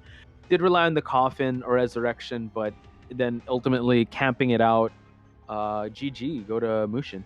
I think that's the strategy though. Like having a psychologist in the team, Embalmer, like they're expecting Embalmer to take the first kite. If Embalmer kites, to be honest, Embalmer kites first, and then if she gets hit, get rebirth, and then probably get Wi-Fi healed by psychologists. I think that's the gameplay by them. But to be honest, after the psychologist lost the stress, Embalmer was chased, and when Embalmer was chased, he got down, he was rebirthed, and to be honest, there was only a few seconds when Mushin could see where the coffin was. But instead of using that time to, I think that could definitely be a small window for him to immediately receive the Wi-Fi heal. It doesn't matter even if psychologist is going to be at half health because, Embalmer will be able to kite first. He's the target now, so I think that was a missed opportunity there. Yeah, true. Especially if you play it out in that scenario, even though the psychologist would fall down at that point, you want to be able to guard the Embalmer for him to kite for as long as possible. And ultimately, it's like I would say the survivors didn't really come online. Like the Wildling, you pick it to harass, you pick it for the rescue, the tinnitus that the boar brings. Didn't come out. The priestess also, we did see a little bit of that global portal for support, so that's good.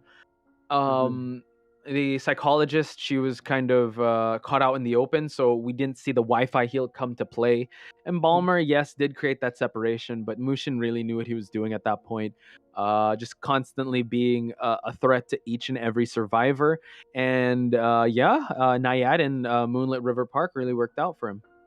Yeah, again, the similarities between the two hunters, Geisha and Nayat, they're able to cover grounds very, very fast. I just keep saying that because I like hunters that have chase potential. We used to have a Ripper who moves really fast, especially after unlocking the presence, and now there's the addition of swimming fish swimming really, really fast. So those are the hunters that I think MX really excels in. And it paid off. It paid off. But all is not lost. All is not lost because NFZ still has a chance to equalize by getting a 4K as well. It's tough, but it's not impossible. Yeah, another tall order for the on the team, Cape Baldy side.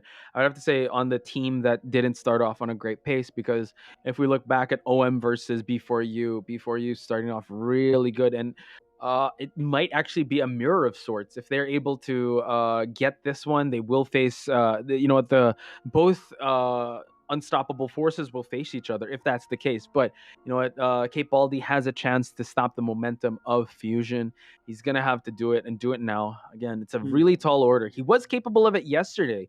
Like he was able to get the 4Ks. So he's gonna have to bring that same type of energy coming into this. And I'm excited to see he did bring out the Axe Boy to start things off. Now he's got to go all out with. I don't know which one he's gonna pick. He's definitely shown a lot of levels to his game. He did bring out meta hunters when we first met him. He brought out unconventional hunters, and today he did bring out an Axe Boy. So yeah, he's got a lot of choices. He's got a plethora of choices to choose from when it comes to hunting. Yeah, beautiful. Beautiful analogies used there. Actually, not even analogy, that's a term. Plethora of choices. Definitely very interesting. Puts things into a mix. They banned the Mad Eyes. They don't want to Yeah, for face the Mad Eyes. sure. Yeah, because in the hands of Saitama, I mean Kate Baldy, Mad Eyes is just simply Chad Eyes. But That is again, true.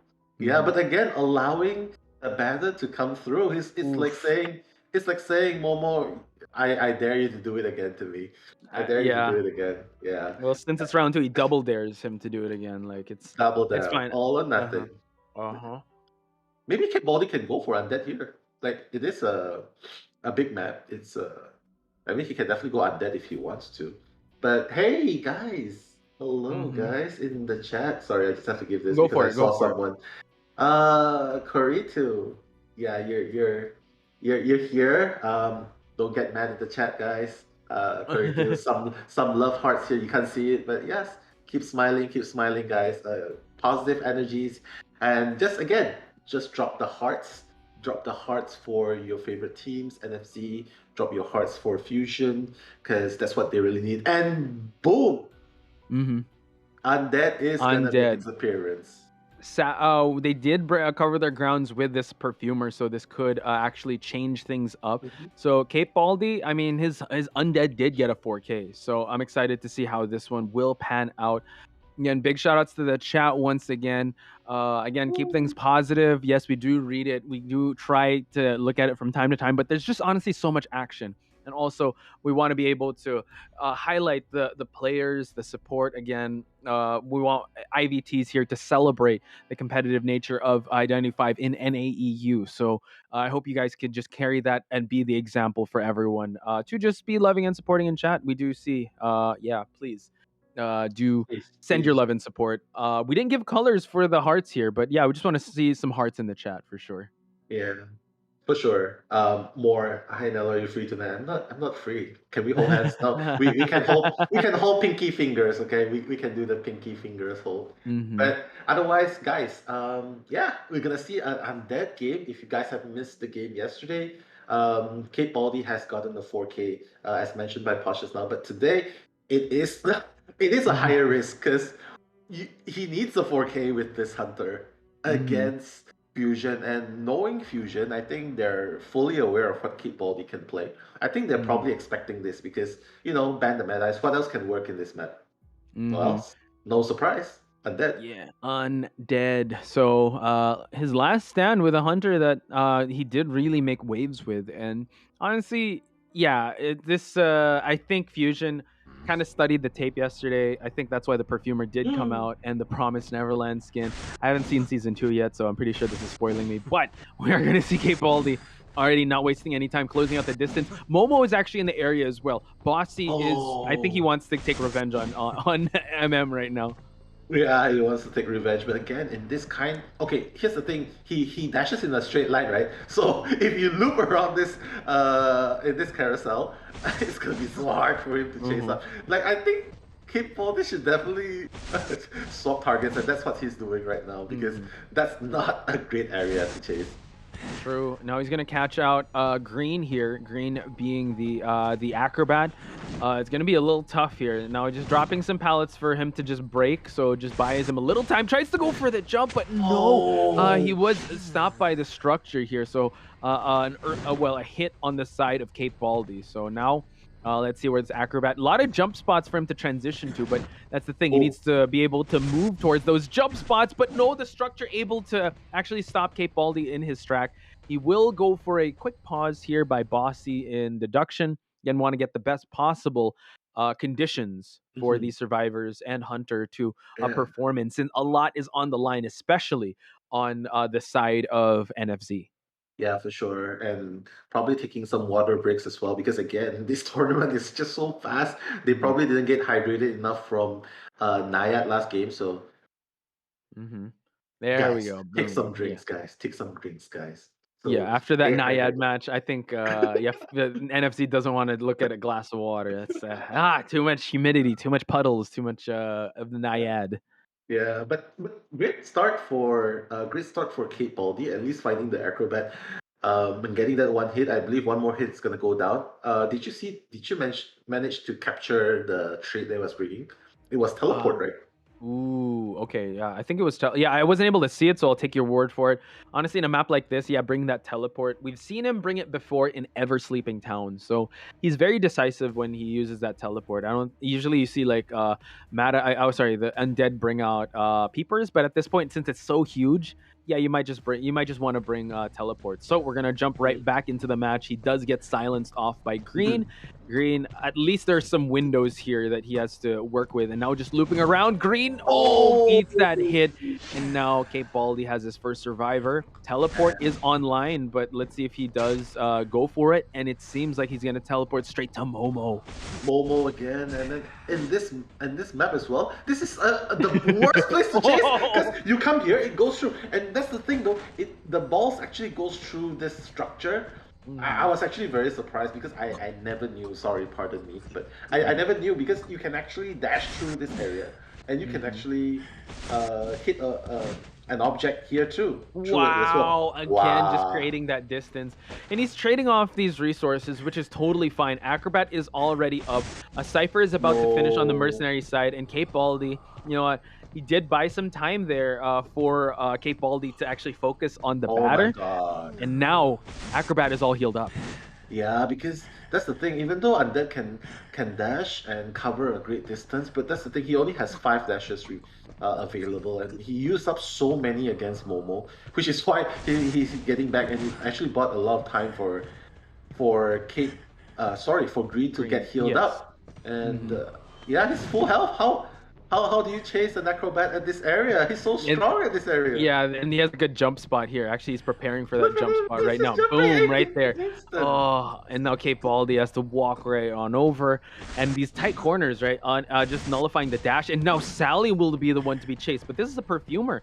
She actually thrives on the single hit. So Baldy's going to have to go for like a slam hit. Now goes for the insta-perfume just so that he forces attack recovery and moves on over to some pallets here. Yeah, can see that this is going on. And the perfume as well. Oh my God, Sally showing us the ass-kiting perfumer there. Yeah, beautiful trade-off there. Just drops a pallet again, forces another hit. Perfume's back online, forces Sally to actually go for a perfume. She can double back, forcing Cape Baldy to actually stay in place here. And now will have to eat a hit, but it's all good. 2 Cyphers remaining, and both 2 Cyphers are actually being worked on. Actually, 3 Cyphers. And now we see that the teleport is going to get popped here. Green, the Acrobat, one of the first targets here, the one to get downed, will be chased, and there is a mirror for him to actually go through. He has not changed his skill just yet. Will have to eat a hit. Now has a Flame Bomb online. Yeah, and I see the logic behind decoding 3 Cyphers, simply because if one gets teleport to, at least the other 2 would be able to be primed. So that's what they're doing. Batter has finished his, and the Mercenary has primed his as well. So Cypher is primed. Yeah, can find space, and now they go for the last hit, and the pop does happen. The tension is in the air. Acrobat is moving on over to the tent area where there's a lot of pallets, but then again, he could just jump right through, and we see that he is destroying these pallets. Green needs to have the kite of his life if he wants to go for that dungeon, but no, gets the death from above. Now the Acrobat will be expiring soon, but Nell, the teleport has been already popped.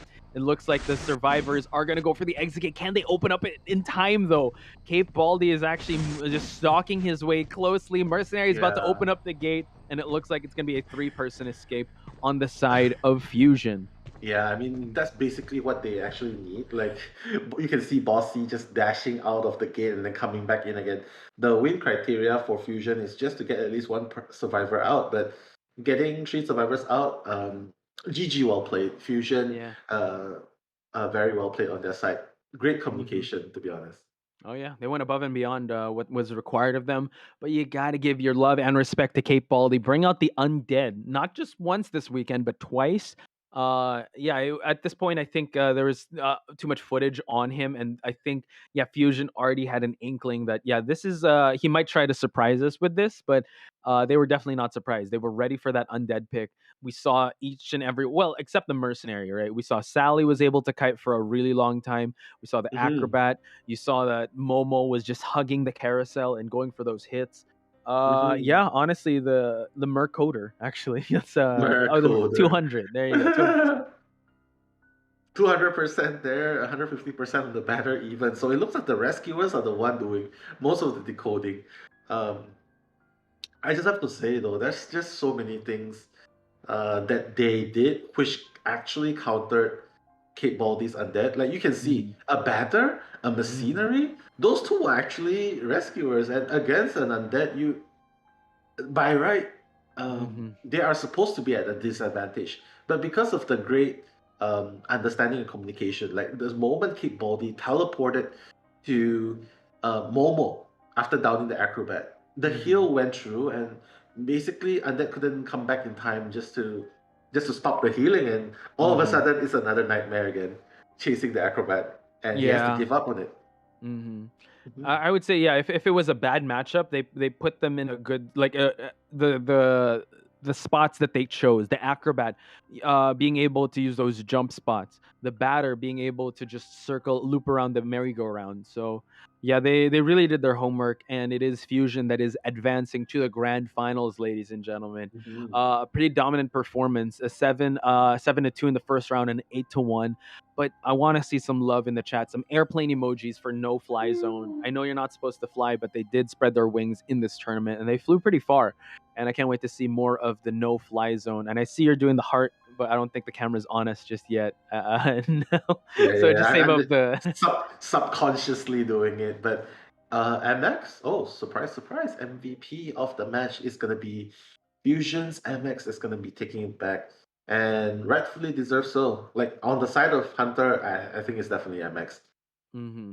Yeah. But The on way the he was. survivor side though, At on the Momo, survivor for side, sure. definitely Momo for sure. I think yeah, MX definitely deserves this. We do know that Dreamer did have an amazing performance at the start, Mhm. but the total dominance that MX had was really something to behold. So rightfully so, MX coming into this one very prepared with the Naiad. Honestly, no, I cannot wait to see the grand finals where we're gonna see Fusion versus B4U, and I'm sure Yeah, that man. Fusion, all warmed up for that match. B4U, like just being, I'm sure they're more than ready. I know they've been sitting on ice for a bit, but this is Mm. B4U. They're ready to go. Before you, like, Hmm. mind you, guys, it's not bow before you. It's actually like beating. Beating. I think they should change this to beating you up or something. Hmm. But yeah, I can't wait to see the ending, and I'm definitely Hmm. very excited to see Hmm. Eli O, and Gaming Grizzly that will be Yes. commentating on this grand finals because Hmm. guys, I can't think of a better matchup between the teams Hmm. than Before You and Fusion in the Oh grand yeah. finals today. So yeah, ladies and gentlemen, that does it for me and Nello Mello for now. We will see you in future tournaments. But Nell, any last words you want to give before we throw it to a break? Yeah. Do you mind if I give some shout outs as well? Please go for it. Go for it. Vanilla Light, Mm-hmm. Alia, Fukiame, Kino, Jill, Juice. I didn't forget Juice. you. Mm-hmm. Juice. The Mm-hmm. Juice. Rad, Nathalie, Mm-hmm. Kino, Gaming Grizzly as Grizzly. well in the I chat. see you. Yo, Gaming We Grizzly. see you. Hearts for you, Mm-hmm. man. I'm Mm-hmm. a fellow bear, by the way. Mm-hmm. Let's go. Mm-hmm. And Curry too as well. Curry too, thank you for being so sweet. Yeah. And guys, thank you so much for being so sweet as well Mm-hmm. in the general chat, and to the teams and to us especially. Thank you so much, guys. Yeah, And honestly, yeah, NAEU, a very passionate community. Thank you for having us. Honestly, me and Nell, just professional fans, very passionate about the game. We're going to sign off for now. We're going to take a 10-minute break. When we return, it's going to be the Gaming Grizzly and Eli O to take you guys to the grand finals. But for now, we'll see you guys soon.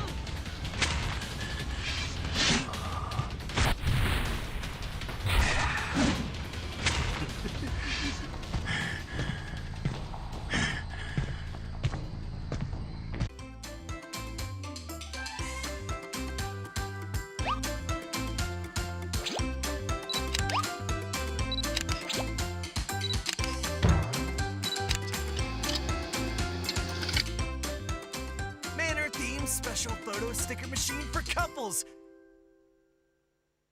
The video is not sponsored by Bloody Queen. If the product has quality problems, Bloody Queen won't be responsible for this. Heard that there's an amazing mirror in Olita's Manor. It is not a funny mirror, but it will make you look slimmer. Of course, it can make you look bigger. Changes across species aren't impossible as well. That is not the mirror that we should use willy-nilly. News story still goes on. Look through the Olita's Manor mirror to see the other side of you. Lettuce Bar's grand opening. We have a special barmaid who can make famous Dublin drink. The bar has a warm and welcoming vibe. Hey, don't drink weird beverages in my bar.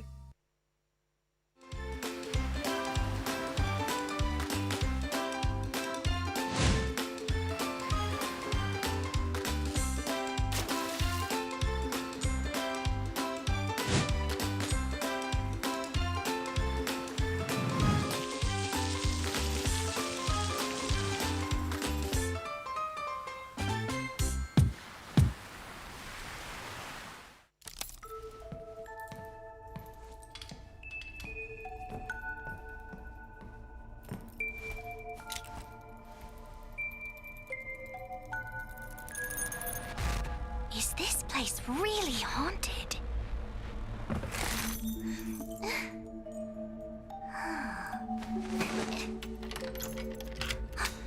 Who's there?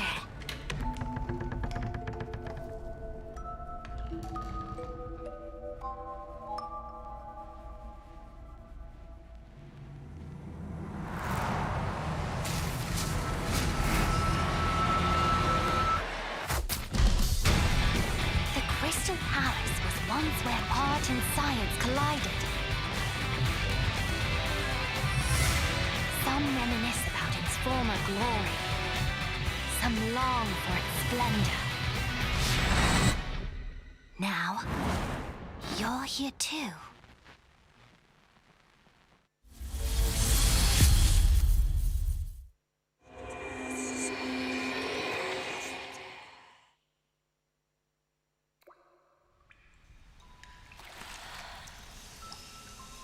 With steam dense as a veil, and wine sweet as honey, one can't help but relax at the hot spring. Return to basics. Surrender restraints. Relinquish thyself. Like the eagle plummeting straight down, lusting for lambs, hating all lamb souls. Bathed in the spring, we drink. We worship. We indulge.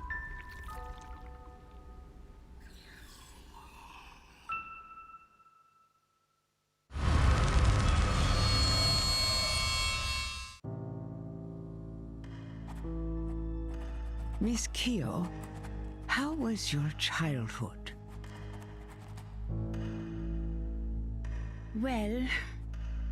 Well,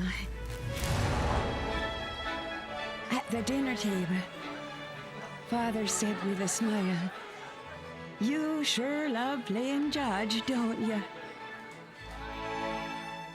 And then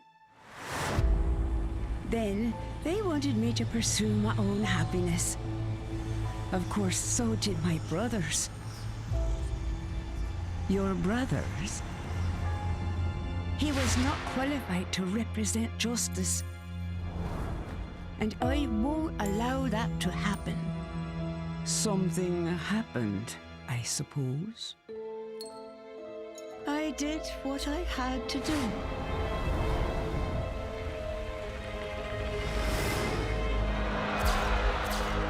Justice needs obedience. Justice needs sacrifice. Turn it over to the fat lady sings.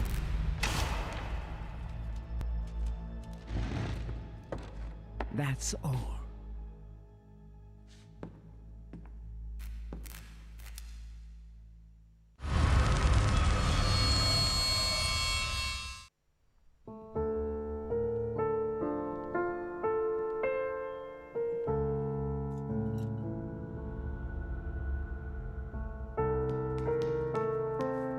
The arrival of the first letter was the prelude to a change in tone. An accentuated sign of fate's shifting course appeared on the night the second letter arrived.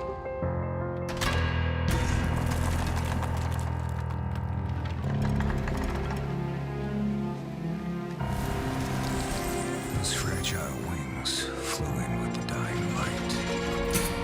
Who forgot one simple truth: the purer the light, the deeper its shadow.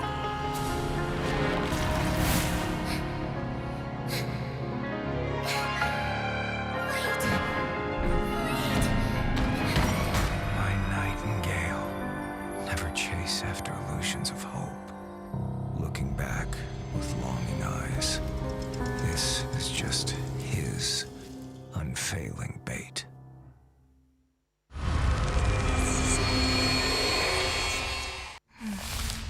Anna. Night. Girls' school.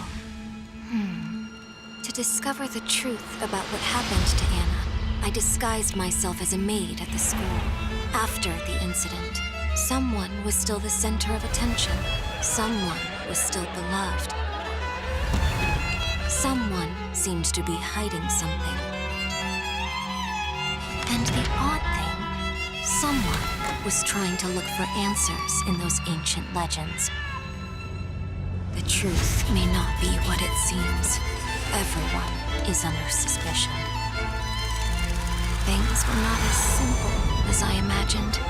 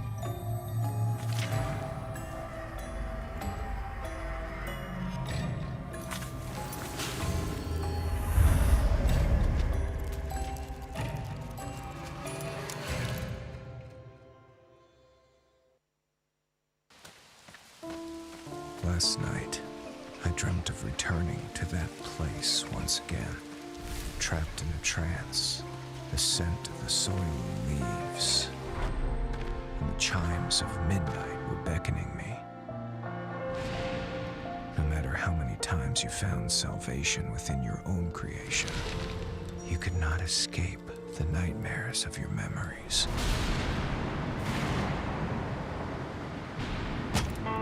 Stop it! End all this now. I remember now. It's all coming back to me. When the nightingale sings, the mansion gates will open for me under the starry sky. Tonight, the truth will be revealed.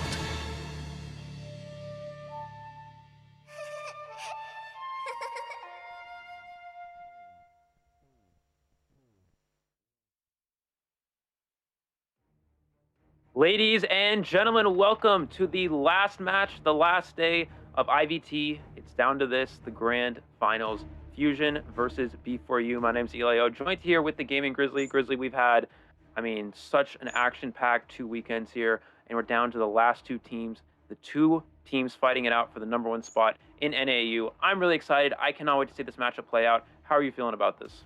Oh, we're very curious to see how this plays out. We are already in the last match. This is the final match, which will decide who will win the IVT 2022 right here on the North American and European server.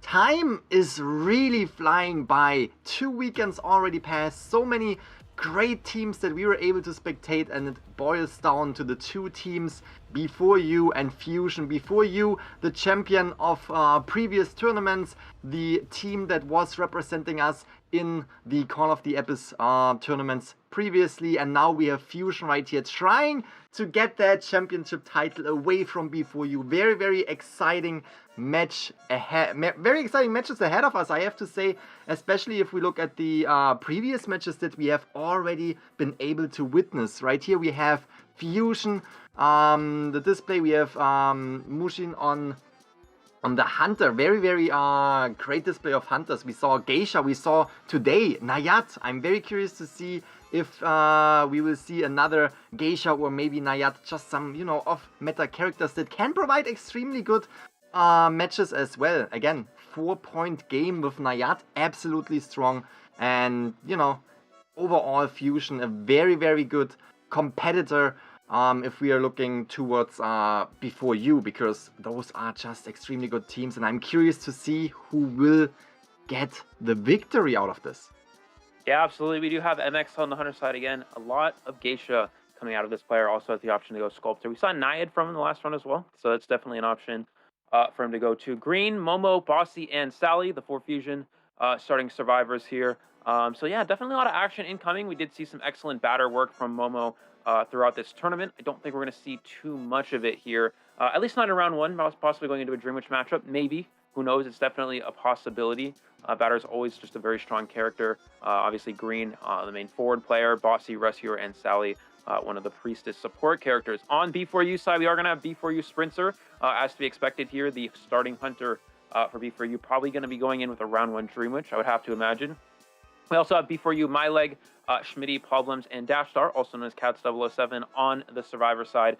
For MyLeg, probably going to see some Mechanic, Schmitty, typically the Rescuer player, Mercenary, Grapekeeper, things like that. Problems, one of the main support characters, usually on that Priestess, and Cats, usually on the forward, and also characters such as Postman and Acrobat. Very, very excited to see both of these teams go against each other. And as we have already pointed out, MX was playing Nayat earlier.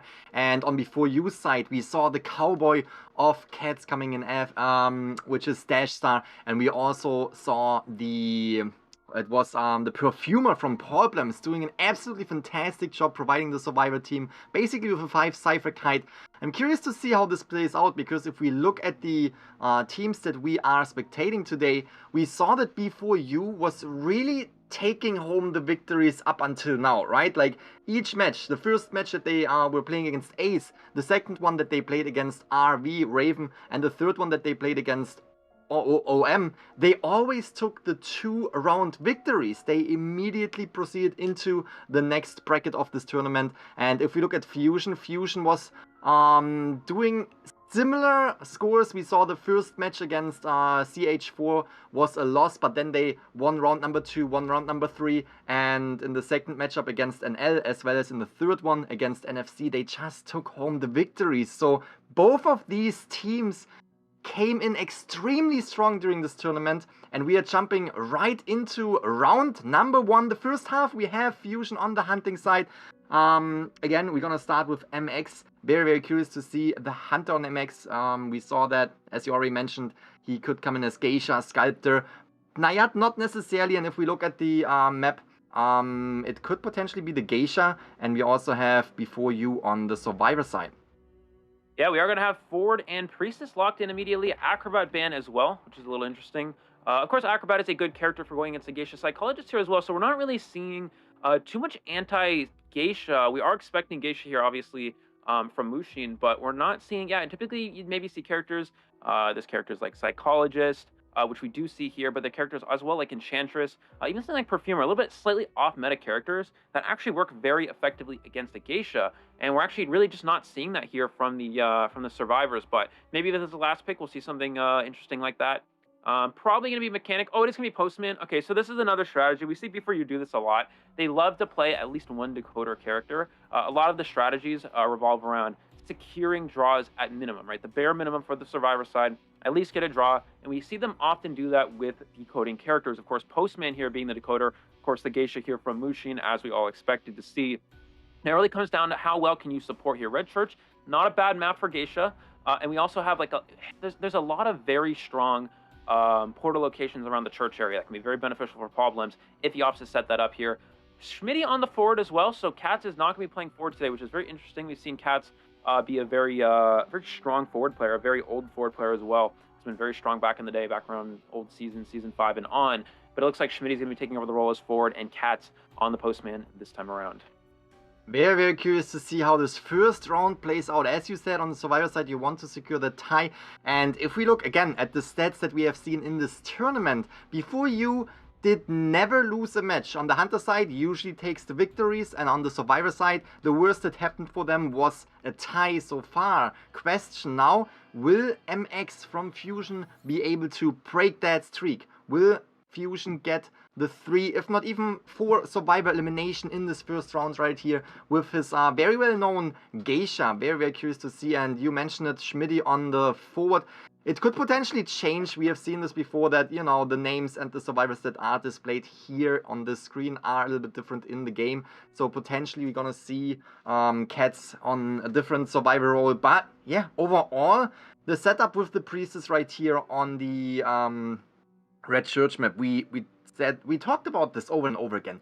Priestess can be so strong, and even though the Red Church is not the biggest map where you get the biggest chances to put portals, if you place portals extremely well inside the church, you can really help your team to prolong a kite, to get away from the hunter, and overall with the team coordination on Before You and what we have seen before, I imagine that the portals of Problems, if Problems is going to be the Priestess, will be extremely strong. I imagine that we're gonna see a really strong survivor match right here with that Priestess on the side. So it is definitely a challenge for MX right here. Curious to see again if MX will break that tie to winning streak that Before You survivor side is on right now. Absolutely. We're going to see the church spawn here for MX. This is a pretty good spawn. There are a lot of survivors that spawn in the vicinity. One, of course, the key spawn being behind Shack, immediately rotating towards that area. We also have the Backgate spawn, God Pallet over near Graveyard, and it looks like Dash Star, Cat 007 at top, broken with the Postman. It looks like Psychologist first find here from Mushin. Immediately goes for that long dash there. Catches up pretty fast here. The question is, can my leg make it to a pallet or a window? It looks like he's going to a bit of a weak pallet. Mushin goes to the pallet, goes through, and did that hit register? I think it might have actually hit there, Grizzly, and that's a quick hit for Mushin. A second follow-up dash as well. My leg tries to grab the butterfly to stop the dash, and he takes a second hit.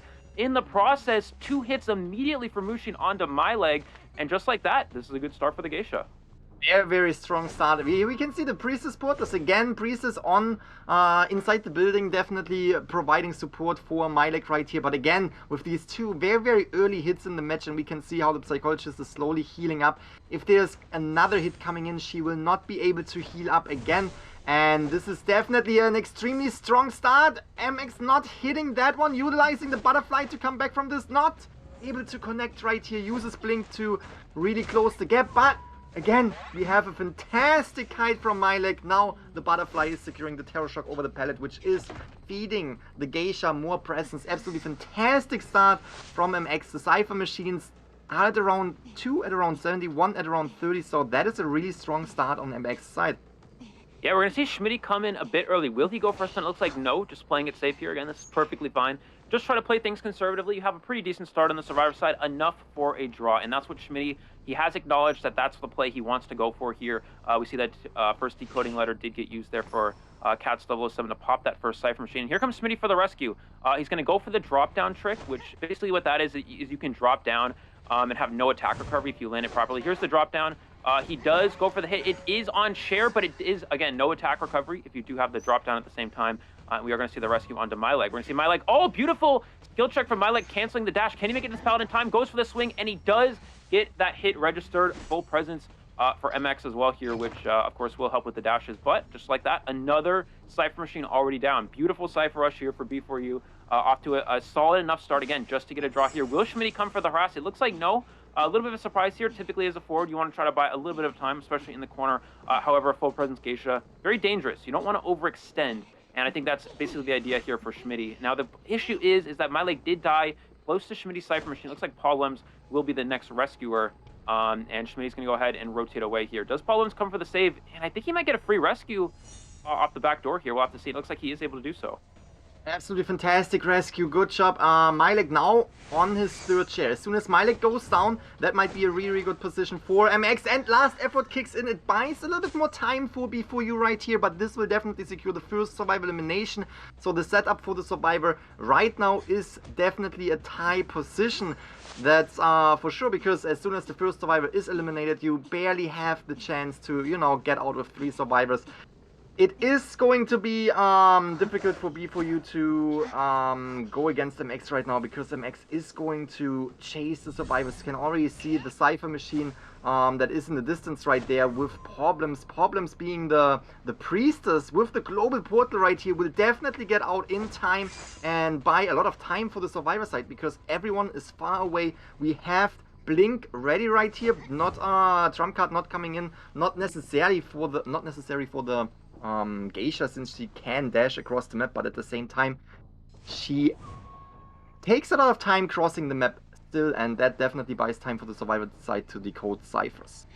Yeah, look at this discipline. Beautiful discipline from B4U. They're not rushing to Cypher machines too quickly.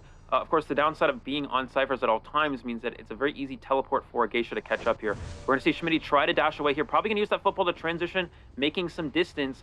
Did have to use a lot of football for that here. Will Schmitty go for the vault? No, he knows he has Blink. Not worth the risk there. Tries to go for that. Does get the dash off. Goes for the football, and he gets the football off without the hit there. So excellent dash from Schmitty. The question is, can he make it to this pallet in time? And it looks like no, so he's still able to get the hit, which is strong here for MX, and 2 Cyphers already at 50. Will he have to teleport away? It looks like he's actually going to dash away, going for problems, but beautiful portal setup already done here, which means he can easily just transition away, create some distance. Now, the problem is, again, still trait swap, still trait available for MX here. Goes for the dash. Does Problems have a portal? He does not. So he's going to take that first hit, or he did, but obviously not a very ideal place to portal, and he will use that last portal up to just keep the distance and keep transitioning away from this hunter.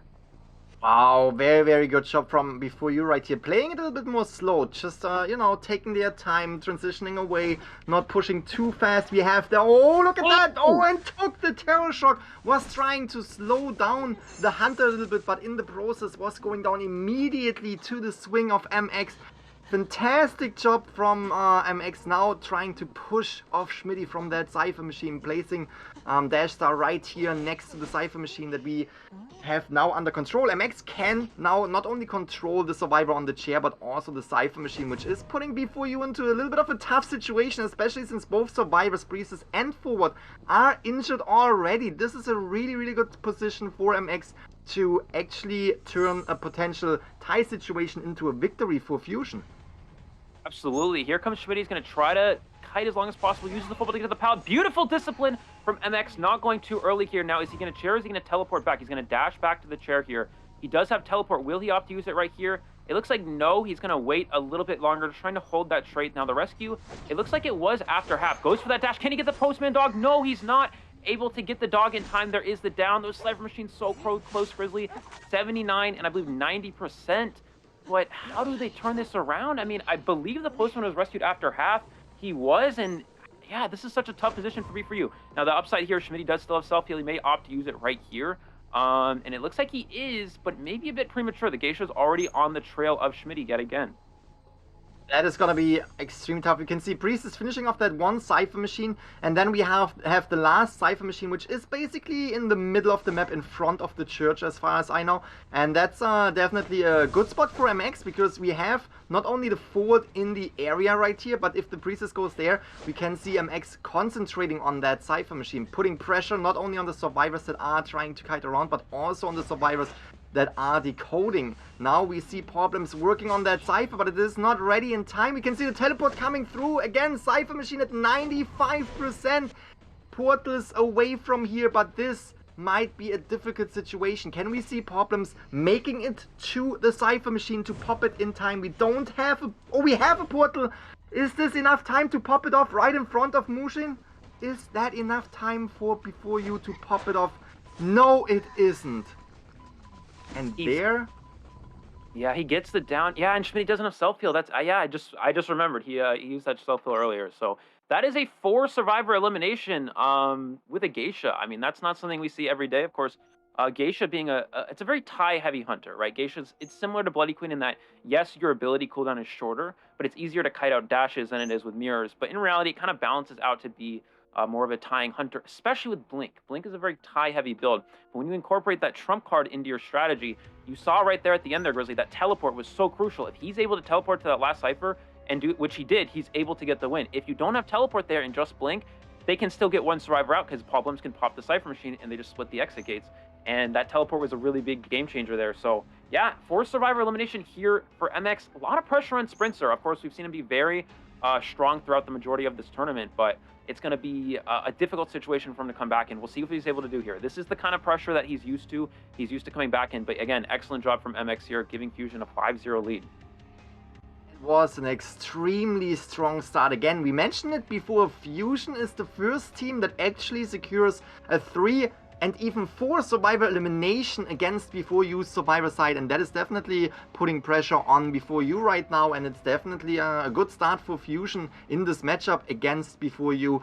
And just to highlight this, we saw MX coming in with these butterflies on point. Even though the survivors were able to, you know, look back every here and there and cancel out the dash, overall these butterflies were just on point. I didn't see a single butterfly that was, you know, misplaced, that was in an area where it couldn't be used. All butterflies on point, closing gaps, really bringing down survivors, and that was ultimately leading to the Geisha MX right here on Fusion side to eliminate the 4 survivors. That last Cypher machine, almost done, 5% missing. Priestess was not able to push it off. Absolutely fantastic situation right here from Fusion. It was overall fantastic teamwork as well. You have to give it to Before You as well, because we have seen Before You playing before. We have seen Before You playing today in this match right here. And they did great. As you already said, the patience, decoding a little bit slower and just rotating around and buying more time for the rest of the team to decode and making the Geisha travel a longer distance across the map was absolutely fantastic. But in the end, it goes to Fusion right here. 5 points first half. If Before You wants to tie this up, Sprinter has to get the 5-point game as well, the 4 survivor elimination. And from what we have seen before, Dream Match of Sprinter, round number 1, that might be a 5-point game, so we might see a first round tie. If Fusion can pull off a 1 survivor escape, that would be absolutely fantastic. That is what they need to win that first round against Before You, but 1 survivor out sounds easier than it is done. Absolutely, and it's very interesting to see because a lot of Dream Witches, and we kind of talked about this a little bit, a lot of Dream Witches prefer maps other than Red Church. Red Church is typically not known to be a very strong Dream Witch map. However, Sprinter often picks Red Church, which is very curious, and it always seems to work for him. Which is it's because the reason why Red Church can be a bit challenging is it's a small map, which is very good for Dream Witch. It allows you to pressure ciphers, but the issue with it is that it's so small that it's very difficult to actually get the leeches out of range to follow the survivors, or get the spawn follower out of range to follow the main body, and that can be kind of a huge issue with Dream Witch. And it's also very easy for the spawn followers to just kind of get stuck on walls. There's so many walls just here and around the map on Red Church, and it's so easy for the followers to get stuck on walls, and getting them out of range can be very difficult. And it seems like something that's so minuscule, but it's really a game changer. However, Sprinter has performed exceptionally well on Red Church in the past, so we expect a very good gameplay from him. Yeah, a lot of pressure. While it may seem like there's a lot of pressure on Sprinter, there's also a lot of pressure on Fusion survivors to at least try to get, the bare minimum, which would be 1 out here, maybe try to take round number 1. Yeah, that would be a great start for Fusion. Again, we haven't seen that in this tournament at all, that a single team was taking points against Before You. Usually it ended up in, victory for the rounds for Before You. But at the same time, if we have, looked into the matches of Fusion, they were doing extremely strong overall in this tournament as well. So it is no surprise that Fusion is a challenge for Before You right here. Again, we have Sprinter on the hunting side this time, Red Church. We can definitely expect that Dream Witch, so we might see a very, very strong Dream Witch counter composition right here from Fusion. Yeah, absolutely. It's just really challenging to counter Dream Witch, because even if you decide to go with an anti-Dream Witch strategy, such as Barmaid, such as these other characters, it's just the biggest issue, right? Is that you fall into a situation where they just bring Blink. You can play Blink Dream Witch and counter things like Barmaid, counter things like, Doctor, if that were to come out. We are going to see forward ban here from Sprinter, which is actually interesting. We haven't really seen him do this so far in this tournament. He loves to ban forward, either later bans or not even do it at all. But it looks like, we've seen Green be very effective from B4U on the Survivor side thus far. Looks like we're going to see Little Girl as the next character selection. So, of course, Little Girl being a very good character against Dream Witch. If you get Patroller, you can combine with one of the rescue characters, and it becomes very strong. I expect Gravekeeper may be the last survivor here. They could also go a little bit more aggressive with the coding, maybe go something like Postman. But in reality, it looks like we're going to see Gravekeeper. So this is just kind of an all-round good balanced team comp for going against Dream Witch. Mercenary, Gravekeeper, not ideal chase targets. Psychologist as well, Grizzly, not really great for Dream Witch to chase. And Little Girl can be a bit of a challenge. So Sprinter, think about what he wants to play. I'd imagine he's still going to go Dream Witch. It's just such a strong character overall. However, it's a bit of an uphill battle for him, of course. But again, the Fusion survivors, they need to go for a bare minimum strategy. At least try to get 1 out here, and try to get just one survivor out and take that point lead. Sprinter considering what he wants to play. It looks like it's going to be the Dream Witch, as we expected. Of course, in a situation where you need 4 survivor elimination, you really want to go aggressive and play. Just kind of take the risk. Even though it's a tough comp, play an aggressive hunter that can get 5 points for your team. We definitely have seen that play out in the past, where we had extremely strong counter survivors to the Dream Witch, and the Dream Witch was still coming through, or overall counter compositions on survivor sides, and the hunters can still pull through. I want to ask you one quick question right here, because you mentioned that in, I think, yesterday's stream. You mentioned that for the game mechanics, if Little Girl is attached to the Gravekeeper and Gravekeeper uses his shuffle, what happens if the hunter hits the Gravekeeper out of the ground? Yeah, so if you hit the Gravekeeper out of the ground while Little Girl's attached, she will not get detached. She stays onto the Gravekeeper. And that's why Gravekeeper and Little Girl can be a nice little combination. And it's kind of interesting how it works, because it's different with certain characters. If you take a Wildling, for example, if he gets hit while on the boar, and the boar takes the hit, the Little Girl actually will get detached. However, with Gravekeeper will not have the Little Girl get detached if the shovel is hit by, the hunter. So that's kind of an interesting little situation there. Looks like we're going to have the top of Graveyard spawn here from Sprinter.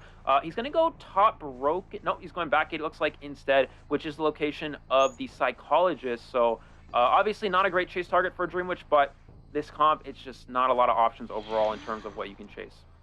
Yeah, that is definitely a tough start overall. It doesn't really matter which character you find first, it's gonna be tough. With the Psychologist might actually be one of the better options right here. As soon as the first hit is tanked, you have a normal survivor, right? A survivor that can't really utilize any items to its benefit. The first hit comes through with the Leech Follower, extremely good for Fusion right here, because that Leech Follower is now detached, and even if you got a hit with the Spawn Leech, there is no Leech Follower that can, cut off your way now. You are free to go, you can transition into a new area, into a kiting area that is potentially better. We can see that Sprinter is putting down that leech. Further away, I would assume to automatically follow the Psychologist right here, and there comes the Patroller. Attaches to the leg, and we can see Psychologist is healed up, so the next hit will bring down the Psychologist, and that will also secure the first survivor on the rocket chair. And we are going to see him, he vaults in the Hunter, gets the spawn follower hit. I think what Sprinter was trying to go for there is he was trying to do a play. What you can do as a Dream Witch there is you can go for a pallet break with the leech and then bring the spawn follower through and go for the hit. Looks like he's going to use the leech to pressure the middle Cypher machine, and I think we're going to have Mercenary be the one to come in for the rescue here. Is going to drop that leech onto the Mercenary right away. Here he's able to get the save. No! Oh, he almost got a Terror Shock. Beautiful play from Green, able to pull off there to avoid that. Momo in a bit of a tough situation. How can he potentially kite this? He's going to go ahead and use the, looks like the Mercenary's leech to sandwich him in and get that hit here. So Sprints are off to a pretty good start here. It's going to be tough for Fusion to get a survivor out here. Mercenary has that leech on him. Again, you want to make sure you don't give a free hit as the Mercenary. Survivors need to prioritize deleeching and healing. Let's see what Green opts to do here. He's going to go ahead and transition away, and Sprinter, I imagine, will go for a chair onto the Psychologist. But I don't know if he does have the leech nearby, and it looks like he's going to go ahead and pick up the Psychologist with that leech. That is the second chair for the Psychologist, and that is a really good start for Sprinter, that is for sure. But you also have to see the Cypher Machine progress. We have a short break coming in right here. Cypher Machine progress, as I just mentioned, we have 2 Cypher Machines already done, one at over 70%. So that doesn't look too bad for Fusion right here when it comes to the Cypher Machine progress, because you have to push it and you have to bring it into the late game. And then, again, we have to see that this is a Dream Witch. So what do you want to do as Fusion right now in this situation where Psychologist is on the chair? First of all, you want to deleech as much as you can. You want to bring down these Cypher Machines as fast as you can and potentially bring down the last Cypher Machine before the Dream Witch can, you know, sit the leech on there and basically camp it, forcing the Survivor team to, you know, start a new Cypher Machine. But we might expect that to happen. That's just a normal Dream Witch play. You want to force the survivors to not only decode 5 Cypher Machines, but to basically decode 6 Cypher Machines. They have to split up the decoding progress. And even though the Cypher Machine progress looks good right now, Dream Witch is just very well known for prolonging the match, especially late game, just pushing the game, bringing down survivors left and right, and just, you know, slowing down the game so much that the survivor teams can't really push through and open up this exit gate. Again, it looks really good for Fusion right now, but everything can still go either way.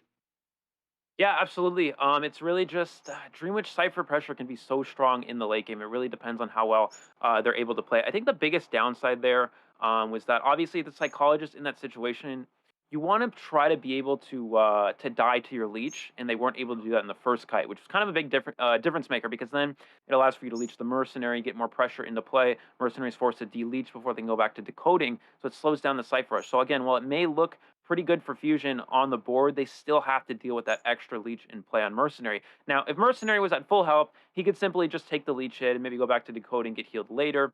But now the biggest issue is because Mercenary was half health after going for that save, now he doesn't really have that as an option. He's forced to deleech himself before continuing to decode. So while the Cypher Pressor is pretty decent here for Fusion, it's still a bit challenging because Sprinter does have, again, small map does allow for good Cypher control. And we are back into the match here. Let's see what he's able to do. Looks like Gravekeeper will possibly come in for a second rescue. Yeah, Gravekeeper is utilizing the shovel to get closer to Momo right here, the Psychologist. And we can see is patient, is trying to buy as much time as possible for the team. Again, you want to bring down these Cypher Machines, and we can see Gravekeeper coming through with the rescue. Fantastic job. Tide Turner is activated. That means even if there is a hit coming in, we have 20 seconds more for Fusion to decode Cypher Machines. Fantastic job. Blink is coming through. Psychologist will fall down. First survivor will be eliminated as soon as the Psychologist hits that chair.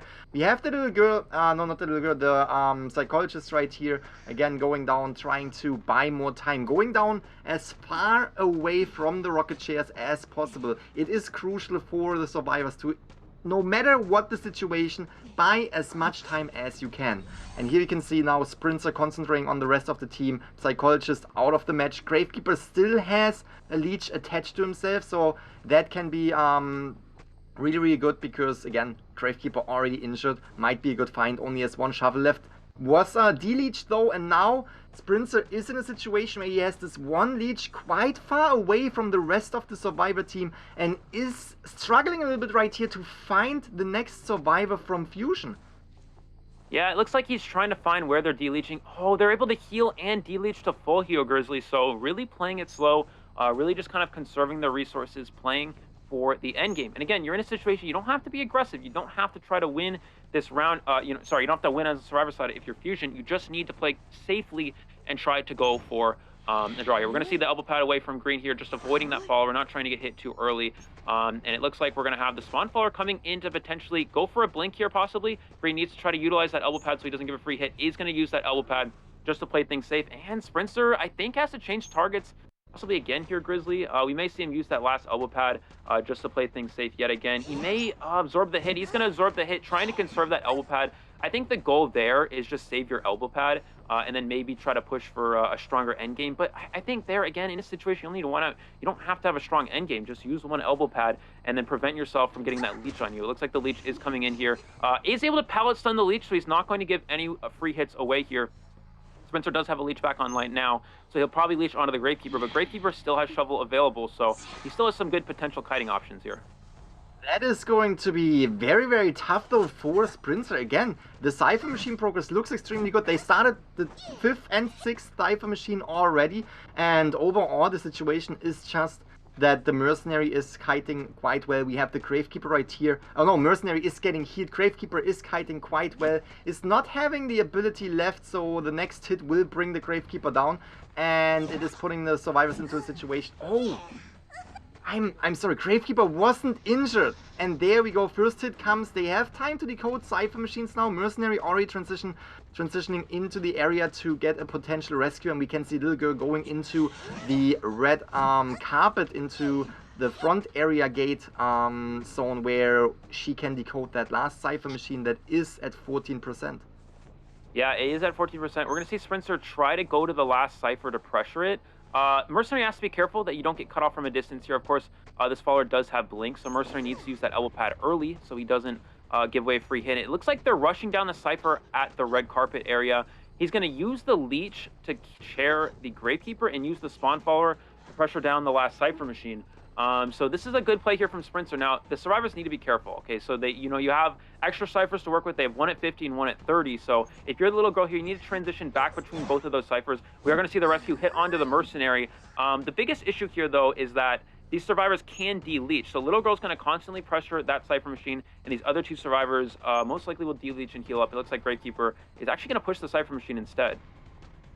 That is definitely not the worst thing to do. Again, you want to finish that one Cypher Machine. You want to push out of that late game. Because, again, we have the Dream Witch that is so strong. But even if they are able to pop that last Cypher Machine, we have to consider if there are leeches on the field, it's going to be extremely tough. Because we have two gates and several leeches that can split up to these two gates. And here we can see that, oh, Gravekeeper goes down. We have the Mercenary getting a leech attached right now.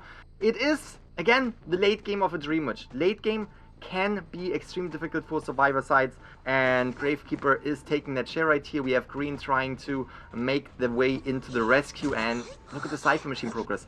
That is the power, that is the strength of the Dream Witch. These leeches are preventing the survivors completely from decoding the Cypher Machines. Oh, the Blink was not connecting, but we have the little girl going down right here. The rescue was happening meanwhile.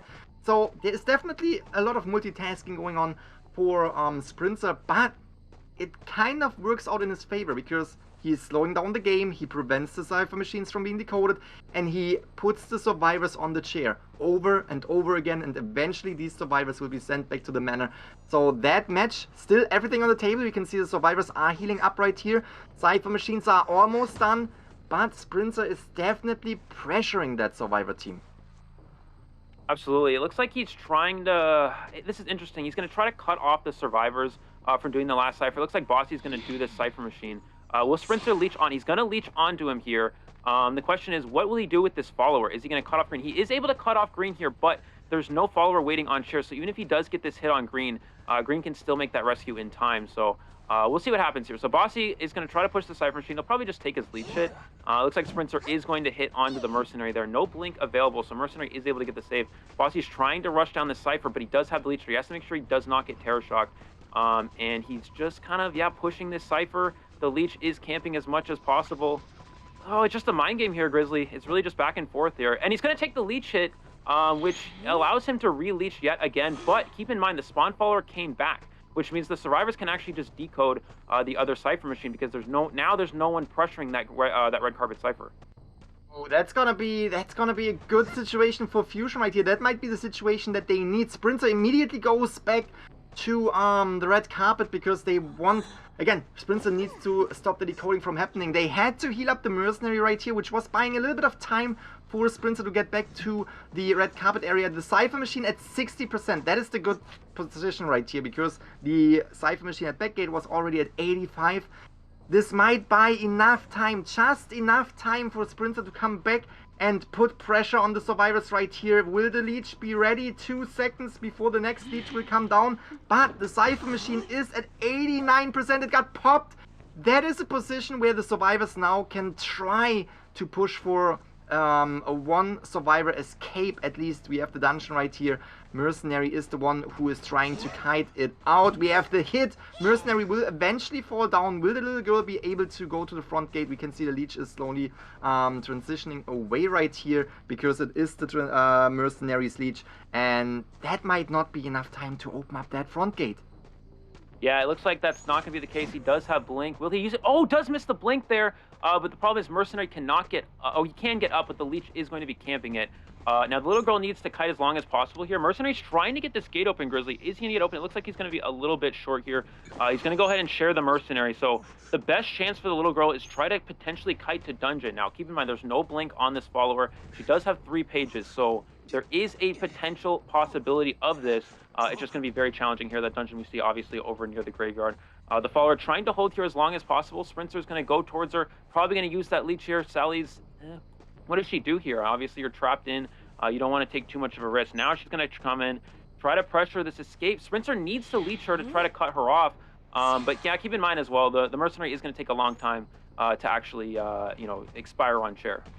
Yeah, that was looking extremely good for the survivors right here. And as you said, if the Mercenary would go down quicker, that dungeon might open up. And maybe, if the survivor side were able to kite out the detention, that was a potential one survivor escape. But overall, here we just saw again a perfect display of Dreamwitch gameplay.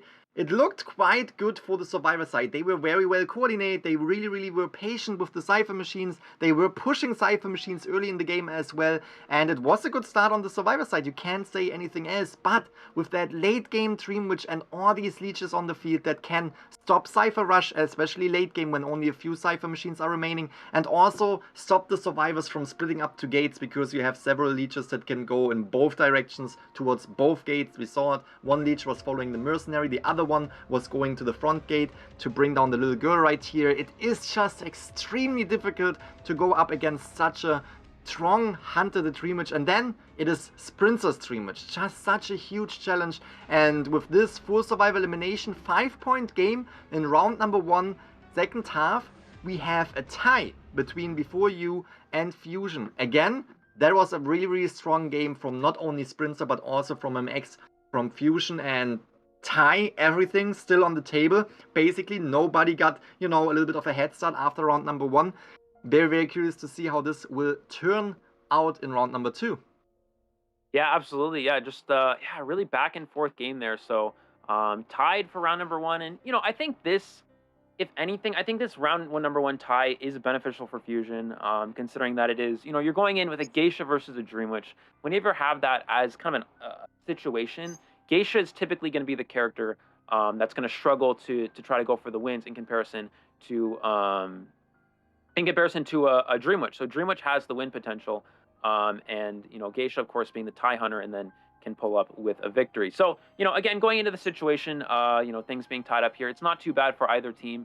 And they were able to get a tie on the map that was selected by V4U, which I think is obviously very strong here. Coin flip being a huge factor here. Any team obviously that can win coin flip will be obviously have the advantage going into any round, but still able to get a tie on a map that's, maybe not as ideal for them is always nice. So yeah, going into round number 2 here, we have things tied up. Very close matchup. It really goes to show, Grizzly, these are the two best teams.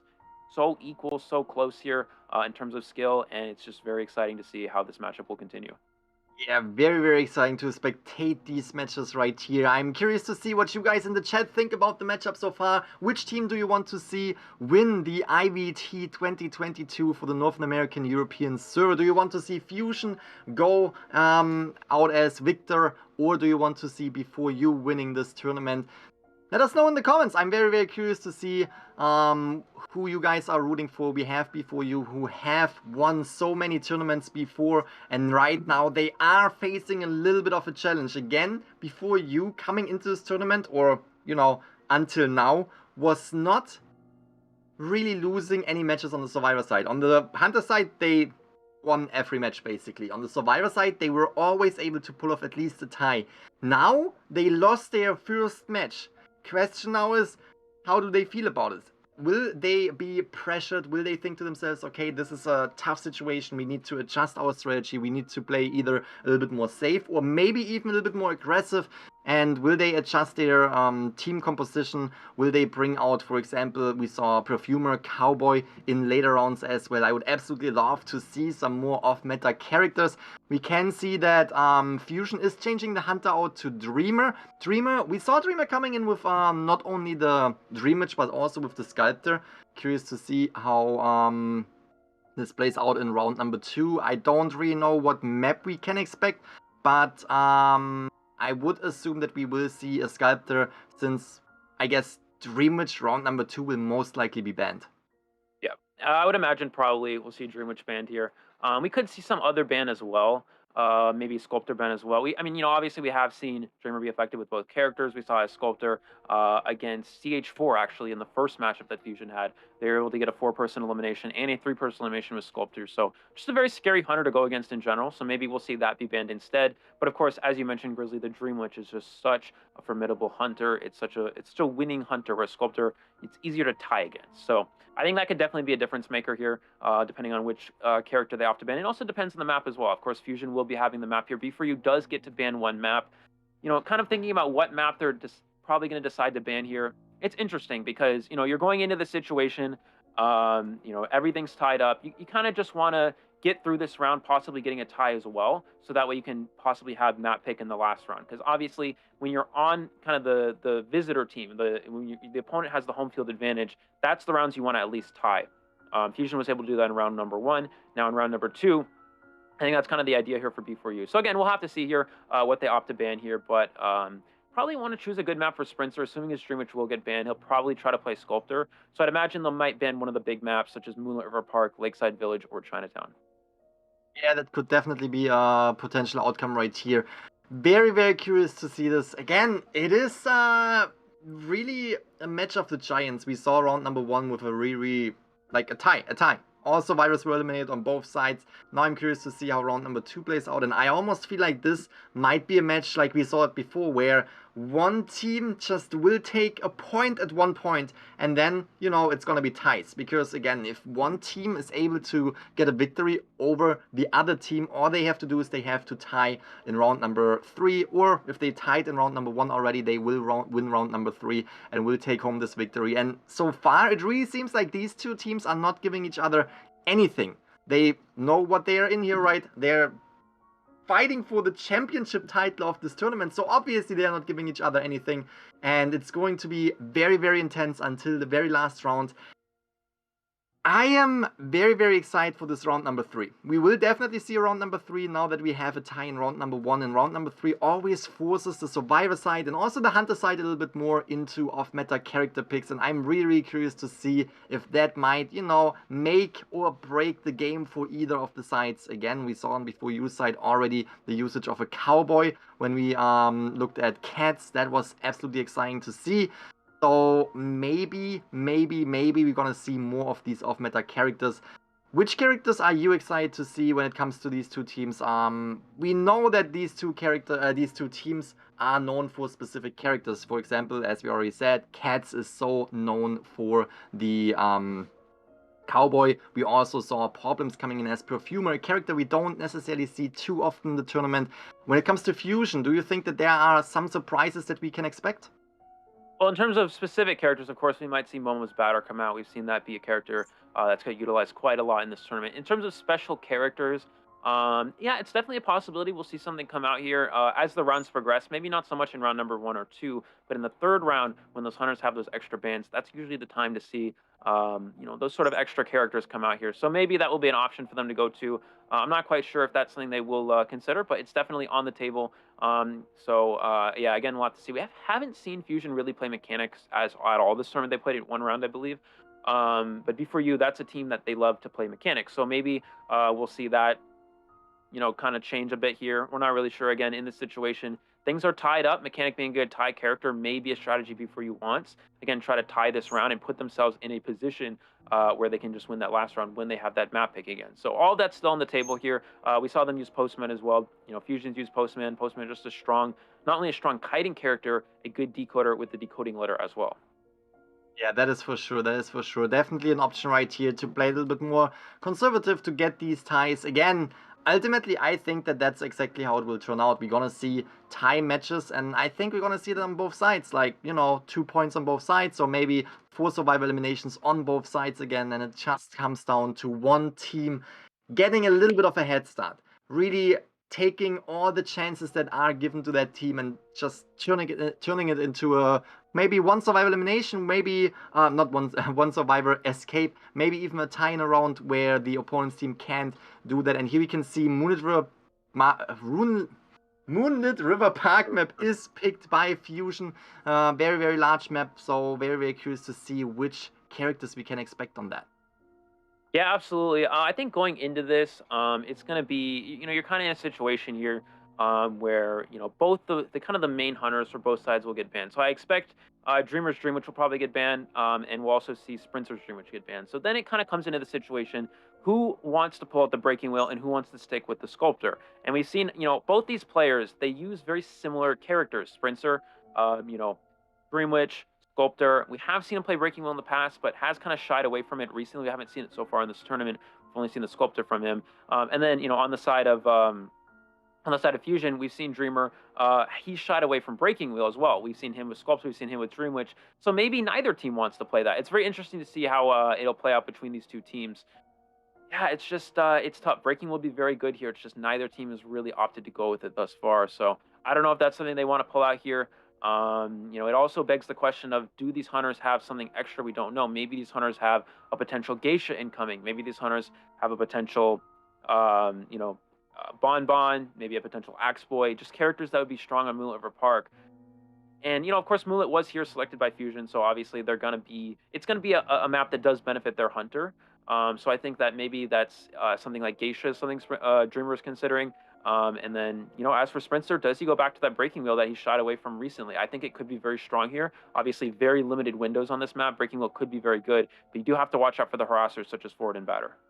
That is for sure. Breaking Wheel on that map, especially the huge map where you can just make so much distance within a short amount of time, can definitely be beneficial for Before You right here. Very, very curious to see what they will pick. Geisha, definitely a hunter that we already have seen in the tournament, already have seen in the match before, that could definitely come out and, secure a victory or, at least a 3 survivor or high against Before You right here. So definitely something we have to keep our eyes open for, because it is going to be very, very intense. Overall, I am very, very excited to see this round, because again, right now it's all tied up. It's all tied up. If one team can get an advantage and get the points in round number 2, it's gonna put the other team into a really, really tough situation, because then it is a situation where they only have to tie round number 3, and this could be, a very, very slow matchup right here. Just taking one victory and then leaning back a little bit. Just taking a breather, tying the round number 3 and taking the victory with just one round 1. So overall, I'm very, very excited to see more of these two teams, because so far, again, Before You was a very, very strong team. We have always seen Before You come out on top when it comes to these tournaments, and now Fusion really, really pushing them where we can see the first round tie is happening. First round where we always see, before you performing quite well. Now it's gonna be a little bit more difficult. I'm definitely curious to see the outcome of this match between these two teams. Yeah, absolutely. Yeah, again, just very even so far. We are just waiting for the picks and bans. We know it is Moonlit River Park here. Now the question is, who is playing Hunter or Survivor? We will see that in a moment. And I think it looks like, if I'm not mistaken, I think B4U will be playing Survivor first. So we should see that here in a second, which means Streamer will be hunting. Yeah, again, it really begs the question, what do they opt to ban? Are they banning that Dream Witch, or are they banning the Sculptor? Are they banning the Geisha? Are they banning the Breaking Wheel? There's just so many options that Dreamer could pull out here. Of course, Geisha, we saw in the last round be very effective, and it's also just a very strong character for this map. Geisha, very good on Moonlit, very open, not a lot of windows, not a lot of walls to hide behind. So Geisha has a lot to work with here on Moonlit River Park. But then there's other hunters as well. Dream Witch can be very strong if used properly. Of course, a bigger map can be a bit of a challenge for Dream Witch to deal with, but it's also very open. There's limited pallets. It's harder to kite out the patrollers, which does benefit Dream Witch as well. So that's kind of a bit of an upside for the Dream Witch player. So yeah, it really just depends. What do they opt to ban? It's just kind of up in the air right now. Again, we'll have to see. Still waiting on those final picks and bans.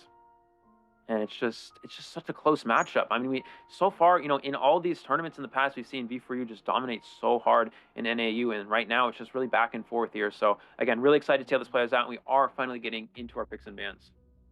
That is for sure, and we already said it. We might expect Dreamer coming in with a potential Geisha, and we might see Sprinter coming in, potentially Sculptor, potentially a Breaking Wheel, and those are just the predictions that we make. But talking about different hunters, do you think that, for example, other characters like maybe a Wu Cheng that can transition from one area into another very, very fast, or maybe, an X-Boy could be beneficial on this map as well as Soul Weaver? We have seen Soul Weaver from Sprinter, though that could also be an option, right?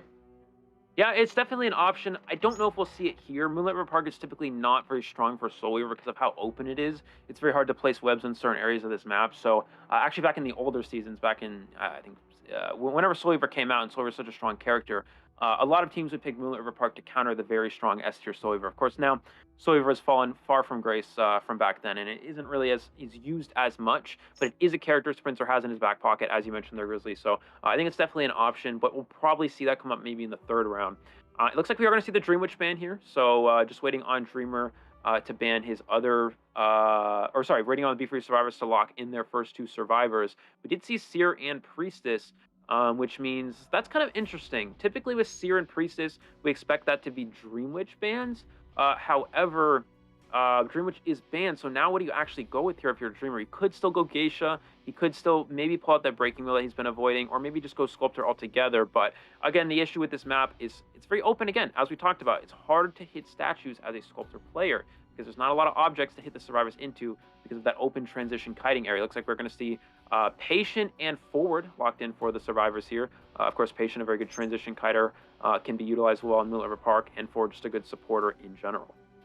That's for sure, and I think overall just banning that Priestess was definitely the right choice. Priestess on a big map like Moonlit River Park is just so scary, so dangerous to the hunter side. We have seen Priestess really performing well in this tournament, and overall just a character that you want to consider banning, as well as the Seer. Seer is always a good character that you can ban. Now we can see Mechanic being banned, trying to slow down the decoding speed of B4U, and also taking away the option to really just push for a tie. Mechanic, as we already mentioned before, is a character that you usually see when it comes to tie situations for the Survivor. And now having that Survivor out of equation, it is definitely pushing Dreamer into a better position to get a 3 or even 4 Survivor elimination before all the Cypher machines are primed, before that last Cypher machine pops. And we're gonna see one more pick, which is the Entomologist, before Dreamer can ban that 4th Survivor here in round number 2. Yeah, the question is, what does he opt to ban lastly here? There's a good chance he goes for a Mercenary ban. There's also a good chance he goes for a Postman ban. We've seen Postman be used a lot from B4U for that Cypher Rush, for the decoding letter. So that may be a character he opts to put away here. The biggest issue here is what B4U is doing is they're trying to play characters that are good for Sculptor and Breaking Wheel. A lot of those characters are very similar. Now, does he go for an Acrobat ban? I think that probably makes the most sense here. You don't want to have to deal with an Acrobat on Moonlit River Park. It's just such a detrimental survivor to have to chase in certain areas of the map. So that may be something they want to, he wants to just eliminate overall. And yeah, I mean, Entomologist, good character for cutting Sculptor. Same with Patient. And then, you know, obviously, Little Girl Ban as the last one, which is very curious. That's not one you'd actually expect to see here. And we are going to see Postman, as we predicted there, Grizzly. Obviously, B4U, when that mechanic is banned, try to take the decoder, still try to push for that draw. And we are going to see it is Breaking Wheel from Dreamer, so he is going to go for that character. Again, we saw him shy away from it a little bit so far in this tournament, but he is finally pulling out here on the Moonlit River Park, which, again, very good map for Wheel, very limited windows, a lot of good chase areas. So we'll see how this ultimately works out for him. Excited to jump into this round number 2 right here on Moonlit River Park. Breaking Wheel can definitely make or break this match right here. Again, this is round number 2 and both survivors are still completely tied up with a 5-point game for each Hunter side. And now it is really on B4U side, the survivor side, to make a tie or even better happening. When we look at Breaking Wheel is a very, very strong Hunter. A strong Hunter that can potentially push to a 4 survivor elimination yet again. But at the same time, it is also a Hunter where you don't necessarily need to push for a tie. You could potentially get a 3 or 4 survivor escape if you play your cards right as B4U right here and take home points that might benefit them in this round number 2 and help Sprinter to get into a more relaxed position when he jumps into the second half on the Hunter side and just needs to secure a few points to win this round for them. So very, very curious to see how this plays out. Either B4U takes home some points right here in this first half, second round, or Dreamer is able to really push through with the Breaking Wheel and get the 4-point or 4 survivor elimination, 5-point game, potentially a 3 survivor elimination. That is definitely what they want to go for on both sides. You want to, survivor side, at least tie this situation up, if not even have more survivors escape. And on Dreamer's side, Fusion wants to get a 3 survivor, if not even 4 survivor elimination to put their survivor side into a better position in the second half of round number 2. Everything is still on the table. We are about to jump into this match right here. Very, very excited to see how this plays out. Absolutely. Yeah, just waiting for the final characters to be selected. It looks like we are actually going to see Katz is now on forward, Grizzly. So this is a little bit of a change. We talked about how Katz is usually the forward player. We saw Schmitty play it in the previous round. So it looks like they're trying to switch up their strategy a little bit here. Katz going onto that forward, Schmitty on the Patient instead. And then we do have My Leg on the Postman, which is not a character we've seen him play quite often. So an interesting choice to go with that. But again, of course, we talked about Postman. Such a strong character overall. We've seen it be used a lot over in the China regions in particular. A lot of hunters will actually ban it over in China because of how strong it is in general. So yeah, just getting, having that decoding letter as an option, very strong here. We are going to see the bridge spawn here from Dreamer. Will he go over towards bridge first, or will he go ahead and go towards 2-story? It looks like he's actually going to head over towards first stop, which is the location of My Leg, which is the Postman. So if he's able to get rid of that that decoder early on, that could be a really good start for him. He's going to go ahead and go for that. My Leg trying to juke the wheel from as much as possible in this area. Doing an excellent job of it, and he's going to try to take the coaster in a moment here, I believe. That is a very difficult spot right here for Dreamer. As soon as he gets out of the wheel form, that might be it for is able to get on the train, though, is connecting with My Leg, and now that's definitely putting him into a good position. He goes out on the wrong side, but that's not a big difficulty for the Hunter because you can change the sides really quickly. Would be different on the survivor side. If you sit in the roller coaster, you have a 3-second cooldown. He is sending out ladders before he is taking that first hit. Has not a lot of areas to kite around right here. Is taking the hit now, transitions away. Almost going down, was able to wait out long enough to take that roller coaster again, but obviously we have Dreamer right here transitioning into that area fast enough to catch up. We can see My Leg just being patient, hoping that he can make it into the roller coaster again. Will he be able to leave? Takes the terror shock right here again. If you're getting into the roller coaster, you have a 3-second cooldown before you can get out again, and that was not enough to start the roller coaster right here. Provides Dreamer with a terror shock, gives him a lot of presence, and the first survivor is on the chair. 3 Cypher machines remaining. Good start from both sides. It really looks good for Dreamer with that postman down in the roller coaster. Yeah, I think maybe just a slight misclick there from my leg on that one. It looks like we are going to have the entomologist come in for the first rescue. I think Dreamer knows somebody's nearby with that tinnitus. He just doesn't know who. And it looks like here we do have the entomologist come in. He's going to get the hit onto the entomologist, rescue onto the postman. Oh, but he gets the trap on him as well. And he gets the hit, that trap, slowing down the postman. As a rescuer, you have to go ahead and take that trap so the person who's rescued does not get hit there. But Paul Williams wasn't able to do it. It is a little bit of risk because it risks getting double hit. But Paul Williams was not able to take the trap, which means my leg is farmed off of the rocket share here. No forward, I don't think, is here to harass. We'll have to see. Yeah, no tinnitus from Dreamer, so he knows he can just pick him up right away here. Does still have trade swap available, does still have blink, so with full presence available, this is a very difficult rescue and wanted order onto the forward, which I believe will be the main rescuer here for the survivors. Forward coming straight in for the save, immediately taking that spike. He's going to be forced to go for an early rescue here, Grizzly, because of that full presence. That is going to be a tough situation again. Oh, that was actually stopping the dash of the forward right here. Forward will eventually go down, tries to stun. Dreamer right here is not successful with that, and now we have Milek on Dreamer's radar. Again, Milek is the survivor that will go out of the game as soon as he goes down, and he has 2 spike attached to him, so that means he will go down in a matter of time, is taking the trap right here, gets snapped out. And now we have the first survivor eliminated. 1 Cypher machine remaining. That's the thing. This match seems to be extremely fast, right? Rescues are happening fast. Everything is going down extremely fast. But the decoding on before you side is not stopping. 1 Cypher machine remaining. That Cypher machine's at 20%. Leaves the forward and tries to pressure that last Cypher machine progress to slow down the survivors from decoding the ciphers. Absolutely, Grizzly, and that is the power of the postman decoding letter. We see it be very effective here. We're going to see Schmitty try to go up that slide here. He is going to make it up there, gets out a little bit early, which means he's not able to get the extra chip here. Does Schmitty able to avoid the trap here? Will Dreamer expend the blink, or will he not? He is going to expend the blink to get the chip onto Schmitty. Looks like the survivors are healing up. I think Dreamer knows this. You can look around, see that there's no Cypher machines moving, so you can assume the survivors are healing up. And now he's just going to go for another spike onto Schmitty here. Schmitty unable to avoid that, unfortunately. He's able to get out here. Will Schmitty go for the hook at the window? Dreamer needs to try to hit the snap beforehand. Does he go for it? Goes for the snap. Oh, he did not get the hook off. The snap canceling the hook there. And just like that, we're going to see a down onto Schmitty. And the survivors, they still need to do at least 80% of a Cypher. Now, they were able to heal up to full, which is very important for them. However, it's still a difficult position, considering that, you know, just a lot of Cypher progress still to do. And with the type of map pressure that Dreamer has available to him as a breaking wheel player, it's going to be very difficult for the survivors to still push for a tie here.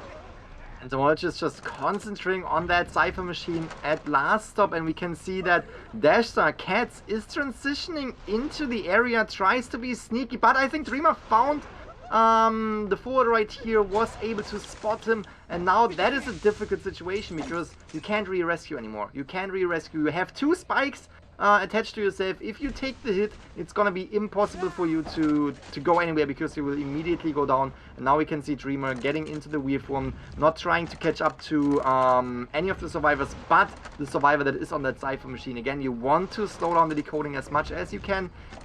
This leaves the forward still on the field. Forward can still try to go for another Cypher machine right now. The rescue is perfectly prevented, no way to rescue Schmitty. Now the survivor needs to set up for a 1 survivor escape. They need to get at least 1 survivor out. You don't want to give the 5 points to Dreamer right here. You don't want to set up your hunter to have to do a 4 survivor elimination as well. You want to set your hunter up to at least be a little bit more, you know, secure in the situation where you have to have 3 survivors eliminated, and if you get 4 survivors, you get the victory.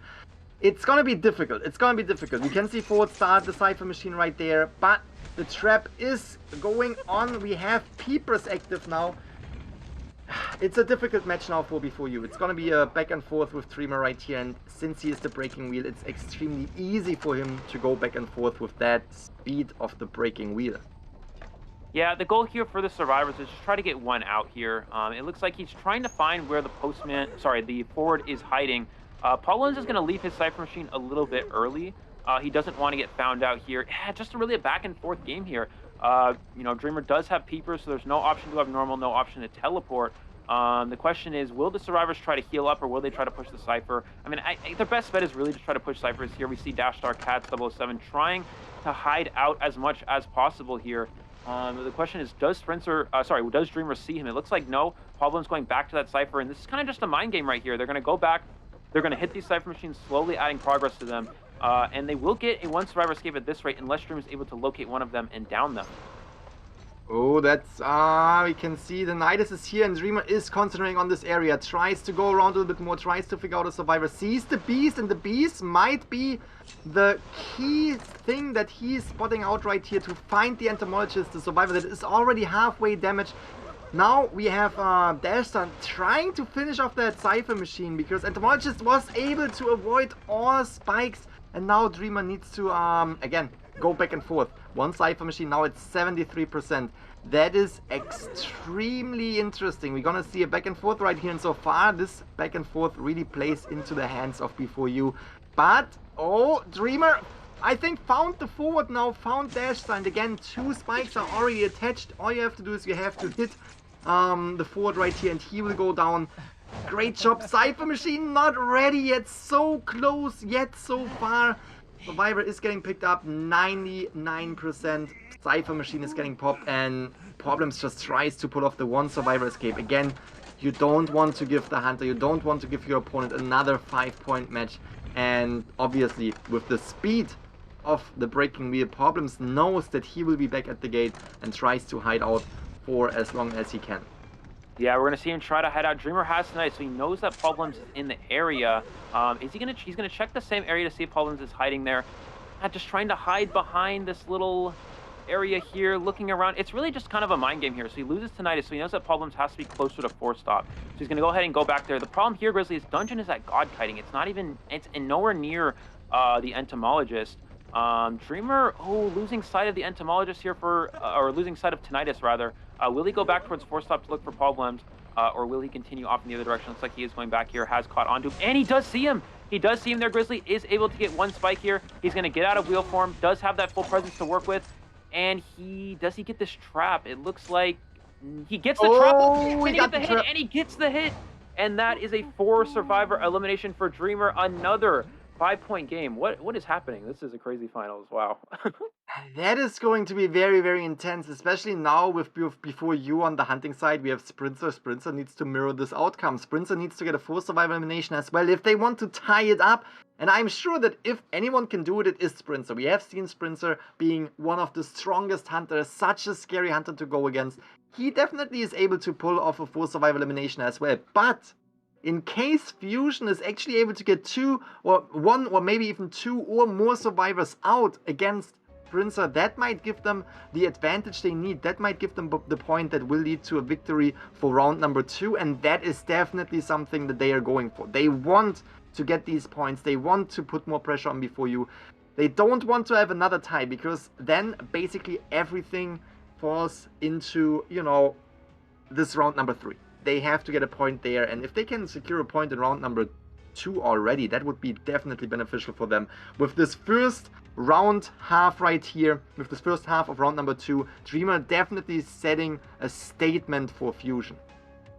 Yeah, absolutely. I mean, it's just, you know, 10-5 now, just 5-5-5. It's just in a row, a very hunter-sided match. And, you know, again, Grizzly, this really brings up what we talked about before, where NAEU has, you know, it's known to be a very hunter-sided server. We see a lot of these hunters, you know, going back and forth, having very strong gameplays. You know, so going into this matchup, it's still a challenge for the survivors, right? It's not, you know, you have a 5-point lead and it's like, okay, you know, it seems like you're in a good spot. Obviously, Fusion is in a good spot being up 5 points. However, you're still going in against a very strong hunter who hasn't dropped any rounds in a while. So it's just really going to be very challenging for them to work around this. But again, a lot of pressure on Sprinter. No longer has the Dreamwitch to work with. So the question is here, does he go back to that breaking wheel? Again, we talked about it being an option for Sprinter. We haven't really seen him use it a whole lot. So it's kind of just, it's an interesting situation, right? You know, do you play breaking wheel, try to 4K, or do you try to get a 4K with Sculptor, who on this map isn't quite as strong? It is definitely a tough situation for both sides, right? Like, you can't really place your bets right now, because Fusion on the survivor side, definitely a really, really strong survivor team, has proven themselves over and over again. But we also saw how Sprinter was performing in round number 1 against that survivor team. And on the other side, yes, it is round number 2 where we have the Dreamwitch ban, but still, we can't underestimate Sprinter. Sprinter just being such a strong and successful hunter, he can definitely make the 4 survivor 5-point game happen for sure. Curious to see if Fusion can stop him from that and taking, if Fusion can take the first points in this matchup between Fusion and Before You. It is intense. It's very, very exciting to watch these two giants, these two teams go against each other. And yeah, we have the Moonlit River Park. If we see another breaking wheel, I would be very excited. If we look back at the match that we just spectated, absolutely beautiful match. On the side of Before You, late game, one Cypher machine was missing and they were decoding on 2 different sides at the end of the map. So they were splitting up these Cypher machines extremely well, right? That's another thing that you have to consider as Survivor team. Which Cypher machines are you decoding? You don't want to have all of the remaining Cypher machines on one side of the map. Especially Moonlit River Park, which is so big, where you can force the hunter to go back and forth. You don't want to have them all on one side of the river, because then it's just easier for the hunter to circle around and to keep an eye on these last 3 Cypher machines. So fantastic job from Before You to split up the Cyphers in such a great way that they were forcing Dreamer to go back and forth. But overall, then we had, the breaking wheel, fast character in the wheel form who can just go back and forth. He was forced to go back and forth, but if it was any other hunter, it would have been really, really good for Before You, but it was the breaking wheel who he has the comfort of just checking the Cypher machines back and forth. And after, a few times he was able to snipe out not only the fort but also the entomologist, was definitely playing out in favor of Fusion right here late game. Even though we have to give it to Before You, they were playing an extremely good hiding game late game and they were almost able to pop off that Cypher. I mean, entomologist Problems was able to pop that Cypher, just not in time to bring Cats up again, to bring the fort up again, and to make this a 1 survivor escape. Yeah, so here we go. Going into the second half of round number 2, a lot of pressure on both sides. Sprinter trying to hold just a tie here for this round. Fusion trying to jump ahead, so it's just really just back and forth in general here. We'll see what Sprinter opts to ban here. Will he try to take out the Mechanic? Again, Mechanic is a very good tie survivor, so maybe that's something opposite ban. We are going to see the batter ban here from Sprinter. Definitely does make sense. Looks like Ford and Priestess will get locked in as well. Yeah, you don't want to have to deal with that batter. We see Momo just being so strong with it overall throughout this tournament. Now the question is, does Sprinter ban the Mechanic? Again, it's still on the table here for him to ban because the Survivors opted not to lock it in. So it's still a potential option. And the question is, what does Momo opt to play as Survivor? We've seen him play so much batter throughout this tournament. What else does he have on the table? And Sprinter really considering this next ban. Does he opt to ban decoders and try to go for a 4 survivor elimination here, or does he give up the decoders, try to eliminate the kiters? Looks like entomologist will be the next ban from him. Mercenary lock as well, and we'll have to see what the last ban opting here is. The last ban for Sprinter here. It's definitely interesting. There's still 2 decoders. There's still postman. There's still mechanic. So it's going to be very interesting to see what he opts to eliminate, unless he just goes for something completely different and maybe goes with an acrobat ban, which would also make sense for this map. That is for sure. Acrobat can be so strong, not only with the windows, but also with the roller coaster stops. Can really buy a lot of time right there and really transition into different areas, which makes it difficult for hunters to catch up to you. Now that we have the Priestess on the map, can we, from your experience, can we expect the breaking wheel? We definitely can. The issue is that there is a forward, but we saw in the last round forward still allowed Freemer to get a 4 survivor elimination. Looks like Postman will be the last one. So do the survivors opt to play mechanic? It looks like we're going to see psychologist, which is an interesting pick because now this allows Sprinter to actually go with the breaking wheel if that's an option. But is it something that he's opting to play here? Again, we've seen him shy away from it so far throughout a lot of these tournaments, but it would be very strong here considering you do have a psychologist, which you can chase, and you also have a very good map for the wheel. So I think that's definitely an option here for Sprinter. If not, we'll probably just see his signature sculptor for round number 2 here. Yeah, definitely might be a sculptor as well. I'm just thinking that with the Priestess on the field, it just gives you a little bit better of a situation with the breaking wheel, and we can definitely see Sprinter is agreeing with that because the Priestess on such a big map, global portals, and not only global portals, also normal portals can deal a lot of damage to the hunting side, and therefore we have the breaking wheel, who can deal a little bit better with the portals. Obviously, survivors know how to counter that, just, force the hunter to go out of his wheel form before using the portal, but at the same time, if you see portals all over the map, you can just go through them real quick and you can proceed your kite or proceed your route as Breaking Wheel, because he's just such a fast character. We are jumping into the match. We have the bridge spawn and we can see he's immediately going for Bossy, who is at the tent area. Will he opt for the... Yes, he will go and try to chase Bossy down. Bossy, who is, as far as I know, the mercenary? Mercenary, yeah. Yeah. It looks like he has caught sight of the psychologist, and I think this is probably going to be his ideal chase target. Sprinter trying to get up the slide here. He's going to get up the slide here. Momo's going to go ahead and drop down.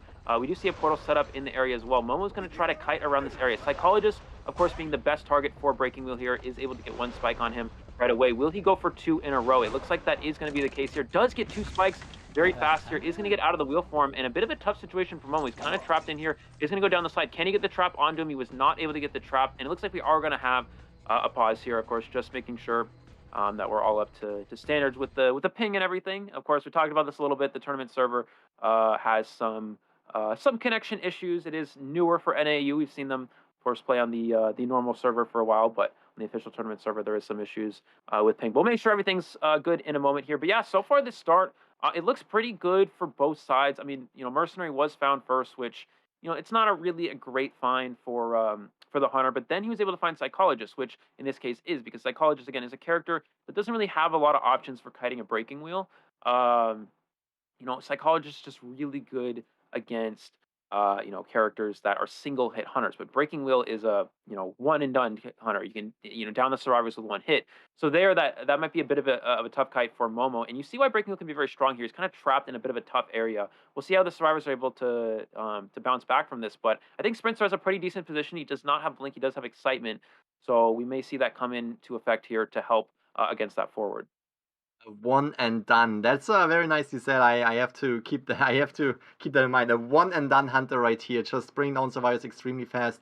That is for sure, and that's the strength of the Breaking Wheel too, right? Like if you have the first survivor that is not the optimal target, no issues to just go around and find another target, because you are so fast. You can cross the entire map, and here we can see the one and done, the hit on the Psychologist, even though she could heal up when she's getting rescued from the chair. This is just extremely strong, and we can see the forward being in the area, trying to harass, taking the first spike right here, and is now coming in again just to harass. Will we see the trap connecting? Will we see green rescuing? Excitement is coming through. Ford is taking the hit right here.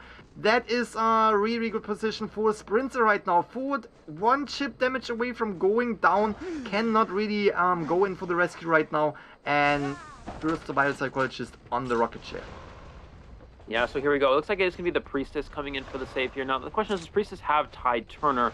She may actually go for the save with no Tide Turner because, of course, Psychologist does still have that stress available.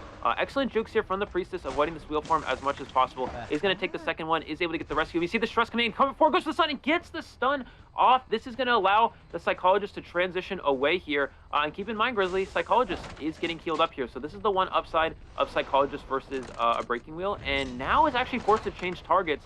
May actually go for the forward here instead. That is for sure the upside, especially when you're rescued without Tide Turner. Forward, again, already injured, can go down with one hit and can go down with a snap, but does not necessarily need the snap. Brings down the forward right away with a swing right here. We have a fully fed Sprinter right here. Breaking Wheel is on the hunt. Priestess was able to get a little bit away, and we also have the Psychologist who was able to just completely heal up right here. Fantastic situations for the survivor. We're able to finish one Cypher Machine, but Sprinter just putting so much pressure. Now going again for the Psychologist, who cannot really heal up again, and as soon as she goes down, she is just the best find for Sprinter, because she was on the chair for the first time already. Now we can see he is actually changing the priority to the forward. He is changing to forward, but I don't know if he knows where the forward is. He's trying to look around here for the survivor. I think the best... He's kind of trying to... He's getting a little lost here. Again, you want to try to target at least one of these survivors. So forward, of course, has been on chair. Psychologist, of course, has been on chair once. He has caught sight of the Psychologist. So this is definitely going to be his next chase target. Psychologist in a bit of a tough situation. He's going to go for the trap at the pallet. Momo able to dodge it, but he's still going to eat this hit here and is going to go down. And the Cypher progress is just not enough here for the survivors. Excitement back online as well. Forward is going to be healed up, but he has already been on share once.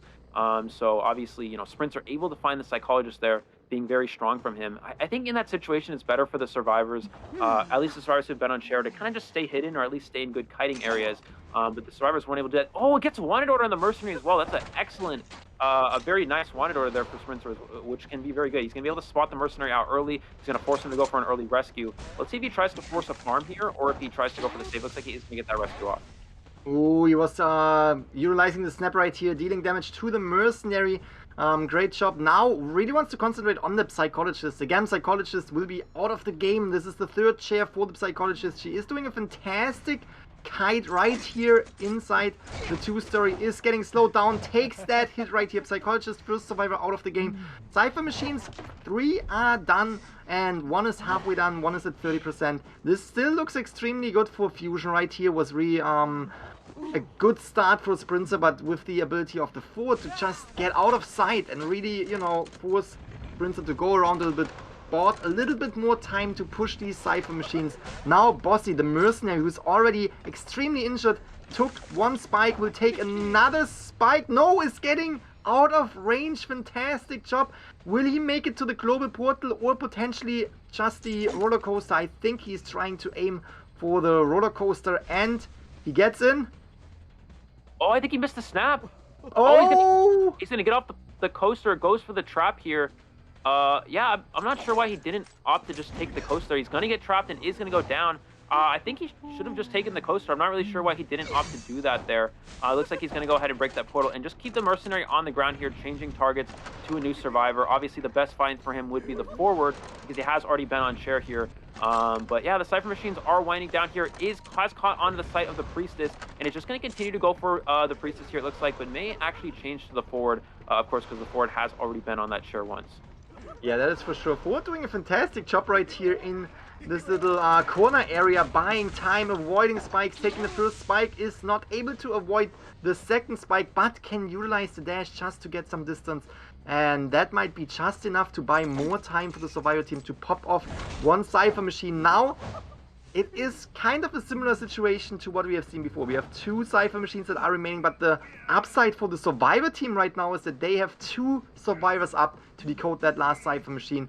Can see that green is getting chaired right next to the Cypher machine that is mainly done, but at the same time, that might be enough for the survivors to push that Cypher machine. Ooh, look at that. That portal right there pushes the Cypher machine a little bit more, but Abnormal is coming through. Slows down the game right here. Forward will be out of the game if he is getting farmed, so that's something that they know. They want to play it as slow as possible. They want to push that Cypher machine. Portal is coming through. Forward might be not rescued yet.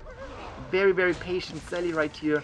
Very patient on the Priestess, and Forward is not taking the Priestess body blocks. It is buying more time to again decode these last few Cypher machines. Yeah, he's trying to trap the forward in here. Forward, not really enough football to do anything. Look at the mercenary Cypher though, Grizzly. It's almost done here. It's so close. The question is, does Sprinter continue for this forward and try to down him?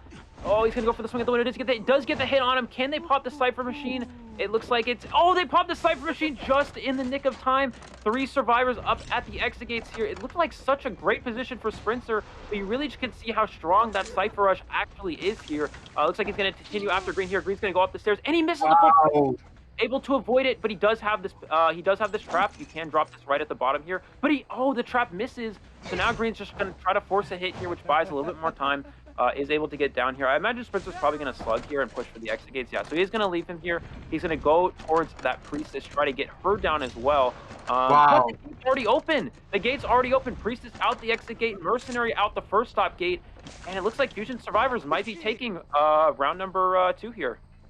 That is an absolutely fantastic position for Fusion right here, winning this round number 2 with a tie on the Hunter side, before you on the Hunter side. Absolutely fantastic match, an absolutely fantastic situation for Fusion right now, because they are taking home round number 2. They have a round victory. Before you does not have that comfort right now, and they need to come back in round number 2 and round number 3. What we have though is a slight point difference right here, right? It's not a lot. It's a, what was it, 5 point? It's a 3-point difference when it comes to Fusion, and that's not a lot to just be relaxed, because again, before you, such a strong team, can definitely come back from this, can, in round number 3, tie that up with points, potentially even get more points. But overall, just winning this round number 2, extremely crucial for Fusion. And that last Cypher Pop, this was very, very similar to what we have seen when Before You was on the Survivor side. But that last Cypher Pop, that swing from Sprinter over the window that was allowing the forward to get up again, was just buying enough time to push that last Cypher machine down and get 3 survivors up by the end of the last Cypher. 3 survivors up and running. That is just extremely unfortunate for a Hunter side, because you have survivors splitting up to several Cypher machines, and you also saw how the forward was just getting away from both splitting up to exit gates. Forward completely gone from the exit gates, which allowed these 2 survivors to make a 2 survivor escape right here. Absolutely fantastic outcome, and it is a 5-point difference. I'm very bad at math, thanks to the team in the background. Exactly, we have a tie which was giving both sides 2 points, and then obviously right here we can see it, 7 points on Fusion side, 2 points on I'm bad with numbers. Yeah, it's okay. Yeah, it's just very exciting back and forth matchup here. Yeah, it all comes down to this. We're down to the final round of this back and forth tournament. I don't think it really gets any closer than this. It really doesn't. It's just excellent gameplay on both sides. We see very Hunter-sided. No Hunters have lost yet, Grizzly. No Hunters have lost. They've only won and they've only tied. And I believe that's from both sides. I think the only loss that Fusion had was Mushin way back at the start of the tournament. But besides that, I mean, this has just been... It's just Hunter-sided. It's interesting to see. You know, you look at the global regions like Japan and China, and you see a lot of these regions be very survivor-sided. A lot of these survivors are able to beat these top Hunters with very good communication. But here in NAEU, the Hunters are just so incredibly dominant, and that's been a huge factor in this tournament and in this finals match. So now, the tough situation here. We're going to see who is able to pick the map. That's going to be very, very crucial. Yeah, it's just really going to be kind of a back and forth battle here. Before You needs to get 5 points to come back here. Fusion just needs to hold the lead. We talked about, you know, being, again, conservative, right? Conservative for Fusion. Try to just hold the lead here. Try to play for ties and just, you know, hold the lead here. Try to tie things up and just hold your 5-point lead. And for Before You got to play risky. You got to try to turn things around here and make a comeback in this last round. Yeah, I think that was extremely crucial. As you said, like, Hunters are so strong on our server, and right here with Sprinter on the breaking wheel, it is just a scary matchup, right? Sprinter breaking wheel, that is just extremely difficult to go against. And we saw at the Survivor side, they were playing extremely well. I don't want to say anything else. Fusion, great team communication, was able to push that last Cypher machine. Absolutely fantastic outcome with the 2 survivor escape. But you could also tell that it was really close. Forward went down in just the right moment. If Sprinter was able to bring down that forward a little bit earlier, a little bit before he was vaulting that window, that survivor would have been out of the game. Then the Cypher machine would have popped, and we could have seen a potential different outcome, maybe with a 3 survivor, if not even 4 survivor elimination. So it was very, very close. These 2 teams are not giving each other anything, but again, Forward was buying that additional, 5 seconds that they need to push that last Cypher machine. They were able to get the tie. Fantastic job. And as you said, they can just play it a little bit more relaxed, play it a little bit more conservatively, where they push for the ties, where they definitely want to push for more victories, that is for sure. But it is definitely this time an uphill battle for Before You, and we can see that Fusion is changing out the Hunter. We have MX coming in on the Hunter side. And that is something that we haven't said too many times before. It is going to be an uphill battle for Before You. What an absolutely fantastic matchup right here. That's crazy. Yeah, absolutely. And it's very interesting. We're going to see MX back in here. We saw kind of the strategy for Fusion throughout this tournament has been MX leads with the Geisha, and then we see Dreamer play the last 2 rounds with that Sculptor, with the Dream Witch, and now the Breaking Wheel here. But now that MX is coming back in, that really begs the question, what Hunter is he going to bring out here? We have seen him play Sculptor, we've seen him play Naiad, and we've seen him play Geisha. So I imagine it's going to be some combination of those. I'd imagine 100% we're going to see Geisha ban. That's, definitely his best Hunter. It's been his strength throughout the majority of this tournament. Now the question is, did the survivors opt to ban Sculptor along with it? Or are they more worried about the Naiad? So, of course, Naiad is more of a tie Hunter. It has less win potential, where Sculptor has more win potential here. However, Grizzly, in a situation where Before You is down, they need to try to be aggressive. So they need to maybe take the Sculptor, try to win against it, and ban the tie Hunter. So what's kind of it's kind of a tough decision for them. Do you try to take the tie Hunter and beat that, or do you try to take the hunter with more win potential and beat that instead. So it's just kind of it's an interesting situation for sure. Of course, the comeback condition here for B4U is to get probably I would imagine a tie on the survivor side and then a forced survivor elimination on the hunter side. That would of course tie things up for them. And if they are able to win on the survivor side and then the hunter was able to get a 4-person elimination, that would win it for them. But they need 5 points. So if any side has 3 survivor 3 points in Fusion's favor, they will win. So B4U has to go a 5-point game here or better in this last round. That is definitely the mindset of the survivors and of B4U in general right now. They definitely want to at least tie it up. They want to have the same outcome that Fusion had in round number 2. They want to get the 5 points, if not even 6 points, to just wrap it up right here for B4U. And that is something that if anyone can do it, it is B4U. We have seen B4U under stress. We have seen B4U under pressure, and pressure is definitely what they are feeling right now. But they can come back from this. B4U, very well-known team, very well-coordinated team for such a long time. These survivors have been practicing together, and again, Sprints are just an overall fantastic hunter. I am sure that they will not make it easy for Fusion to just take the victory home in round number 3, but again, it is going to be an uphill battle. B4U needs to push, B4U needs to be aggressive, B4U needs to take points in round number 3 to at least tie it up, push it into round number 4 and win it there if they want to stay the champion right here as they have been in the past few years. I can't imagine a single tournament that B4U did not win, and this might change tonight. This might change right now, right here, when we see B4U against Fusion in round number 3. Absolutely, and it is going to be B4U's map selection. We do have checked it. It looks like it is going to be their map selection. So in the third round situation, so typically you would have a situation where in the third round situation, the survivors or the losing team would be able to ban one map. The loser of the coin flip would be able to ban one map, and the winning team of the coin flip would be able to choose the other map there. But now we don't have that as an option. We have a new set of rules. For those of you who don't know, it's been incorporated throughout the tournament, but you're allowed to ban a map in round 1 and 2. But in the third round, B4U here will be able to pick the map without a map ban. So that does give them the chance they need to come back. We saw in the first round, Grizzly, on the map that they chose with the map ban, they were able to tie. So in here, without a map, in this situation without a map ban, they definitely have an opportunity, a big winner to come back. I apologize if I'm starting a little bit. This is just a very intense matchup. It's been back and forth so much. This is probably the most exciting NAEU tournament we've seen thus far. It's always great to see these battles be this close. So let's see how this last one plays out. That is definitely very exciting and very stressful, not only for the players, also for us to just watch, because all of us, we are just sitting here spectating it, and it almost feels like we are playing. We are cheering for these teams, and we are trying to see who wins, and it's always such a fantastic situation when you see plays just play out. Like we saw with the Cypher pop of the forward. It was just like that pop happened, and you knew Fusion was just having a great time right there, was getting the 2 survivors out.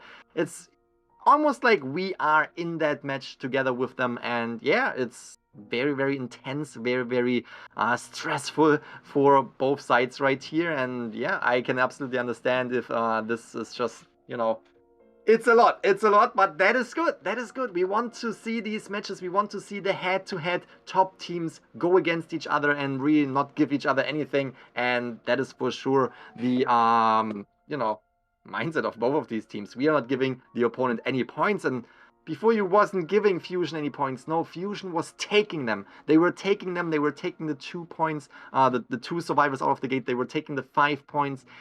Definitely a good position for Fusion right now. I'm very curious to see what we can expect in round number 3. Again, we have MX coming in on the Hunter side. We saw MX playing Nayat today already. Nayat could be a potential hunter that we see. We also saw MX coming in as Sculptor, as well as Geisha. You already said it. Geisha will most likely be banned. There's no question. And we can now see the map. It will be Chinatown. Very, very interesting pick. Which hunters can we expect on Chinatown now that we have to consider that Dreamwitch will most likely be banned, and for Fusion it will definitely be the Geisha? Yeah, it's interesting. We are going to see Geisha banned for sure. Now the question is, do they go for a Sculptor ban or a Knight ban? We talked about this. Those are the 2 hunters that most likely going to see MX bring out here. And then on the side of Sprinter, do the survivors for B4U ban Dream Witch? Yes, obviously that'll be 100%, but do they ban Breaking Wheel or Sculptor? Sprinter has both as an option. Breaking Wheel is very strong on Chinatown. For anyone who's seen a lot of the global regions, Breaking Wheel has been a dominant character for Chinatown. There's just so few windows, and the few windows that are on this map are usually breakable if they're vaulted 4 times. So the challenge here for the survivors of B4U is that, you know, do you take one of Sprinter's best hunters, being the Sculptor, or do you try to take the Breaking Wheel here on a very good Breaking Wheel map? It's just as good as Moon River Park for Breaking Wheel, except now you have an extra band to work with your Sprinter. So there's kind of just a lot in the air here for both sides, figuring out which hunter they'd rather take, and it's definitely a challenge for both sides here. So we are going to see, I believe, Fusion MX will be hunting first here against the B4U survivors. Yeah, it's just B4U survivors. They got to get at least a tie. They have to get at least, you know, 2 survivors out the exit gate here if they want to force the last half of this round.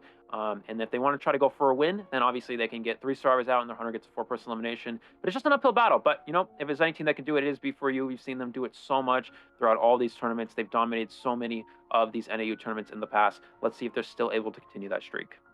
That is very right, and you said it. They have to get a tie, and that situation is definitely something that Fusion also keeps in mind. If Fusion can get a 3 survivor elimination, we won't even see a second half of this round 3, excuse me, because Fusion basically decide that by them for them by points. I'm sorry, again, it's very, very exciting. If they are getting anything better than a tie on the Hunter side, they will secure the victory for their team, and that is definitely something that we have to look forward to, and that is definitely something that B4U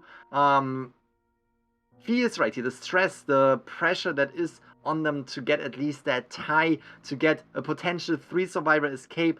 Do we want to play it safe? Do we want to get at least a tie on the survivor side and then hope that Sprinter can pull off the 4 survivor elimination to push into round number 4? Or do we want to just really push and get the 3 survivor escape and then have Sprinter eliminate 4 survivors to get the victory in round number 3 and by points win this matchup against Fusion? So there are a few different outcomes when it comes to this matchup right here, but ultimately we have to see that if Fusion is able to break the tie, if Fusion is able to get 3 survivors eliminated, that would mean that they win this tournament. And this is just very, very exciting, because this could already be the last match, the last game that we are spectating right here, round number 3, the first half. But as you already said as well, if anyone can come back from this, if anyone can dominate yet again, it is B4U. Absolutely. So here we go. We'll get into our last picks and bans here. What do the survivors opt to ban here? From the Hunter side, it looks like we're going to see most likely, I'd imagine, Priestess here, and probably Ford or Mercenary will be the bans here for MX. You don't want to really deal with any of those characters on this Chinatown map. They're just so strong in general. But then what do the survivors opt to ban on the Hunter side? That's going to be the big question here. Of course, you know, they got to get at least 2 out. So you have to try to ban the win hunt. You got to try to ban the win hunters. Maybe you just take the tie hunter. That's also an option for them. Maybe just take the Naiad, try to tie that Reliance Sprinter to get a 4 survivor elimination. Mind's Eye ban. I think, if I'm not mistaken, that looks like a Mind's Eye. Am I correct there, Grizzly? I think that is a Mind's Eye ban indeed. Yeah, that is for sure, and that is very interesting. Mind's Eye, definitely a good decoding character, but it basically leaves the mechanic open to pick. So that is some kind of interesting ban right here. Very, very curious to see what B4U will pick. We will see 2 picks on the survivor side, and then we will see 2 more bans on the survivor side as well. So this is definitely putting B4U into position where they have to pick a few off-meta characters. Very excited to see what they are going for. At the same time, we are currently just waiting for the Hunter bans, and we are getting a word right now. It is a wrong ban. We are not seeing the Mind's Eye ban. We're gonna have a little redo right here. But again, we saw Seer being banned, we saw Priestess being banned. I'm pretty sure that these bans will stay locked in, because Priestess, a character that is extremely strong, that can accelerate extremely well on the Chinatown map with all these buildings. She can just create a lot of distance, and, you know, overall with the global portal, we saw it. She is a strong character. Seer, just a character that is always getting on the bench. You barely see Seer in these tournaments, just because this owl can be really, really game changing. It can make or break the game for the survivors. And again, Mind's Eye won't be banned, but if we are talking about the Hunter bans, we might see that pretty much banned, because you can't allow a Hunter that is so strong onto this match, round number 3, where you have to get at least a tie. You can't allow the Dream Witch. And yeah, question is, which Hunter will be banned besides the Dream Witch? Will we see the Geisha being banned, that has performed extremely well in round number 1? We saw MX coming through with a 4-survivor elimination 5-point game with the Geisha. Or will we see, potential Sculptor ban? I would assume we're gonna see Dream Witch and Geisha, just because Sculptor is easier to tie against, and you need to get at least that tie. So rather push for a tie than a character like Geisha, where you could potentially lose yet again, like we saw in round number 1. Again, before you need to get at least a tie to just stay in the competition and to push into a second half of this match. So that is definitely, again, uphill battle for before you. Yeah, absolutely. Again, just waiting for the last picks and bans. But yeah, what do it's just tough. Do they go to the mechanic? I think we're probably gonna see them go with that as an option, or maybe the postman. I mean, we saw them do it both times with the postman, right? A mechanic is even more of a tie character than a postman. A postman is more of an aggressive tie. It has win potential because you have good kiting with the postman. The Cypher Rush with postman isn't quite as good as a mechanic, but it still is there. And you also have good kiting with the postman because of the postman dog, and you don't have to deal with any sort of slow pallet vaulting speed, slow pallet throwing speed, or window vaulting speed. So that's kind of like, that's a strategy that B4U has utilized so far, but it hasn't really worked out. Both Hunters for Fusion able to get 4-person eliminations both rounds, so I expect them to maybe try to go to the mechanic here and play for that tie. Mechanic would be a very good character to get a tie here. It's a difficult map to kill the bot and also the mechanic at the same time, considering how big it is, how spread out it is. Chinatown being a new map, or fairly new map that we see a lot over in the global tournaments, less so here in NAEU, but it's actually getting utilized. This might be the trump card that B4U needs, pulling out a surprise Chinatown map. It was selected by them here. What can MX do to try to come back? What can Wushin do to try to come back here? Or at least not come back, but try to hold this lead here for Fusion. Yeah, that is for sure. And again, Survivor Side needs to tie up. And then we have the question again. Fusion was able to get a tie against Sprinter. So even if the Survivor Side is tying it up, then we still have Sprinter in a position where he has to get the 4-survivor elimination against a team that was already able to pull off a tie. And especially, later in the rounds, it's getting more difficult for the Hunters, because you can't really play the characters that are just dominating. You can't really play the characters that will give you almost a secure victory, like the Dream Witch, for example. Dream Witch, for example, especially on Sprinter's side. That is almost securing a victory. 10 out of 10 matches for Sprinter right here, but now these Hunters are being banned, and you have more Hunters available that are, very well known for securing a tie.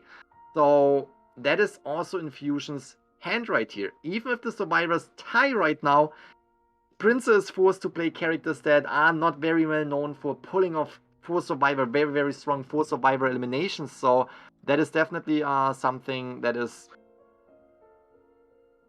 on Fusion's side right now, which is overall, it's just such an uphill battle for B4U, and I'm curious to see which characters will be banned. Again, we will see, as far as I know, we will see 3 survivor bans before the survivors can pick a character, and we saw how Seer and we saw how Priestess was banned, and now if we have another mechanic ban, that might be a little bit more difficult for the survivor side, because survivors could pick the mechanic. Mechanic, just a character that can secure ties a little bit more easier. But if that mechanic is already off the game, you have to play it a little bit more aggressive. On B4U side, as you mentioned, you have to go with a postman that is just a little bit more aggressive when it comes to pushing for a tie, who has more potential to kite. But then on the other side, we also saw Fusion being able to, get a tie against characters like the postman right here. And ultimately, a tie is all they need. As long as Fusion is getting a tie right here, they are still in a really good position. Yeah, absolutely. If they're able to get a tie, then Sprinter has to get 4 survivors eliminated just to tie things up. It's not a situation where it's not like you can get a 4-survivor elimination and just win the game. You have to tie things up then in that situation. So it's just so challenging for him. and it's so challenging for B4U here. Again, the goal here, I think, for them, at least get a tie, try to tie things up. If they can force a fourth round, that will be good for them. But then you got to also consider this, Grizzly. If we go to a fourth round, then it goes into Fusion's map pick. It goes back to them. So then, we've seen Fusion's map pick benefit them very strongly throughout this this tournament. When B4U's had map pick, they're able to get a draw. Survivors, Fusion were able to get a tie in the second round when they had map pick. Dreamer was able to get a 4-survivor elimination, so they were able to take that round. So, yeah, if it goes in that fourth round, it's difficult. But I think here, that's kind of they got to try to tie here. The bare minimum for the survivors, at least get a tie. Give Sprinter a chance to come back. Give B4U a chance to come back. If anyone can do it again, it's B4U. They've been in this situation before. They're able to come back, and Sprinter is just such a strong hunter, arguably one of the best hunters on this server. So he has just so much room to work with here. But it's also, I think it's the challenge here is that the survivors need to at least get a tie against a very strong hunter like Mushin. Yeah, that is for sure. They definitely need to do that. That's the first step, basically. That's the first step for B4U to come back from this.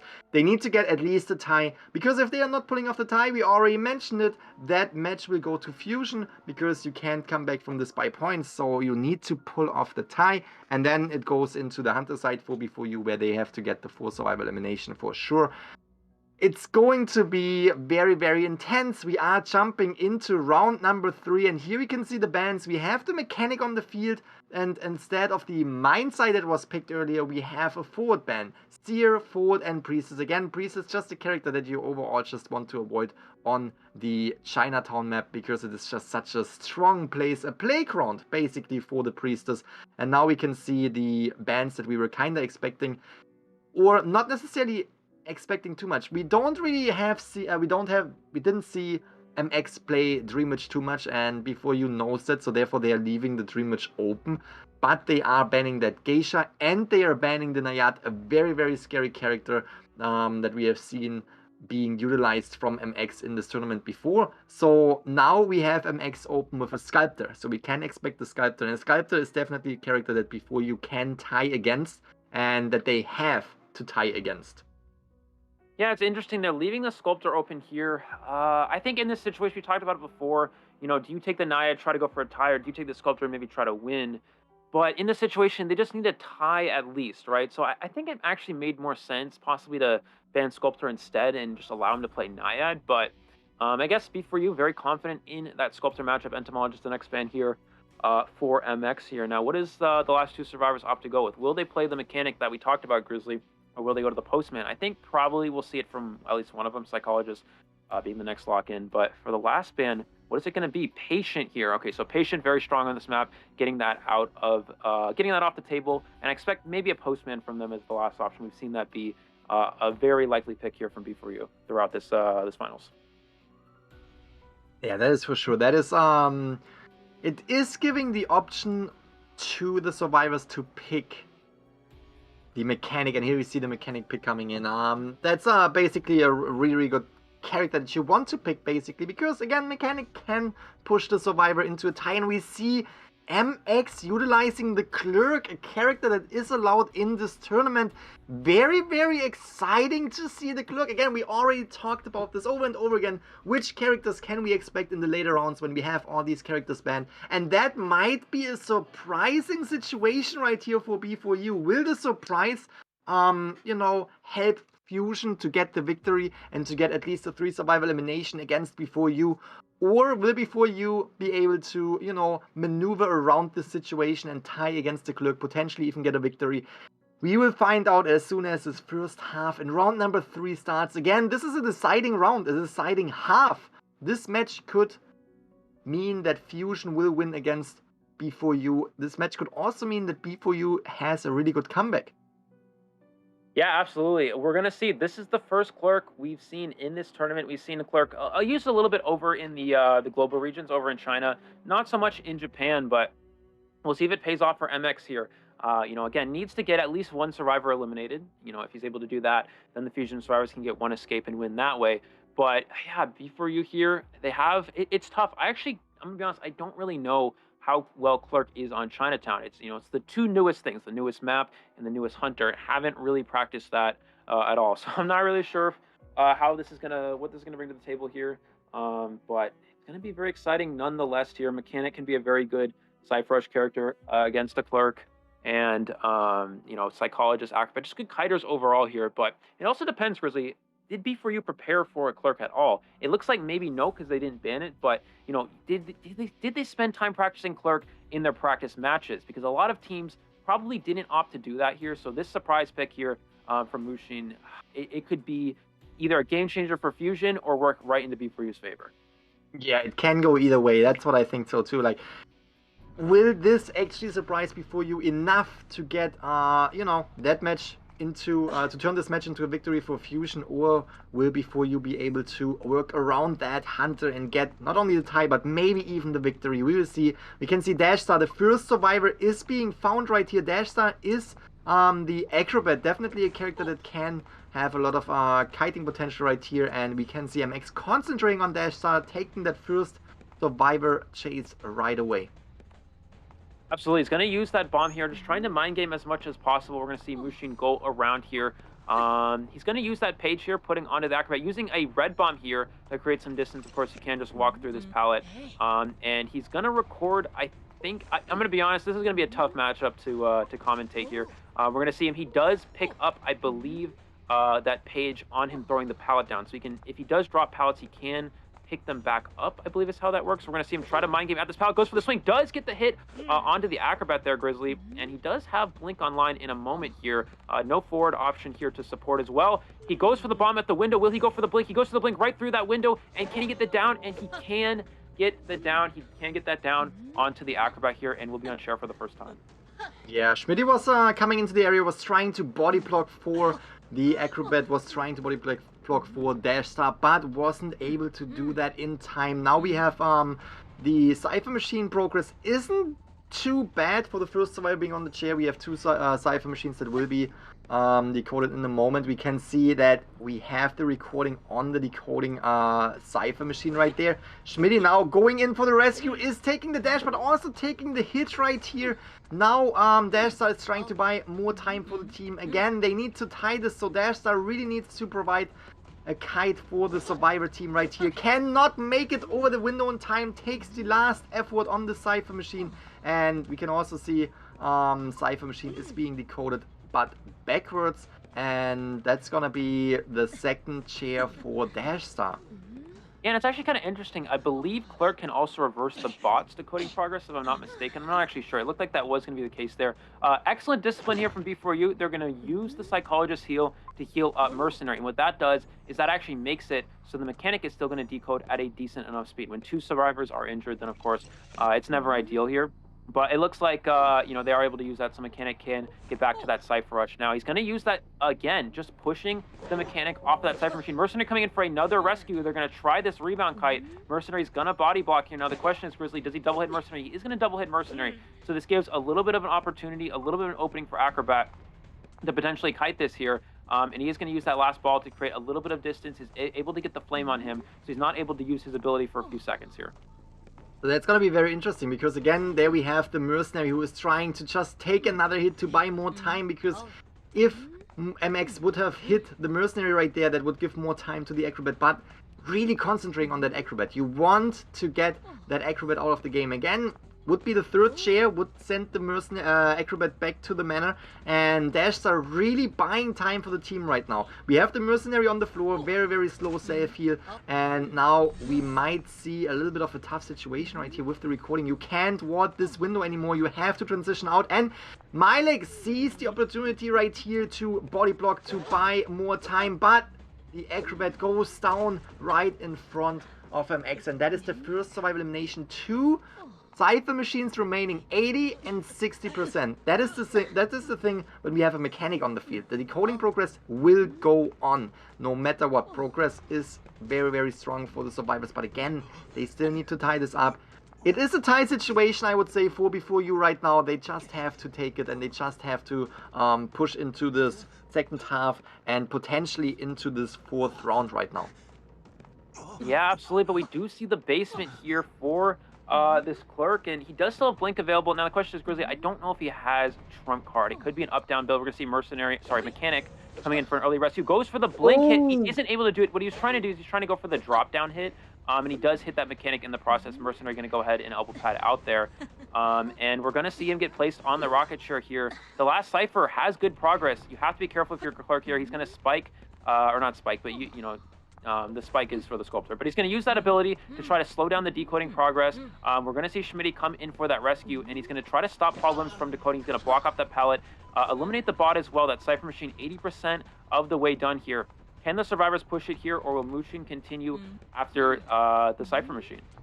Absolutely fantastic rescue out of the basement. Really, really good job making sure that nobody else will end up in the basement. And again, Mushin is just really pushing the survivors away from this last Cypher Machine, but at the same time we can see the rest of the team. While the Psychologist is kiting right here, the rest of the team is healing up, which will ultimately buy more time for them, which will lead into them being able to take more hits. Is getting the pallet stun right here, which will also buy more time. Absolutely fantastic job from Problems right here, and is now buying more and more time for the rest of the team. Mercenary already healed up. Now we see Mechanic being healed. Fantastic job yet again on the pallet.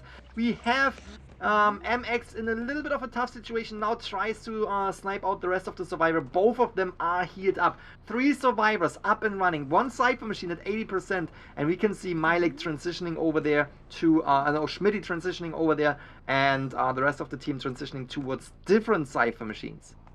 Yeah, they are going to go ahead and start a new one here. He does catch sight of Schmitty, who has been on chair once already. Does not have any elbow pads to work with, so he's going to have a difficult place to kite in, but he does have, we do have Problems starting that last Cypher Machine. He's going to keep checking on that Cypher, making sure it's not getting worked on here.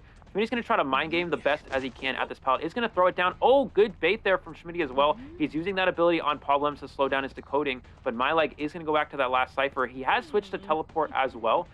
So that is a potential option for him. We may see him actually teleport to the last Cypher, and it looks like that is going to be the case here, and he's also going to try to slow down Problems decoding in the process. Just really a back and forth game here. Yeah, really a back and forth game, and they were really forced to start another Cypher Machine, which is already at 40%, but right now it's a difficult match. Mechanic is taking that hit right here. Now we can definitely see that MX needs to do some multitasking, needs to bring down the Mechanic as well as needs to prevent the Cypher Machine from being decoded, and right here you can see that it is a little bit difficult, especially as Clerk, to do both at the same time. We have seen strategies like, you know, a forced Cypher pop as soon as one survivor is on the chair, but currently it doesn't really look like that is going to happen, because that Cypher Machine is already at 94%, and we can see that no survivor is really being chased. They could potentially just pop it off and run in all directions, and we can see, oh, decoding progress is going backwards yet again, so it is slowing down the game. It is preventing Before You from just popping off that Cypher, but ultimately the situation right now with 2 Cypher Machines almost done looks extremely good for Before You. Yeah, it looks like they're trying to push that last one. He's going to try to slow that down as well, but yeah, this is how you have to play against Clerk in the end game. Just try to pressure as many Cypher Machines as possible. Looks like he's going to chase after Schmitty here. Now the question is, do they pop this last Cypher? I think they're going to maybe wait for a hit here. He's going to go ahead and pick up that pallet, goes for the hit, and I think the Cypher Machine should be primed here. Oh no, it's not primed. He does have it blocked off, so yeah, this is just Clerk gameplay for you. Just back and forth. He's going to block it off again. Can Problems pop it in time? I don't think he was able to do so. Now it's really just a foot race here. Can he pop it in time? No, he's able to get the pickup on Schmitty.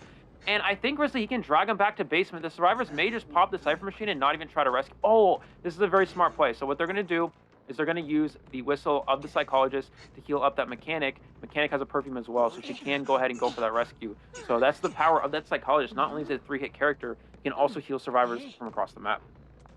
Now we can see Milek needs to go in right here. Milek is coming in. We can see that there is decoding progress going backwards yet again, 88% on that Cypher Machine. Psychologist was getting out of range. Now doesn't want to give the Clerk the visual that she's there, but she is, and now we have to see what is going to happen. The hit is coming through. The Cypher Machine needs to pop right now, and we're gonna see reversed, I think. I'm not completely sure what we are seeing. I think she can't push the Cypher. No, she cannot push the Cypher. It was blocked, and that is a 2 survivor down right here. And I am ooh, that is just such a difficult situation. Psychologist already injured. Will she just pop off the Cypher to bring up the mechanic right here because Mercenary is out of the game? Yes, she will. And this is still a really good game for Fusion because, again, now 2 survivors up and running. But both of them need to escape before you to tie this up. And, wow, already found the location of Milek, which is the mechanic, which is the better find. She has detention, which doesn't really matter because mechanic is already injured, but at the same time mechanic is a really good target right here and might not make it. Oh, swing and a miss there. He's gonna use the spike on that gate there, trying to slow that down. He's gonna perfume back here. Did he see him perfume back? Oh, I don't know if he did. The thing is, can Problems open the gate? You know, he can use that ability to block it off here. We'll probably see him trying to push for that dungeon. Can Problems get the gate open? No, it is just now started. He's going to use that ability again, and he teleports to the exit gate here, Grizzly. Teleporting to the gate, Problems. Did he teleport to the wrong gate? I think he teleported to the wrong exit gate. I think he did. I think he teleported to the wrong gate.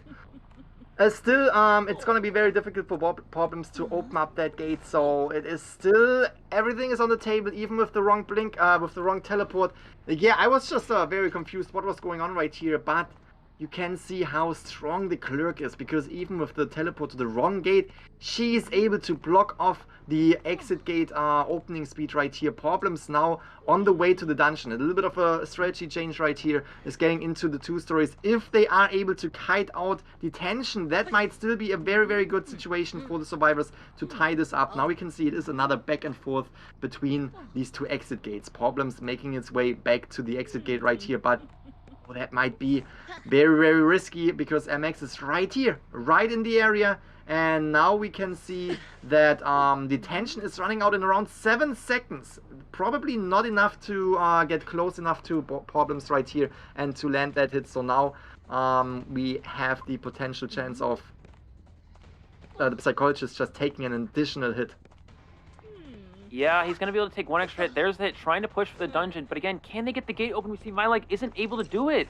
Look at the power of Clerk. This is the first time we've seen an NAEU. It's so strong. You can constantly block off the gate, block off these ciphers. It looked like B4U had everything, tied up for the most part of this match. But MX making this so close here. He goes for the swing, goes and gets the hit onto Problems. This might be it, Grizzly. Can Milek get the gate open and get dungeon? No, he's going to be put on the rocket chair. So now Milek has to try to make a rescue. He has to try to make a save. B4U, they need 2 survivors out here. So can they do it? It's just down to the wire here. And it looks like MX might have had this completely locked up here. But Milek, he's got to try something. You got to get 2 survivors out the exit gate here. Is he able to do it? Can he make a potential sneaky rescue? Trying to sneak around here. Does MX see him hiding back here? And no, he didn't see him. That is very crucial right here. That was an opening for a rescue. Fantastic job from Milek, just hiding behind that locker. But teleport is coming through back to the chair, and this is the prevention of the rescue. We can see the scratch marks on the floor now. MX knows where the mechanic is, even though she's trying to be a little bit more sneaky. There's no way that Milek is not getting found. Will Milek be able to pull off that rescue? Yes, rescue happens, but still, 1 survivor will go down right here. 1 survivor will go down, and it is again the Psychologist. Psychologist was rescued after halfway, as far as I can tell, and therefore Psychologist will be eliminated. We can see MX really going for the 4 survivor elimination now, though, trying to get Milek as well. Ooh, it's just such a difficult match, and as you said, this is the first time we see the Clerk being utilized in a tournament situation and just blocking off these exit gates. And also the last Cypher machine, that was just such a long match that the Clerk was playing right here, MX was playing, and it was really playing out in his favor. Psychologist gets up right in front of MX. It is a back and forth now. We want Fusion wants to get the 4 survival elimination, wants to get the 5-point game against B4U. Really want to make a statement right here, but obviously that is it's a back and forth. Oh, that might be not enough to get to that pallet right here. Now we can see Psychologist being down. She can't get up again. Mechanic on the other side can. Again, back and forth right here to secure the 4 survival elimination, to secure the 5-point match. And wow. That's it. That's it. That's the surrender from B4U, and that's it. Fusion wins the finals for the first time in I don't know how long that's been, Grizzly. B4U just wow, so close Fusion able to take it here, just a back and forth matchup. That might have been the most intense finals we've ever seen in a summer tournament. I mean, I've watched all the tournaments, I've seen them all go back and forth. They've been very close, but this one right here, just such excellent job from the Hunter. You have to give it to the Hunters here. Of course, the Survivors, they did their best. Fusion Survivors able to get a draw. B4U Survivors making it really, really close there at the end, but just the Hunters coming out on top on both sides. Both sides, no Hunter dropped a single game. That goes to show the power of Hunters here in NAEU. Wow, that was so strong. Congratulations to Fusion for not only winning this match, but also for making this their tournament. The tournament in which B4U is getting kicked off the throne. Absolutely fantastic display of Hunter and Survivor gameplay on Fusion, as well as that last surprising Clerk pick. And it looked really good for B4U. We have to give it to B4U. The Cypher Machine progress was going strong. They were able to split up the Cypher Machine progress on 2 Cyphers at the end as well. Both Cypher Machines at 90.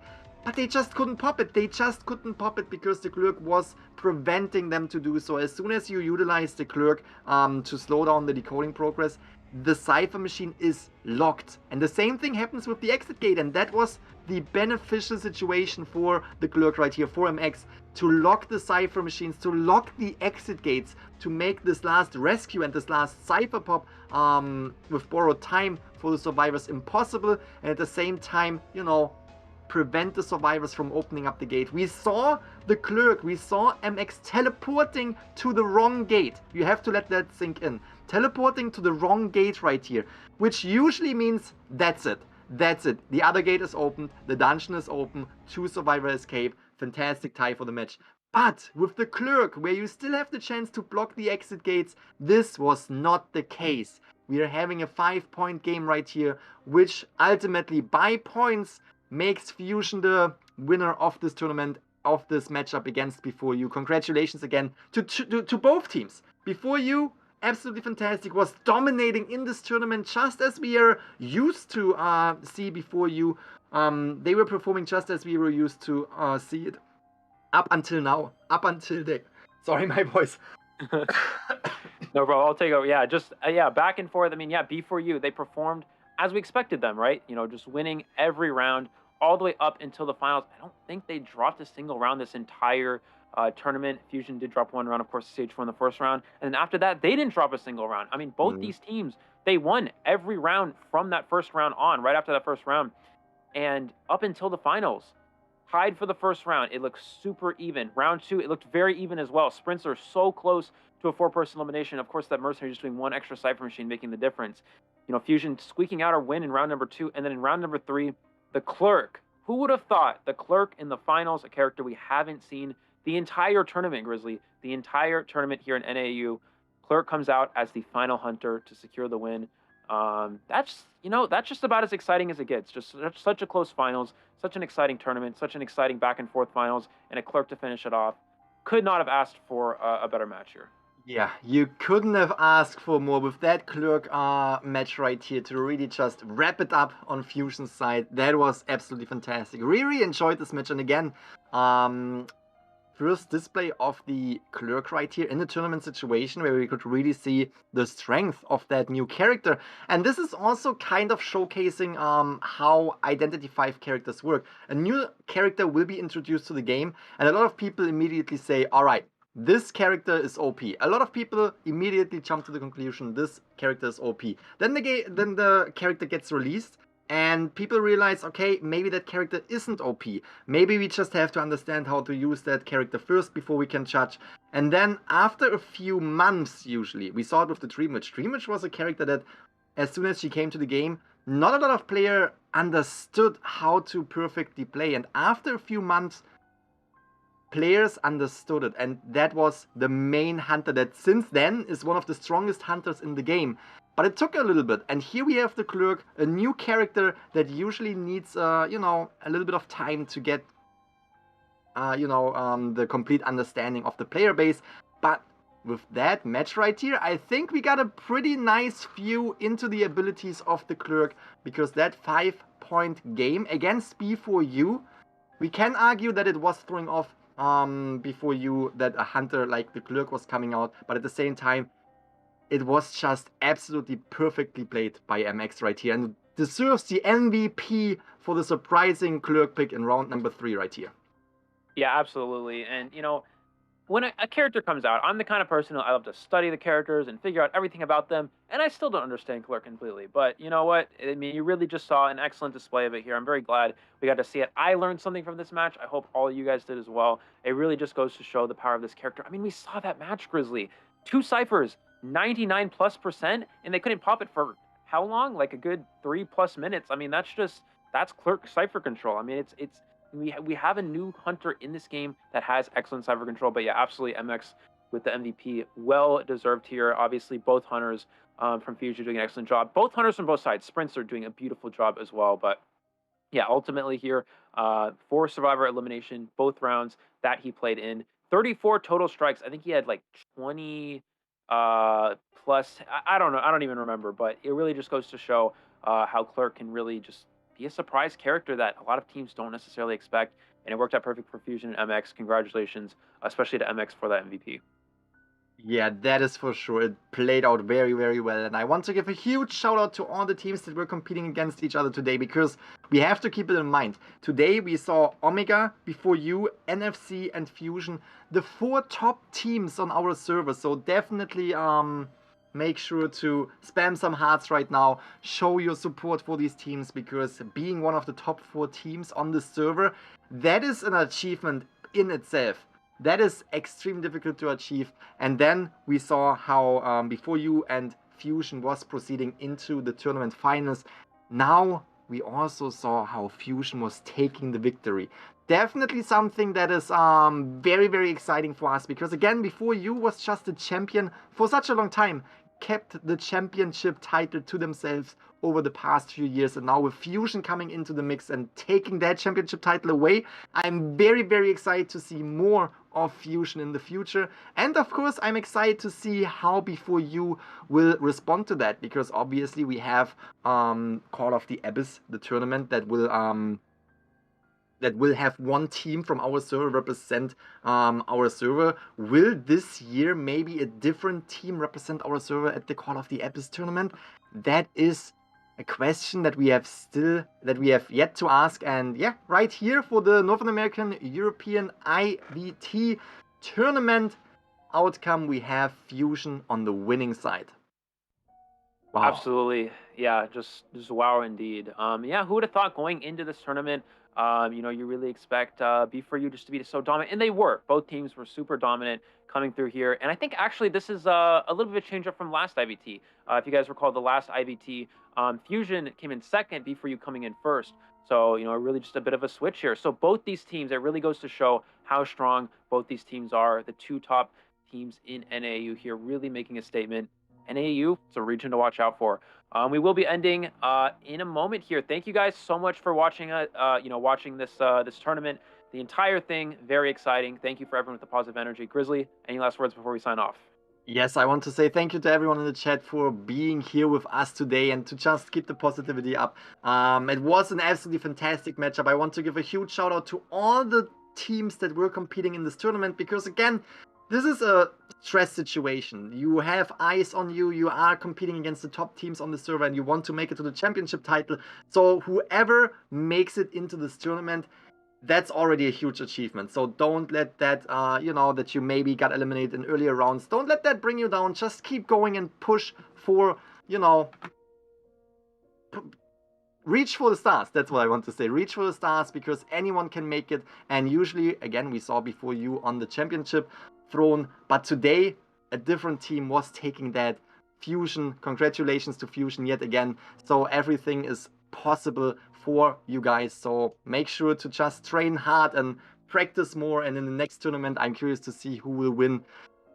And again, thank you to the audience, thank you to everyone who was working on this tournament in the background right here. Thank you to you, Eli, and to the other casters, Poch and Nello, for making this such a fantastic tournament. I really, really had a lot of fun right here, and I hope you guys out there watching the tournament enjoyed it as well. And yeah, that is it. That is it. We have a new champion right here, which is Fusion. Congratulations again, and that's it for us. Until next time, bye-bye!